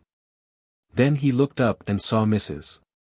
Rusper standing behind the counter half hidden by a trophy of spades and garden shears and a knife-cleaning machine, and by her expression he knew instantly that she understood. The conversation paled and presently Mr. Polly withdrew. After that, estrangement increased steadily. Mr. Rusper ceased altogether to come over to the outfitters, and Mr. Polly called upon the ironmonger only with the completest air of casuality. And everything they said to each other led now to flat contradiction and raised voices. Rusper had been warned in vague and alarming terms that Mr. Polly insulted and made game of him, he couldn't discover exactly where. And so it appeared to him now that every word of Mr. Polly's might be an insult meriting his resentment, meriting it none the less because it was masked and cloaked. Soon Mr. Polly's calls upon Mr. Rusper ceased also, and then Mr. Rusper, pursuing incomprehensible lines of thought, became afflicted with a specialized short-sightedness that applied only to Mr. Polly. He would look in other directions when Mr. Polly appeared, and his large oval face assumed an expression of conscious serenity and deliberate happy unawareness that would have maddened a far less irritable person than Mr. Polly.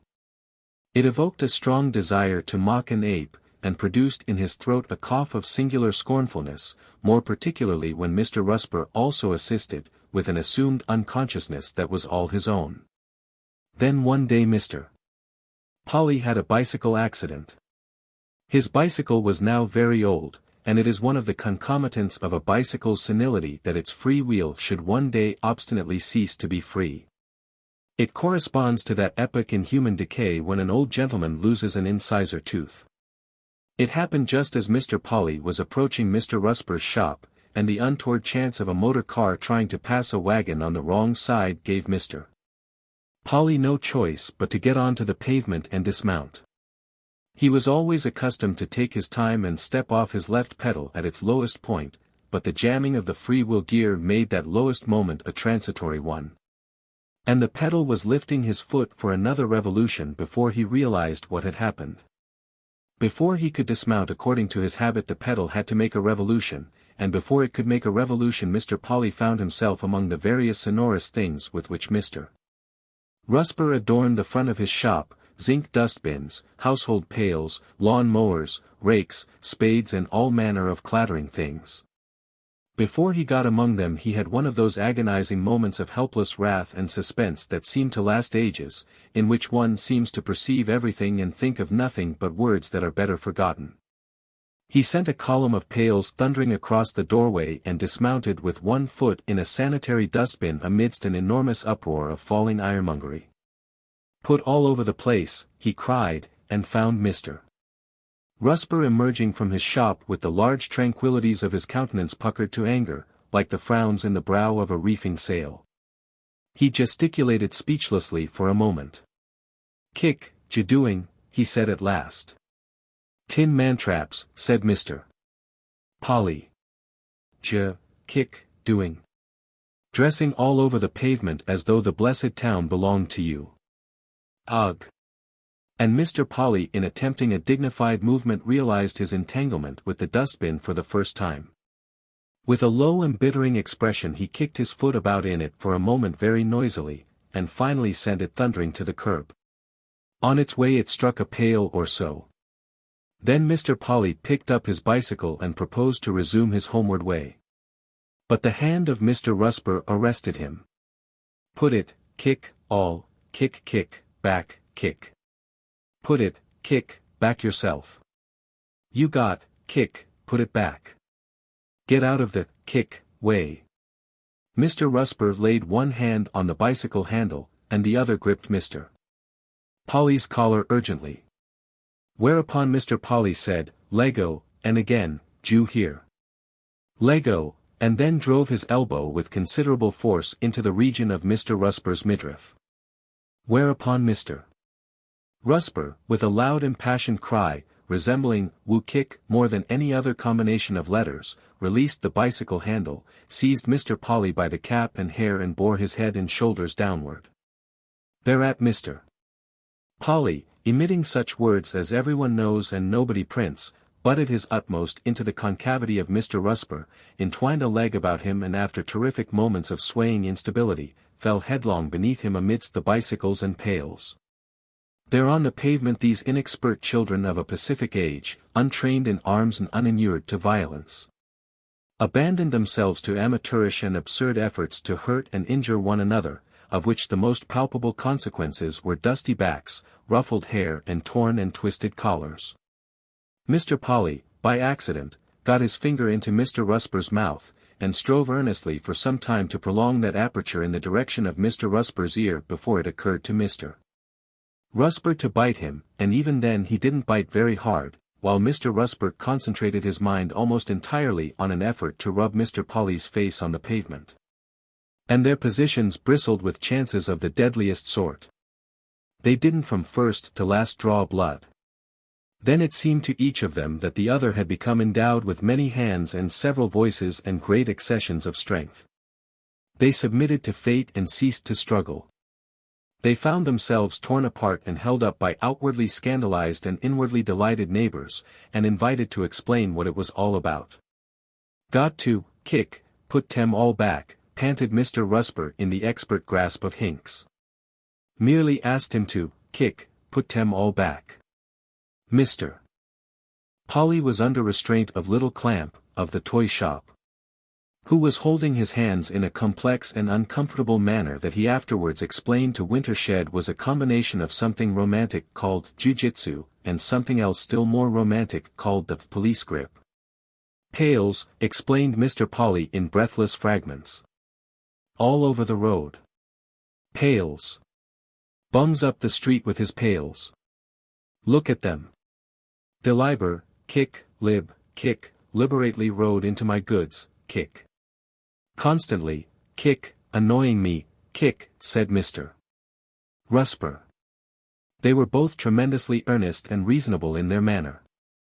They wished everyone to regard them as responsible and intellectual men acting for the love of right and the enduring good of the world. They felt they must treat this business as a profound and publicly significant affair. They wanted to explain and orate and show the entire necessity of everything they had done. Mr. Polly was convinced he had never been so absolutely correct in all his life as when he planted his foot in the sanitary dustbin, and Mr. Rusper considered his clutch at Mr. Polly's hair as the one faultless impulse in an otherwise undistinguished career. But it was clear in their minds they might easily become ridiculous if they were not careful, if for a second they stepped over the edge of the high spirit and pitiless dignity they had hitherto maintained. At any cost they perceived they must not become ridiculous. Mr. Chuffles, the scandalous grocer, joined the throng about the principal combatants, mutely as became an outcast, and with a sad, distressed helpful expression picked up Mr. Polly's bicycle. Gamble's summer errand boy, moved by example, restored the dustbin and pails to their self-respect. Kick, pick them up, protested Mr. Rusper. What's it all about, said Mr. Hinks for the third time, shaking Mr. Rusper gently. Has he been calling you names? Simply ran into his pails, as anyone might, said Mr. Polly, and out he comes and scrags me. Kick, assault, said Mr. Rusper. He assaulted me, said Mr. Polly. Jumped, kick, into my dustbin, said Mr. Rusper. That assault? Or isn't it? You better drop it, said Mr. Hinks. Great pity they can't be of a better, both of 'em, said Mr. Chuffles, glad for once to find himself morally unassailable. Anyone see it begin? Said Mr. Wintershed. I was in the shop, said Mrs. Rusper suddenly from the doorstep, piercing the little group of men and boys with the sharp horror of an unexpected woman's voice. If a witness is wanted, I suppose I've got a tongue. I suppose I got a voice in seeing my own husband injured. My husband went out and spoke to Mr. Polly, who was jumping off his bicycle all among our pails and things, and immediately butted him in the stomach, immediately, most savagely, butted him. Just after his dinner too, and him far from strong. I could have screamed. But Rusper caught hold of him right away. I will say that for Rusper. I'm going, said Mr. Polly suddenly, releasing himself from the Anglo-Japanese grip and holding out his hands for his bicycle. Teach you, Kick, to leave things alone, said Mr. Rusper with an air of one who has given a lesson. The testimony of Mrs. Rusper continued relentlessly in the background. You'll hear of me through a summons, said Mr. Polly, preparing to wheel his bicycle. Kick, me too, said Mr. Rusper. Someone handed Mr. Polly a collar. This yours? Mr. Polly investigated his neck. I suppose it is. Anyone seen a tie? A small boy produced a grimy strip of spotted blue silk. Human life isn't safe with you, said Mr. Polly as a parting shot. Kick, yours isn't, said Mr. Rusper. And they got small satisfaction out of the bench, which refused altogether to perceive the relentless correctitude of the behavior of either party, and reproved the eagerness of Mrs. Rusper, speaking to her gently, firmly but exasperatingly as, my good woman, and telling her to answer the question. Answer the question. Seems a pity, said the chairman, when binding them over to keep the peace, you can't behave like respectable tradesmen. Seems a great pity. Bad example to the young and all that. Don't do any good to the town, don't do any good to yourselves, don't do any manner of good, to have all the tradesmen in the place scrapping about the pavement of an afternoon. Think we're letting you off very easily this time, and hope it will be a warning to you. Don't expect men of your position to come up before us. Very regrettable affair. He addressed the latter inquiry to his two colleagues. Exactly, said the colleague to the right. Kick, said Mr. Rusper. 7. But the disgust that overshadowed Mr. Polly's being as he sat upon the stile, had other and profounder justification than his quarrel with Rusper and the indignity of appearing before the county bench. He was for the first time in his business career short with his rent for the approaching quarter day, and so far as he could trust his own bandling of figures he was £60 or £70 on the wrong side of solvency.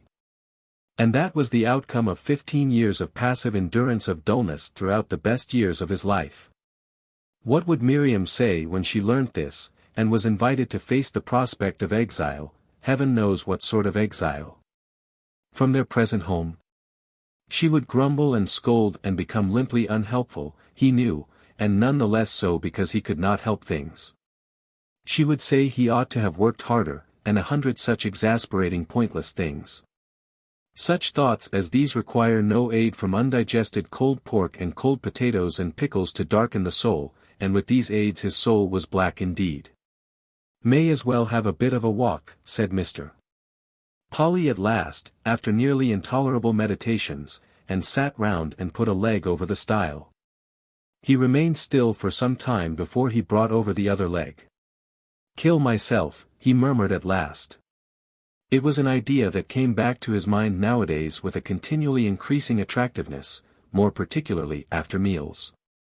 Life he felt had no further happiness to offer him. He hated Miriam, and there was no getting away from her whatever might betide. And for the rest there was toil and struggle with a failing heart and dwindling courage, to sustain that dreary duologue. "Life's insured," said Mr. Polly, "place is insured. I don't see it does any harm to her or anyone." He stuck his hands in his pockets. "Needn't hurt much," he said. He began to elaborate a plan. He found it quite interesting elaborating his plan. His countenance became less miserable and his pace quickened. There is nothing so good in all the world for melancholia as walking, and the exercise of the imagination in planning something presently to be done, and soon the wrathful wretchedness had vanished from Mr. Polly's face. He would have to do the thing secretly and elaborately, because otherwise there might be difficulties about the life insurance. He began to scheme how he could circumvent that difficulty. He took a long walk, for after all what is the good of hurrying back to shop when you are not only insolvent but very soon to die? His dinner and the east wind lost their sinister hold upon his soul, and when at last he came back along the Fishbourne High Street, his face was unusually bright and the craving hunger of the dyspeptic was returning. So he went into the grocer's and bought a ruddily decorated tin of a brightly pink fish-like substance known as deep-sea salmon. This he was resolved to consume regardless of cost with vinegar and salt and pepper as a relish to his supper. He did, and since he and Miriam rarely talked and Miriam thought honor and his recent behavior demanded a hostile silence, he ate fast, and copiously, and soon gloomily. He ate alone, for she refrained, to mark her sense of his extravagance. Then he prowled into the high street for a time, thought it an infernal place, tried his pipe and found it foul and bitter, and retired wearily to bed. He slept for an hour or so and then woke up to the contemplation of Miriam's hunched back and the riddle of life, and this bright attractive idea of ending for ever and ever and ever all the things that were locking him in. This bright idea that shone like a baleful star above all the reek and darkness of his misery. Chapter the 8th, Making an End to Things.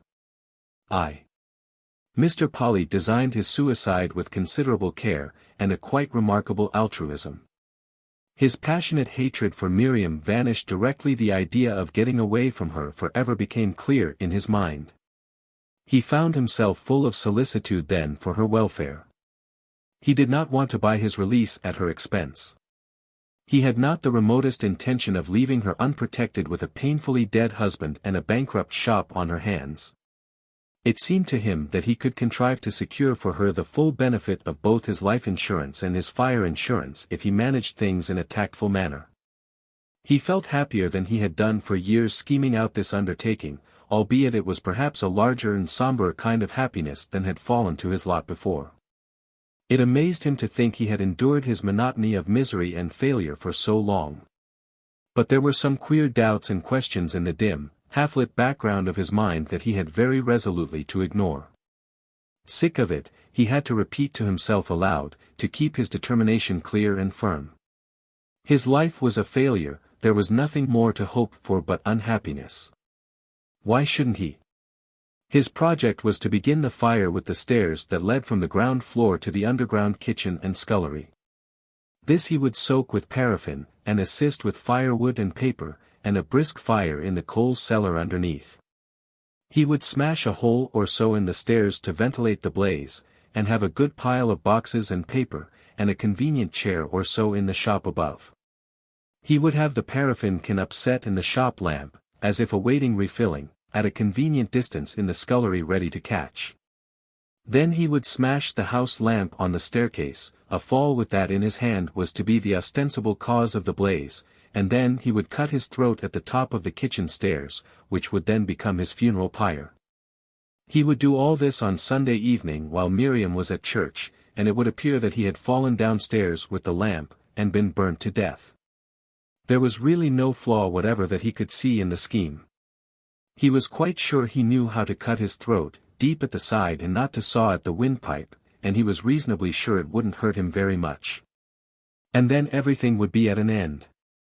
There was no particular hurry to get the thing done, of course, and meanwhile he occupied his mind with possible variations of the scheme. It needed a particularly dry and dusty east wind, a Sunday dinner of exceptional virulence, a conclusive letter from Conk, Maybrick, Gull and Gabitas, his principal and most urgent creditors.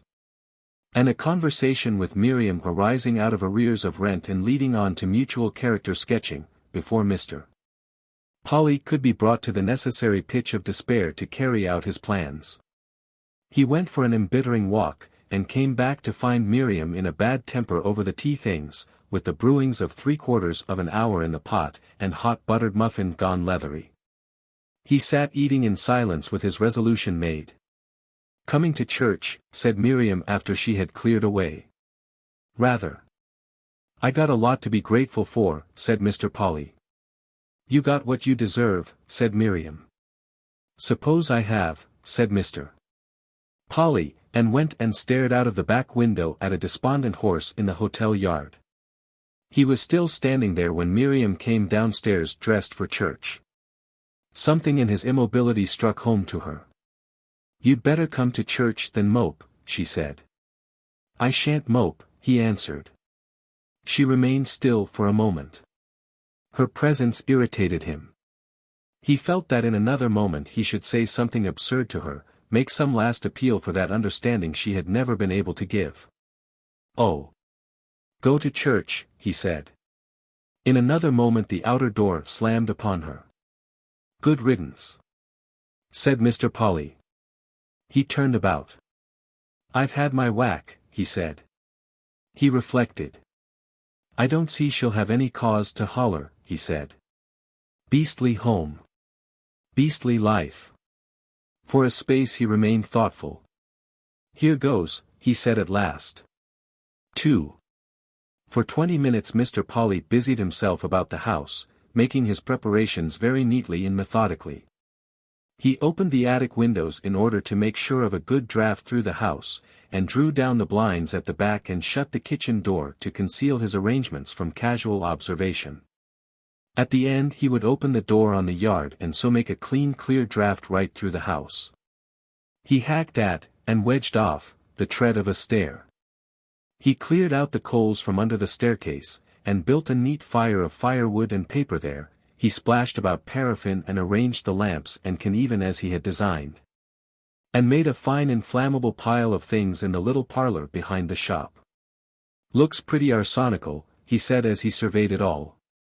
"Wouldn't do to have a caller now. Now for the stairs." Plenty of time, he assured himself, and took the lamp which was to explain the whole affair, and went to the head of the staircase between the scullery and the parlor. He sat down in the twilight with the unlit lamp beside him and surveyed things. He must light the fire in the coal cellar under the stairs, open the back door, then come up them very quickly and light the paraffin puddles on each step, then sit down here again and cut his throat. He drew his razor from his pocket and felt the edge. It wouldn't hurt much, and in 10 minutes he would be indistinguishable ashes in the blaze. And this was the end of life for him. The end. And it seemed to him now that life had never begun for him, never. It was as if his soul had been cramped and his eyes bandaged from the hour of his birth. Why had he lived such a life? Why had he submitted to things, blundered into things? Why had he never insisted on the things he thought beautiful and the things he desired, never sought them, fought for them, taken any risk for them, died rather than abandon them? They were the things that mattered. Safety did not matter. A living did not matter unless there were things to live for. He had been a fool, a coward and a fool. He had been fooled too, for no one had ever warned him to take a firm hold upon life, no one had ever told him of the littleness of fear, or pain, or death. But what was the good of going through it now again? It was over and done with. The clock in the back parlor pinged the half-hour. "Time," said Mr. Polly, and stood up. For an instant he battled with an impulse to put it all back, hastily, guiltily, and abandon this desperate plan of suicide forever. But Miriam would smell the paraffin. "No way out this time, oh, man," said Mr. Polly. And he went slowly downstairs, matchbox in hand. He paused for 5 seconds, perhaps, to listen to noises in the yard of the Royal Fishbourne Hotel before he struck his match. It trembled a little in his hand. The paper blackened, and an edge of blue flame ran outward and spread. The fire burnt up readily, and in an instant the wood was crackling cheerfully. Someone might hear. He must hurry. He lit a pool of paraffin on the scullery floor, and instantly a nest of snaky, wavering blue flame became agog for prey. He went up the stairs 3 steps at a time with one eager blue flicker in pursuit of him. He seized the lamp at the top. "Now," he said and flung it smashing. The chimney broke, but the glass receiver stood the shock and rolled to the bottom, a potential bomb. Old Rumbold would hear that and wonder what it was. He'd know soon enough. Then Mr. Polly stood hesitating, razor in hand, and then sat down. He was trembling violently, but quite unafraid. He drew the blade lightly under one ear. Lord, but it stung like a nettle. Then he perceived a little blue thread of flame running up his leg. It arrested his attention, and for a moment he sat, razor in hand, staring at it. It must be paraffin on his trousers that had caught fire on the stairs. Of course his legs were wet with paraffin. He smacked the flicker with his hand to put it out, and felt his leg burn as he did so. But his trousers still charred and glowed. It seemed to him necessary that he must put this out before he cut his throat. He put down the razor beside him to smack with both hands very eagerly. And as he did so a thin tall red flame came up through the hole in the stairs he had made and stood still, quite still as it seemed, and looked at him. It was a strange-looking flame, a flattish salmon color, redly streaked. It was so queer and quiet-mannered that the sight of it held Mr. Polly agape. Woof, went the can of paraffin below, and boiled over with stinking white fire. At the outbreak the salmon-colored flames shivered and ducked and then doubled and vanished, and instantly all the staircase was noisily ablaze. Mr. Polly sprang up and backwards, as though the uprushing tongues of fire were a pack of eager wolves. "Good Lord," he cried like a man who wakes up from a dream. He swore sharply and slapped again at a recrudescent flame upon his leg. "What the deuce shall I do? I'm soaked with the confounded stuff." He had nerve himself for throat cutting, but this was fire. He wanted to delay things, to put them out for a moment while he did his business. The idea of arresting all this hurry with water occurred to him. There was no water in the little parlor and none in the shop. He hesitated for a moment whether he should not run upstairs to the bedrooms and get a ewer of water to throw on the flames.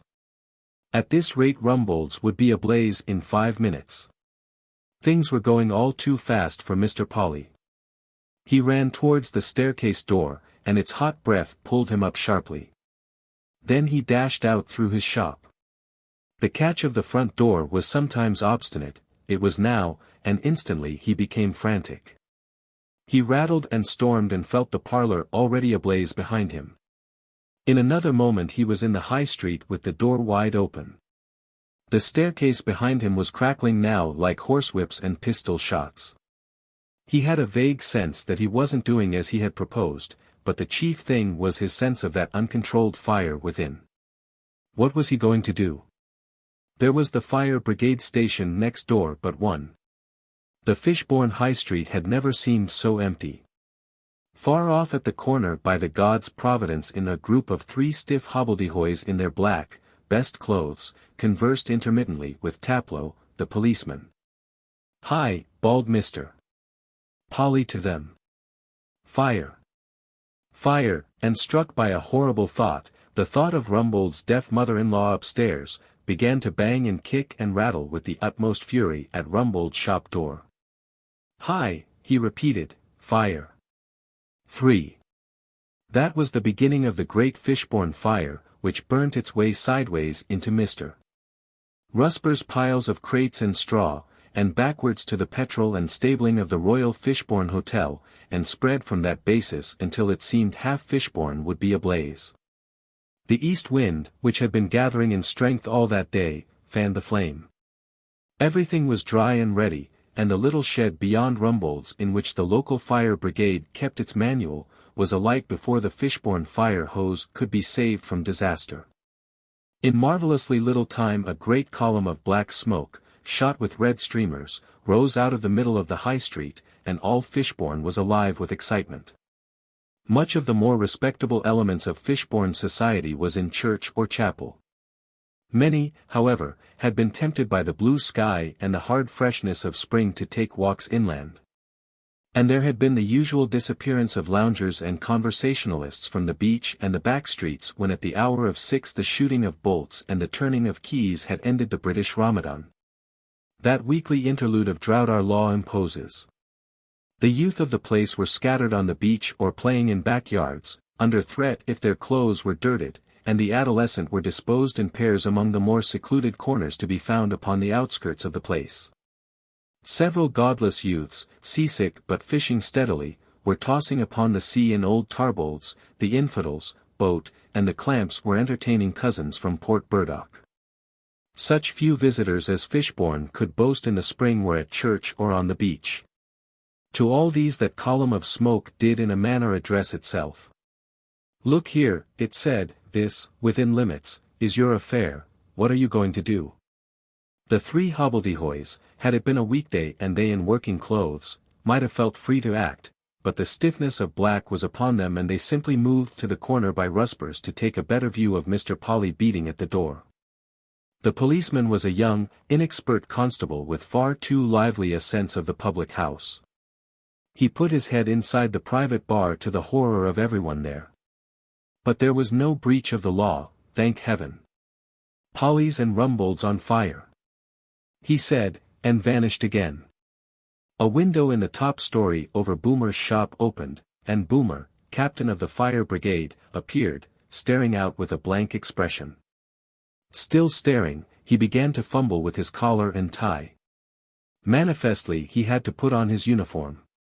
Hink's dog, which had been lying on the pavement outside Wintershed's, woke up, and having regarded Mr. Polly suspiciously for some time, growled nervously and went round the corner into Granville Alley. Mr. Polly continued to beat and kick at Rumbold's door. Then the public houses began to vomit forth the less desirable elements of Fishbourne society, boys and men were moved to run and shout, and more windows went up as the stir increased. Tashingford, the chemist, appeared at his door, in shirt sleeves and an apron, with his photographic plate holders in his hand. And then like a vision of purpose came Mr. Gamble, the greengrocer, running out of Clayford's alley and buttoning on his jacket as he ran. His great brass fireman's helmet was on his head, hiding it all but the sharp nose, the firm mouth, the intrepid chin. He ran straight to the fire station and tried the door, and turned about and met the eye of Boomer still at his upper window. "The key," cried Mr. Gamble, "the key." Mr. Boomer made some inaudible explanation about his trousers and half a minute. "Seen old Rumbold?" cried Mr. Polly, approaching Mr. Gamble. "Gone over Downford for a walk," said Mr. Gamble. "He told me. But look 'ere. We haven't got the key. Lord, said Mr. Polly, and regarded the china shop with open eyes. He knew the old woman must be there alone. He went back to the shop front and stood surveying it in infinite perplexity. The other activities in the street did not interest him. A deaf old lady somewhere upstairs there. Precious moments passing. Suddenly he was struck by an idea and vanished from public vision into the open door of the Royal Fishbourne tap. And now the street was getting crowded and people were laying their hands to this and that. Mr. Rusper had been at home reading a number of tracts upon tariff reform, during the quiet of his wife's absence in church, and trying to work out the application of the whole question to ironmongery. He heard a clattering in the street and for a time disregarded it, until a cry of fire drew him to the window. He pencil-marked the tract of Kayatsa moneys that he was reading side by side with one by Mr. Holt's Schooling, made a hasty note, ball of trade say 12 million inch and went to look out. Instantly he opened the window and ceased to believe the fiscal question the most urgent of human affairs. Good, Kick, good, said Mr. Rusper. For now the rapidly spreading blaze had forced the partition into Mr. Rumbold's premises, swept across his cellar, clambered his garden wall by means of his well-tarred mushroom shed, and assailed the engine house.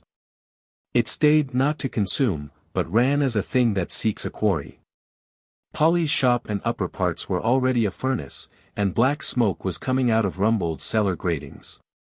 The fire in the engine house showed only as a sudden rush of smoke from the back, like something suddenly blown up. The fire brigade, still much under strength, were now hard at work in the front of the latter building.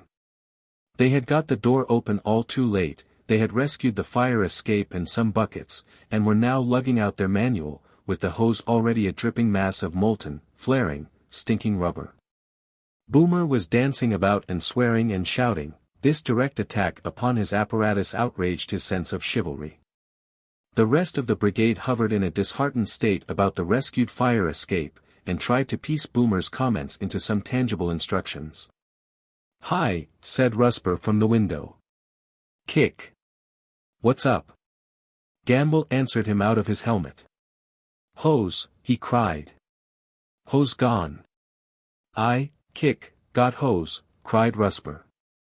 He had a stock of several thousand feet of garden hose, of various qualities and calibers, and now he felt was the time to use it. In another moment his shop door was open and he was hurling pails, garden syringes, and rolls of garden hose out upon the pavement. "Kick," he cried, "undo it," to the gathering crowd in the roadway. They did. Presently 100 ready hands were unrolling and spreading and tangling up and twisting and hopelessly involving Mr. Rusper's stock of hose, sustained by an unquenchable assurance that presently it would in some manner contain and convey water, and Mr. Rusper, on his knees, kiking violently, became incredibly busy with wire and brass junctions and all sorts of mysteries. "Fix it to the Kick bathroom tap," said Mr. Rusper. Next door to the fire station was Mantell and Throbson's, the little Fishbourne branch of that celebrated firm, and Mr. Boomer, seeking in a teeming mind for a plan of action, had determined to save this building. Someone telephoned to the Port Burdock and Hampstead-on-Sea fire brigades, he cried to the crowd and then to his fellows, cut away the woodwork of the fire station. And so led the way into the blaze with a whirling hatchet that effected wonders in no time in ventilation. But it was not, after all, such a bad idea of his. Mantell and Throbson's was separated from the fire station in front by a covered glass passage, and at the back the roof of a big outhouse sloped down to the fire station leads. The sturdy longshoremen, who made up the bulk of the fire brigade, assailed the glass roof of the passage with extraordinary gusto, and made a smashing of glass that drowned for a time the rising uproar of the flames.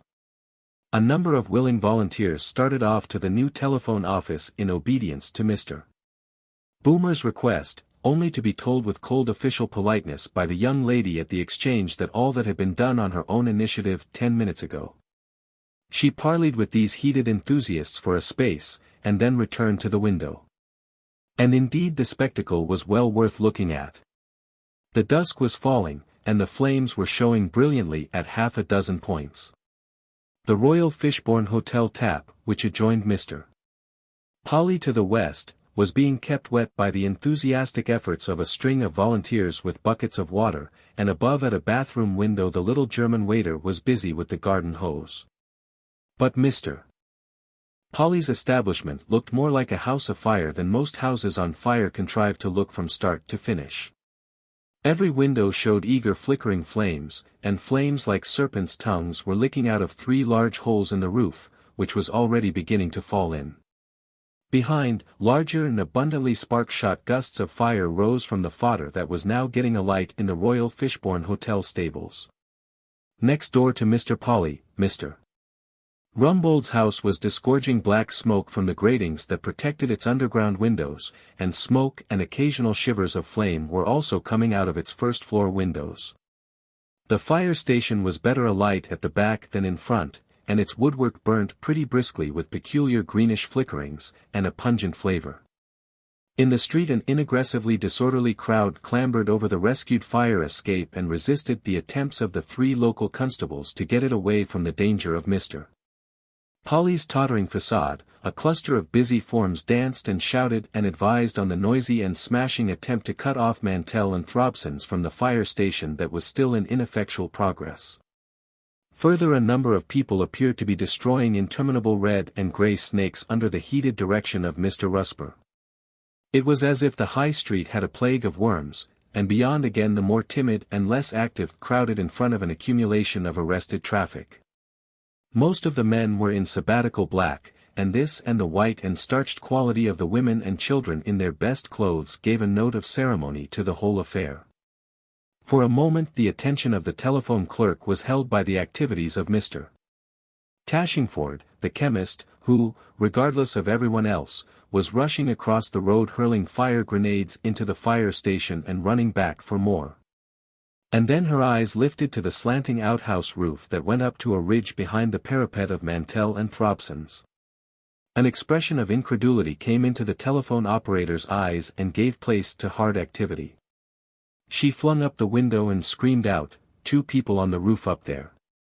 2 people on the roof." 4. Her eyes had not deceived her. 2 figures which had emerged from the upper staircase window of Mr. Rumbold's and had got after a perilous paddle in his cistern, onto the fire station, were now slowly but resolutely clambering up the outhouse roof towards the back of the main premises of Messrs. Mantell and Throbson's. They clambered slowly and one urged and helped the other, slipping and pausing ever and again, amidst a constant trickle of fragments of broken tile. One was Mr. Polly, with his hair wildly disordered, his face covered with black smudges and streaked with perspiration, and his trouser legs scorched and blackened. The other was an elderly lady, quietly but becomingly dressed in black, with small white frills at her neck and wrists and a Sunday cap of ecru lace enlivened with a black velvet bow. Her hair was brushed back from her wrinkled brow and plastered down tightly, meeting in a small knob behind. Her wrinkled mouth bore that expression of supreme resolution common with the toothless aged.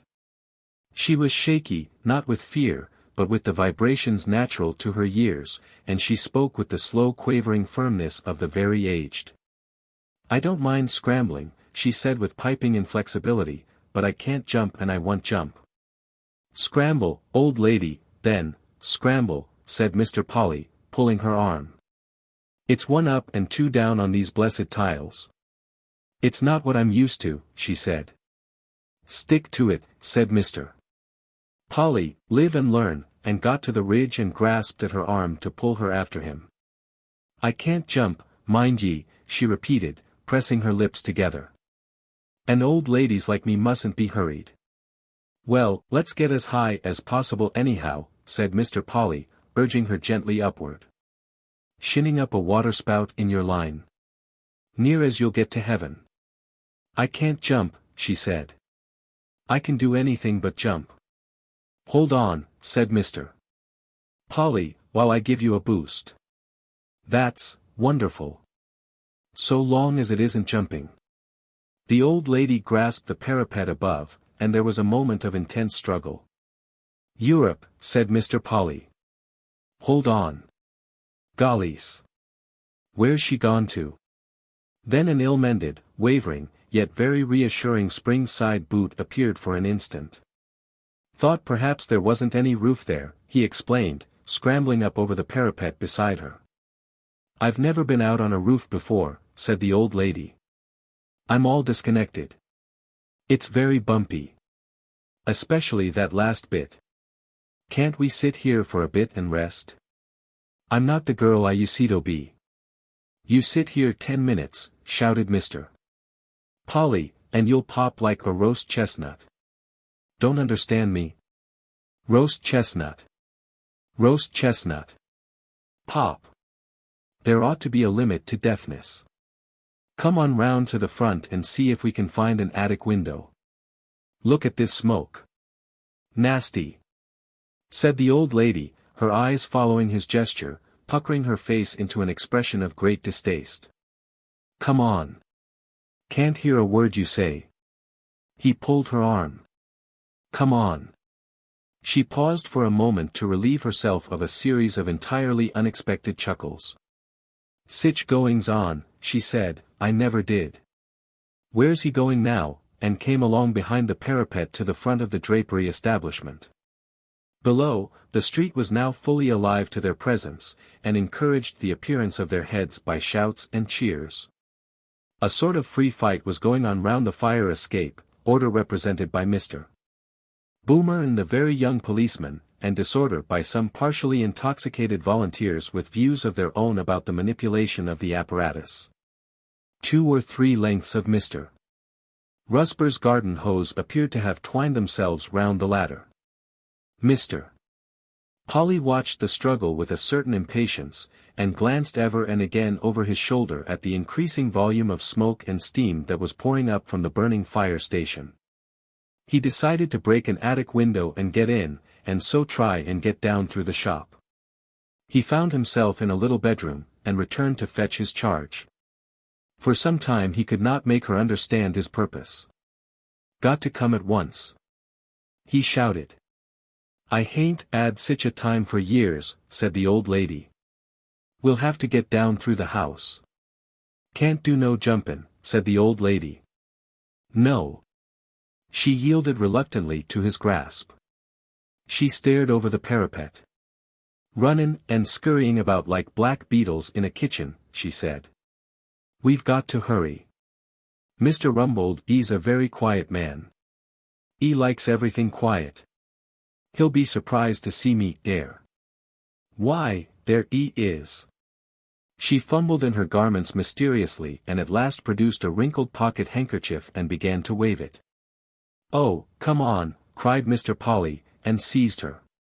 He got her into the attic, but the staircase, he found, was full of suffocating smoke, and he dared not venture below the next floor. He took her into a long dormitory, shut the door on those pungent and pervasive fumes, and opened the window to discover the fire escape was now against the house. And all Fishbourne boiling with excitement as an immensely helmeted and active and resolute little figure ascended. In another moment the rescuer stared over the windowsill, heroic, but just a trifle self-conscious and grotesque. Lawks a mussy, said the old lady. Wonders and wonders. Why? It's Mr. Gamble. 'Iding is 'ed in that thing. I never did. Can we get her out? Said Mr. Gamble.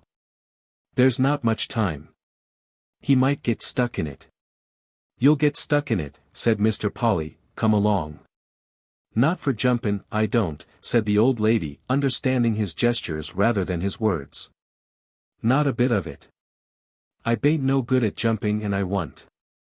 They urged her gently but firmly towards the window. You lemme do it my own way, said the old lady at the sill. I could do it better if Edie take it off. Oh. Carm on. It's wuss than Carter's style, she said, before they mended it. With a cow looking at you. Mr. Gamble hovered protectingly below. Mr. Polly steered her aged limbs from above. An anxious crowd below babbled advice and did its best to upset the fire escape. Within, streamers of black smoke were pouring up through the cracks in the floor. For some seconds the world waited while the old lady gave herself up to reckless mirth again. "Sich times," she said, "and poor Rumbold." Slowly they descended, and Mr. Polly remained at the post of danger steadying the long ladder until the old lady was in safety below and sheltered by Mr. Rumbold, who was in tears, and the young policeman from the urgent congratulations of the crowd. The crowd was full of an impotent passion to participate. Those nearest wanted to shake her hand, those remoter cheered. "The fust fire I was ever in and likely to be my last. It's a scurryin' business, but I'm real glad I haven't missed it," said the old lady as she was borne rather than led towards the refuge of the Temperance Hotel. Also she was heard to remark, "He was saying something about OT chestnuts. I aven't 'ad no OT chestnuts." Then the crowd became aware of Mr. Polly awkwardly negotiating the top rungs of the fire escape. "'Ere 'e comes," cried a voice, and Mr. Polly descended into the world again out of the conflagration he had lit to be his funeral pyre, moist, excited, and tremendously alive, amidst a tempest of applause. As he got lower and lower the crowd howled like a pack of dogs at him. Impatient men unable to wait for him seized and shook his descending boots, and so brought him to earth with a run. He was rescued with difficulty from an enthusiast who wished to slake at his own expense and to his own accompaniment a thirst altogether heroic. He was hauled into the Temperance Hotel and flung like a sack, breathless and helpless, into the tear-wet embrace of Miriam. With the dusk and the arrival of some county constabulary, and first one and presently two other fire engines from Port Burdock and Hampstead-on-Sea, the local talent of Fishbourne found itself forced back into a secondary, less responsible and more observant role. I will not pursue the story of the fire to its ashes, nor will I do more than glance at the unfortunate Mr. Rusper, a modern Laocoon, vainly trying to retrieve his scattered hose amidst the tramplings and ruchings of the Port Burdock experts. In a small sitting room of the Fishbourne Temperance Hotel a little group of Fishbourne tradesmen sat and conversed in fragments and anon went to the window and looked out upon the smoking desolation of their homes across the way. And anon sat down again. They and their families were the guests of old Lady Bargrave, who had displayed the utmost sympathy and interest in their misfortunes. She had taken several people into her own house at Everdene, had engaged the Temperance Hotel as a temporary refuge, and personally superintended the housing of Mantell and Throbson's homeless assistants. The Temperance Hotel became and remained extremely noisy and congested, with people sitting about anywhere, conversing in fragments and totally unable to get themselves to bed. The manager was an old soldier, and following the best traditions of the service saw that everyone had hot cocoa. Hot cocoa seemed to be about everywhere, and it was no doubt very heartening and sustaining to everyone. When the manager detected anyone disposed to be drooping or pensive he exhorted that person at once to drink further hot cocoa and maintain a stout heart. The hero of the occasion, the center of interest, was Mr. Polly. For he had not only caused the fire by upsetting a lighted lamp, scorching his trousers and narrowly escaping death, as indeed he had now explained in detail about 20 times.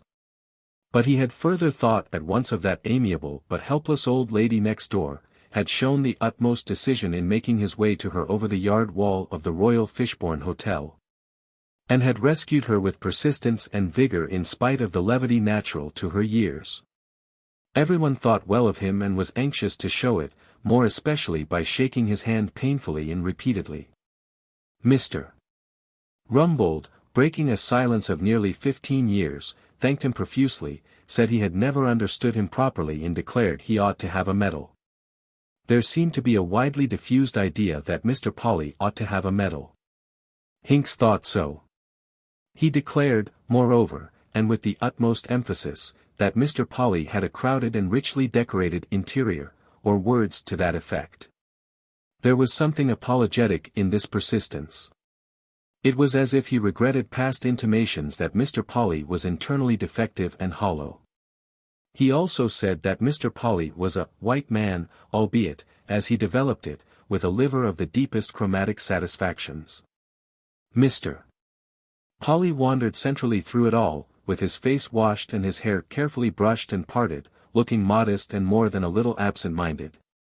And wearing a pair of black dress trousers belonging to the manager of the Temperance Hotel, a larger man than himself in every way.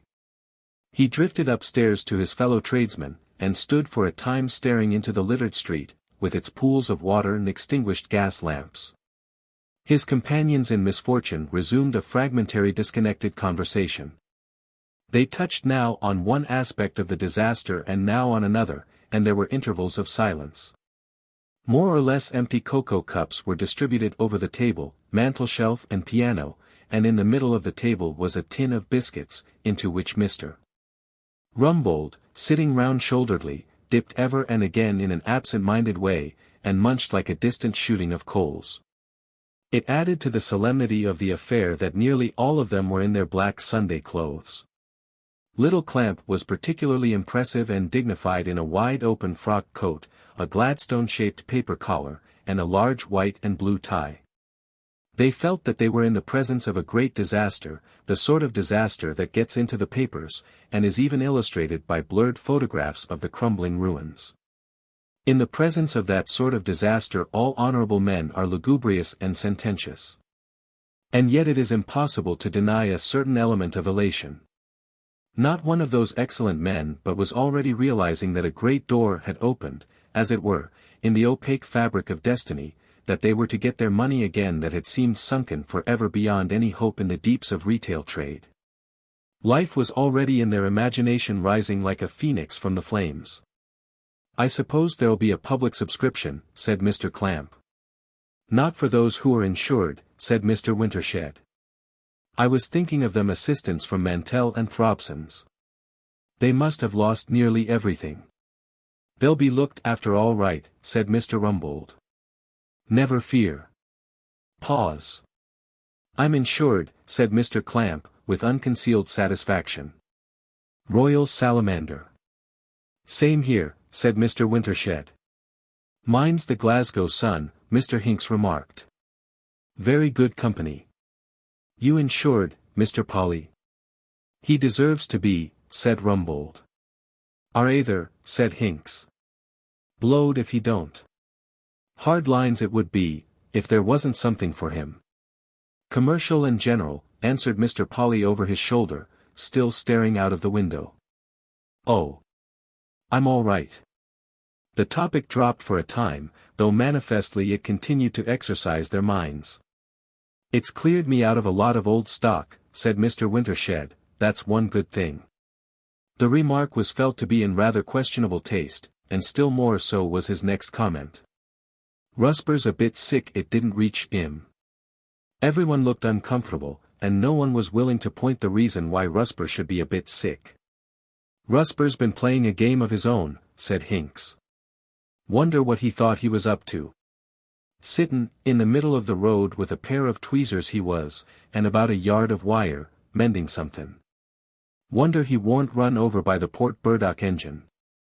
Presently a little chat sprang up upon the causes of fires, and Mr. Polly was moved to tell how it had happened for the 120th time. His story had now become as circumstantial and exact as the evidence of a police witness. "Upset the lamp," he said. "I just lighted it, I was going upstairs, and my foot slipped against where one of the treads was a bit rotten, and down I went. Thing was a flare in a moment."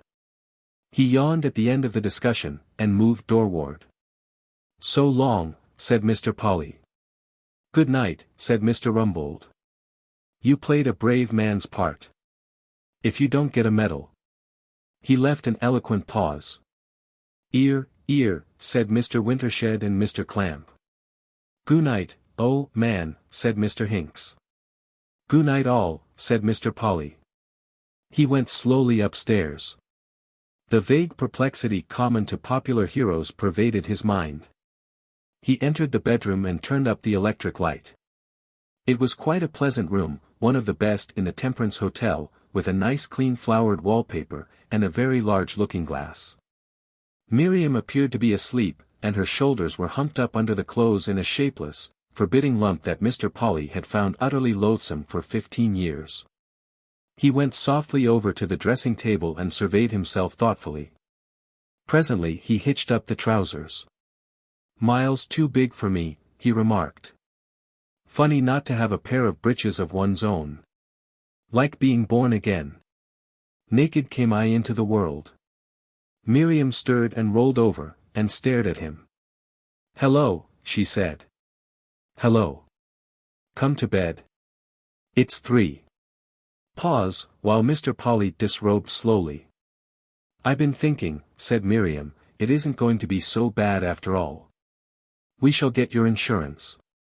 We can easy begin all over again. Said Mr. Polly. She turned her face away from him and reflected. Get a better house, said Miriam, regarding the wallpaper pattern. I've always hated them stairs. Mr. Polly removed a boot. Choose a better position where there's more doing, murmured Miriam. Not half so bad, she whispered. You wanted stirring up, she said, half asleep. It dawned upon Mr. Polly for the first time that he had forgotten something. He ought to have cut his throat. The fact struck him as remarkable, but as now no longer of any particular urgency. It seemed a thing far off in the past, and he wondered why he had not thought of it before. Odd thing life is. If he had done it he would never have seen this clean and agreeable apartment with the electric light. His thoughts wandered into a question of detail. Where could he have put the razor down? Somewhere in the little room behind the shop, he supposed, but he could not think where more precisely. Anyhow, it didn't matter now. He undressed himself calmly, got into bed, and fell asleep almost immediately. Chapter the 10th, Miriam Revisited. One summer afternoon about 5 years after his first coming to the pot well in Mr. Polly found himself sitting under the pollard willow fishing for dace. It was a plumper, browner and healthier Mr. Polly altogether than the miserable bankrupt with whose dyspeptic portrait our novel opened. He was fat, but with a fatness more generally diffused, and the lower part of his face was touched to gravity by a small square beard. Also he was balder. It was the first time he had found leisure to fish, though from the very outset of his potwell career he had promised himself abundant indulgence in the pleasures of fishing. Fishing, as the golden page of English literature testifies, is a meditative and retrospective pursuit, and the varied page of memory, disregarded so long for sake of the teeming duties I have already enumerated, began to unfold itself to Mr. Polly's consideration. A speculation about Uncle Jim died for want of material, and gave place to a reckoning of the years and months that had passed since his coming to Potwell, and that to a philosophical review of his life. He began to think about Miriam, remotely and impersonally. He remembered many things that had been neglected by his conscience during the busier times, as, for example, that he had committed arson and deserted a wife. For the first time he looked these long-neglected facts in the face. It is disagreeable to think one has committed arson, because it is an action that leads to jail. Otherwise I do not think there was a grain of regret for that in Mr. Polly's composition. But deserting Miriam was in a different category. Deserting Miriam was mean. This is a history and not a glorification of Mr. Polly, and I tell of things as they were with him. Apart from the disagreeable twinge arising from the thought of what might happen if he was found out, he had not the slightest remorse about that fire. Arson, after all, is an artificial crime. Some crimes are crimes in themselves, would be crimes without any law, the cruelties, mockery, the breaches of faith that astonish and wound, but the burning of things is in itself neither good nor bad. A large number of houses deserve to be burnt, most modern furniture, an overwhelming majority of pictures and books, one might go on for some time with the list. If our community was collectively anything more than a feeble idiot, it would burn most of London and Chicago, for example, and build sane and beautiful cities in the place of these pestilential heaps of rotten private property. I have failed in presenting Mr. Polly altogether if I have not made you see that he was in many respects an artless child of nature, far more untrained, undisciplined and spontaneous than an ordinary savage. And he was really glad, for all that little drawback of fear, that he had the courage to set fire to his house and fly and come to the Potwell Inn. But he was not glad he had left Miriam. He had seen Miriam cry once or twice in his life, and it had always reduced him to abject commiseration. He now imagined her crying. He perceived in a perplexed way that he had made himself responsible for her life. He forgot how she had spoilt his own. He had hitherto rested in the faith that she had over £100 of insurance money, but now, with his eye meditatively upon his float, he realized £100 does not last forever. His conviction of her incompetence was unflinching. She was bound to have fooled it away somehow by this time. And then he saw her humping her shoulders and sniffing in a manner he had always regarded as detestable at close quarters, but which now became harrowingly pitiful. "Damn," said Mr. Polly, and down went his float and he flicked up a victim to destruction and took it off the hook. He compared his own comfort and health with Miriam's imagined distress.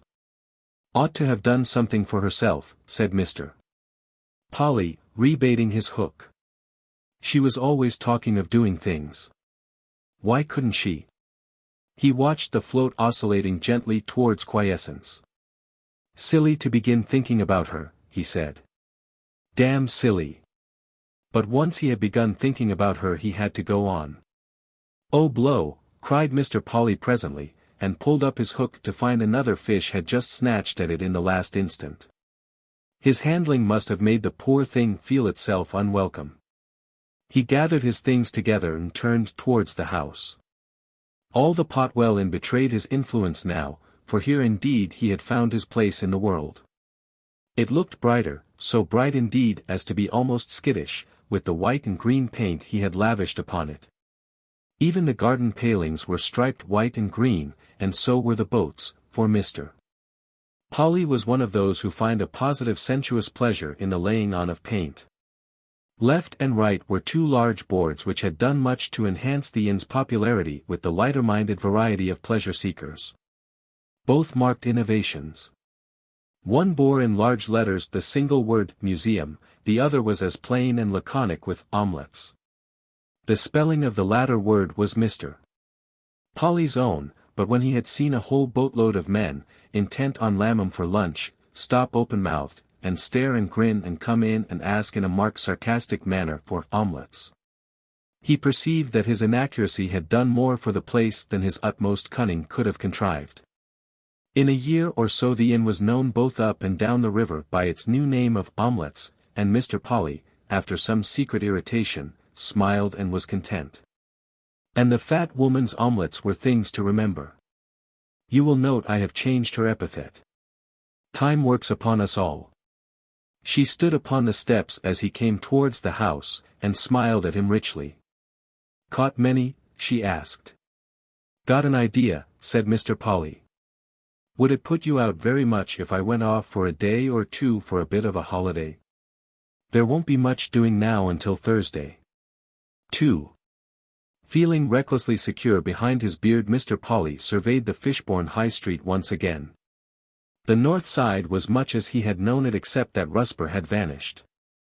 A row of new shops replaced the destruction of the Great Fire. Mantell and Throbson's had risen again upon a more flamboyant pattern, and the new fire station was in the Swiss Teutonic style and with much red paint. Next door in the place of Rumbold's was a branch of the Colonial Tea Company, and then a Salmon and Gluckstein tobacco shop, and then a little shop that displayed sweets and professed a tea-room upstairs. He considered this as a possible place in which to prosecute inquiries about his lost wife, wavering a little between it and the God's Providence Inn down the street. Then his eye caught a name over the window, Polly, he read, and Larkins. "Well, I'm astonished." A momentary faintness came upon him. He walked past and down the street, returned and surveyed the shop again. He saw a middle-aged, rather untidy woman standing behind the counter, who for an instant he thought might be Miriam terribly changed, and then recognized as his sister-in-law Annie, filled out and no longer hilarious. She stared at him without a sign of recognition as he entered the shop. "Can I have tea?" said Mr. Polly. "Well," said Annie, "you can. But our tea room's upstairs. My sister's been cleaning it out, and it's a bit upset." "It would be," said Mr. Polly softly. "I beg your pardon," said Annie.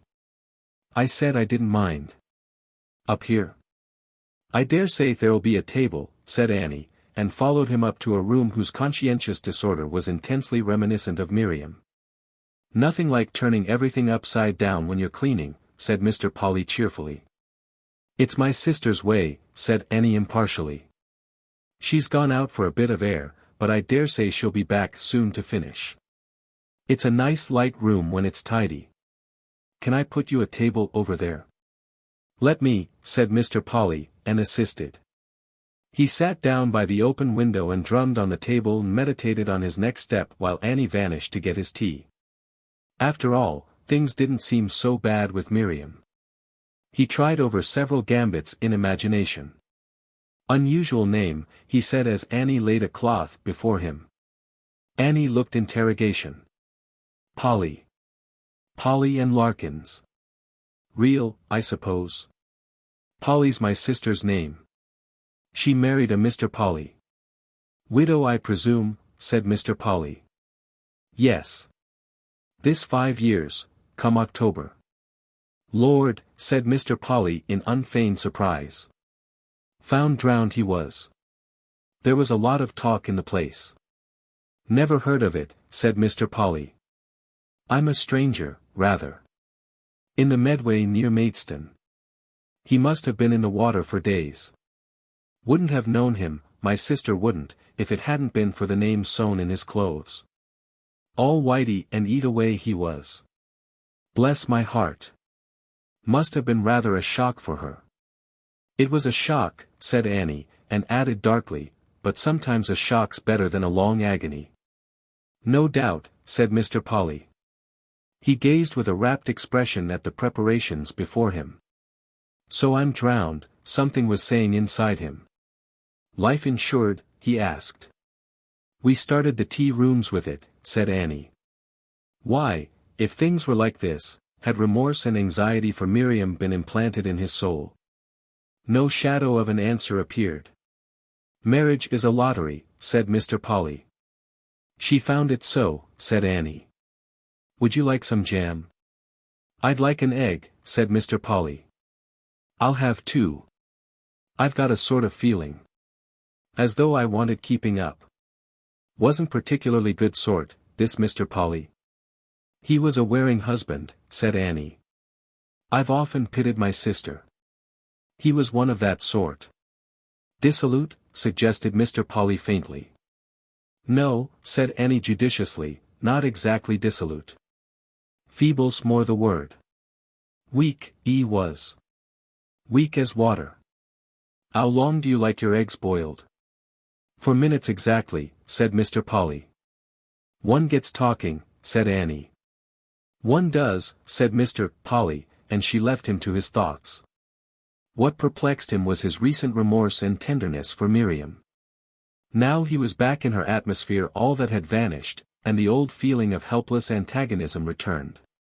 He surveyed the piled furniture, the economically managed carpet, the unpleasing pictures on the wall. Why had he felt remorse?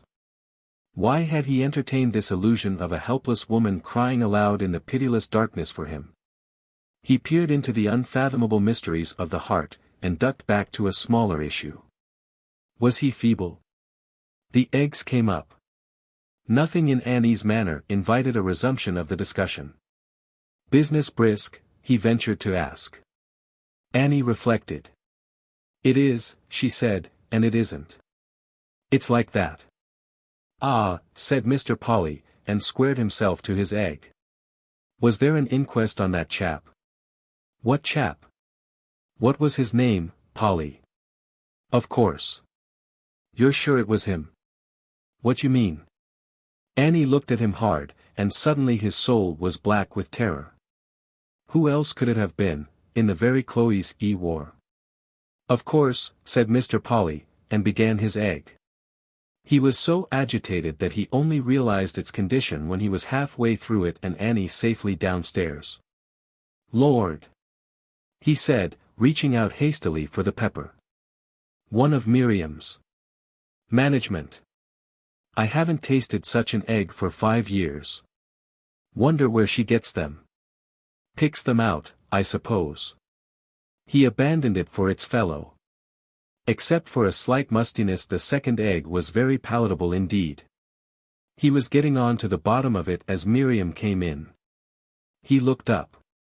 "Nice afternoon," he said at her stare, and perceived she knew him at once by the gesture and the voice. She went white and shut the door behind her. She looked as though she was going to faint. Mr. Polly sprang up quickly and handed her a chair. "My God," she whispered, and crumpled up rather than sat down. "It's you," she said. "No," said Mr. Polly very earnestly. "It isn't. It just looks like me. That's all. I knew that man wasn't you, all along. I tried to think it was. I tried to think perhaps the water had altered your wrists and feet and the color of your hair. Ah! I'd always feared you'd come back." Mr. Polly sat down by his egg. "I haven't come back," he said very earnestly. "Don't you think it? How will pay back the insurance now I don't know." She was weeping. She produced a handkerchief and covered her face. "Look here, Miriam," said Mr. Polly. "I haven't come back and I'm not coming back. I'm a visitant from another world. You shut up about me and I'll shut up about myself. I came back because I thought you might be hard up or in trouble or some silly thing like that. Now I see you again, I'm satisfied. I'm satisfied completely. See? I'm going to absquatulate, see? Hey presto right away." He turned to his tea for a moment, finished his cup noisily, stood up. "Don't you think you're going to see me again," he said, "for you ain't." He moved to the door. "That was a tasty egg," he said, hovered for a second and vanished. Annie was in the shop. "The missus has had a bit of a shock," he remarked. "Got some sort of fancy about a ghost. Can't make it out quite. So long." And he had gone. 3. Mr. Polly sat beside the fat woman at one of the little green tables at the back of the Potwell Inn, and struggled with the mystery of life. It was one of those evenings, serenely luminous, amply and atmospherically still, when the river bend was at its best. A swan floated against the dark green masses of the further bank, the stream flowed broad and shining to its destiny. With scarce a ripple, except where the reeds came out from the headland, the three poplars rose clear and harmonious against a sky of green and yellow. And it was as if it was all securely within a great warm friendly globe of crystal sky. It was as safe and enclosed and fearless as a child that has still to be born. It was an evening full of the quality of tranquil, unqualified assurance. Mr. Polly's mind was filled with the persuasion that indeed all things whatsoever must needs be satisfying and complete. It was incredible that life has ever done more than seem to jar, that there could be any shadow in life save such velvet softnesses as made the setting for that silent swan. Or any murmur but the ripple of the water as it swirled round the chained and gently swaying punt. And the mind of Mr. Polly, exalted and made tender by this atmosphere, sought gently, but sought, to draw together the varied memories that came drifting, half submerged, across the circle of his mind. He spoke in words that seemed like a bent and broken stick thrust suddenly into water, destroying the mirror of the shapes they sought. "Jim's not coming back again ever," he said. "He got drowned 5 years ago." "Where?" asked the fat woman, surprised. "Miles from here. In the Medway. Away in Kent." "Lor," said the fat woman. "It's right enough," said Mr. Polly. "How'd you know?" "I went to my home." "Where?" "Don't matter. I went and found out. He'd been in the water some days. He'd got my clothes and they'd said it was me." "They?" "It don't matter. I'm not going back to them." The fat woman regarded him silently for some time. Her expression of scrutiny gave way to a quiet satisfaction. Then her brown eyes went to the river. "Poor Jim," she said. "Ain't much tact, ever." She added mildly, "I can't hardly say I'm sorry." "Nor me," said Mr. Polly, and got a step nearer the thought in him. But it don't seem much good as having been alive, does it? "He wasn't much good," the fat woman admitted. "Ever." "I suppose there were things that were good to him," Mr. Polly speculated. "They weren't our things." His hold slipped again. "I often wonder about life," he said weakly. He tried again. "One seems to start in life," he said, expecting something. "And it doesn't happen. And it doesn't matter. One starts with ideas that things are good and things are bad, and it hasn't much relation to what is good and what is bad.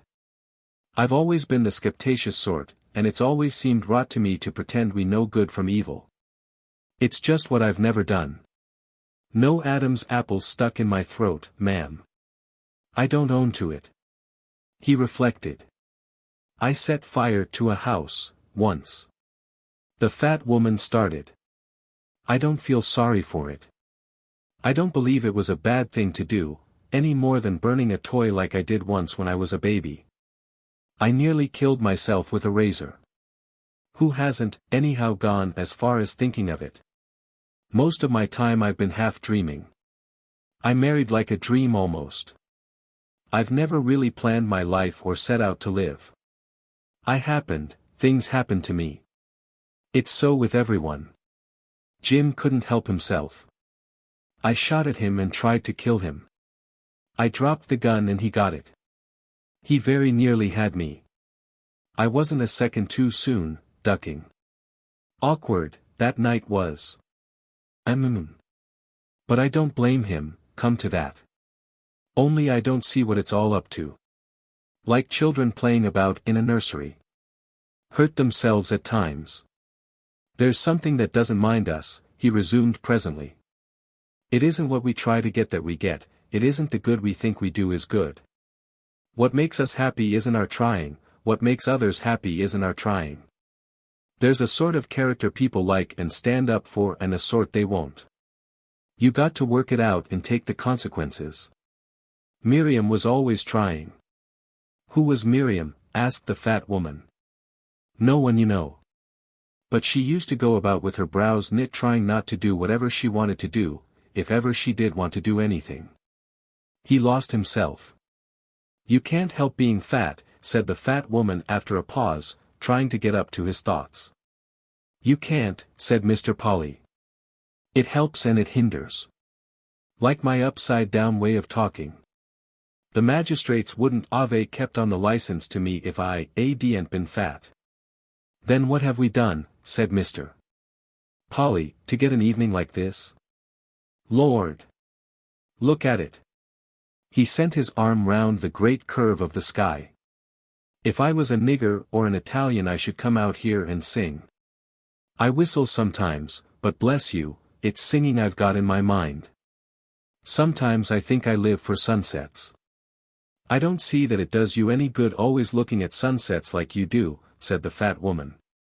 "Nor me. But I do. Sunsets and things I was made to like."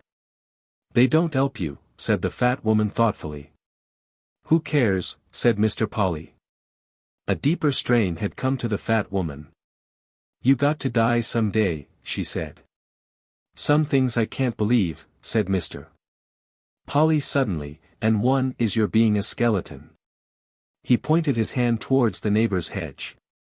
"Look at 'em, against the yellow, and they're just stingent nettles. Nasty weeds, if you count things by their uses. And no help in the life hereafter. But just look at the look of them." "It isn't only looks," said the fat woman. "Whenever there's signs of a good sunset and I'm not too busy," said Mr. Polly, "I'll come and sit out here."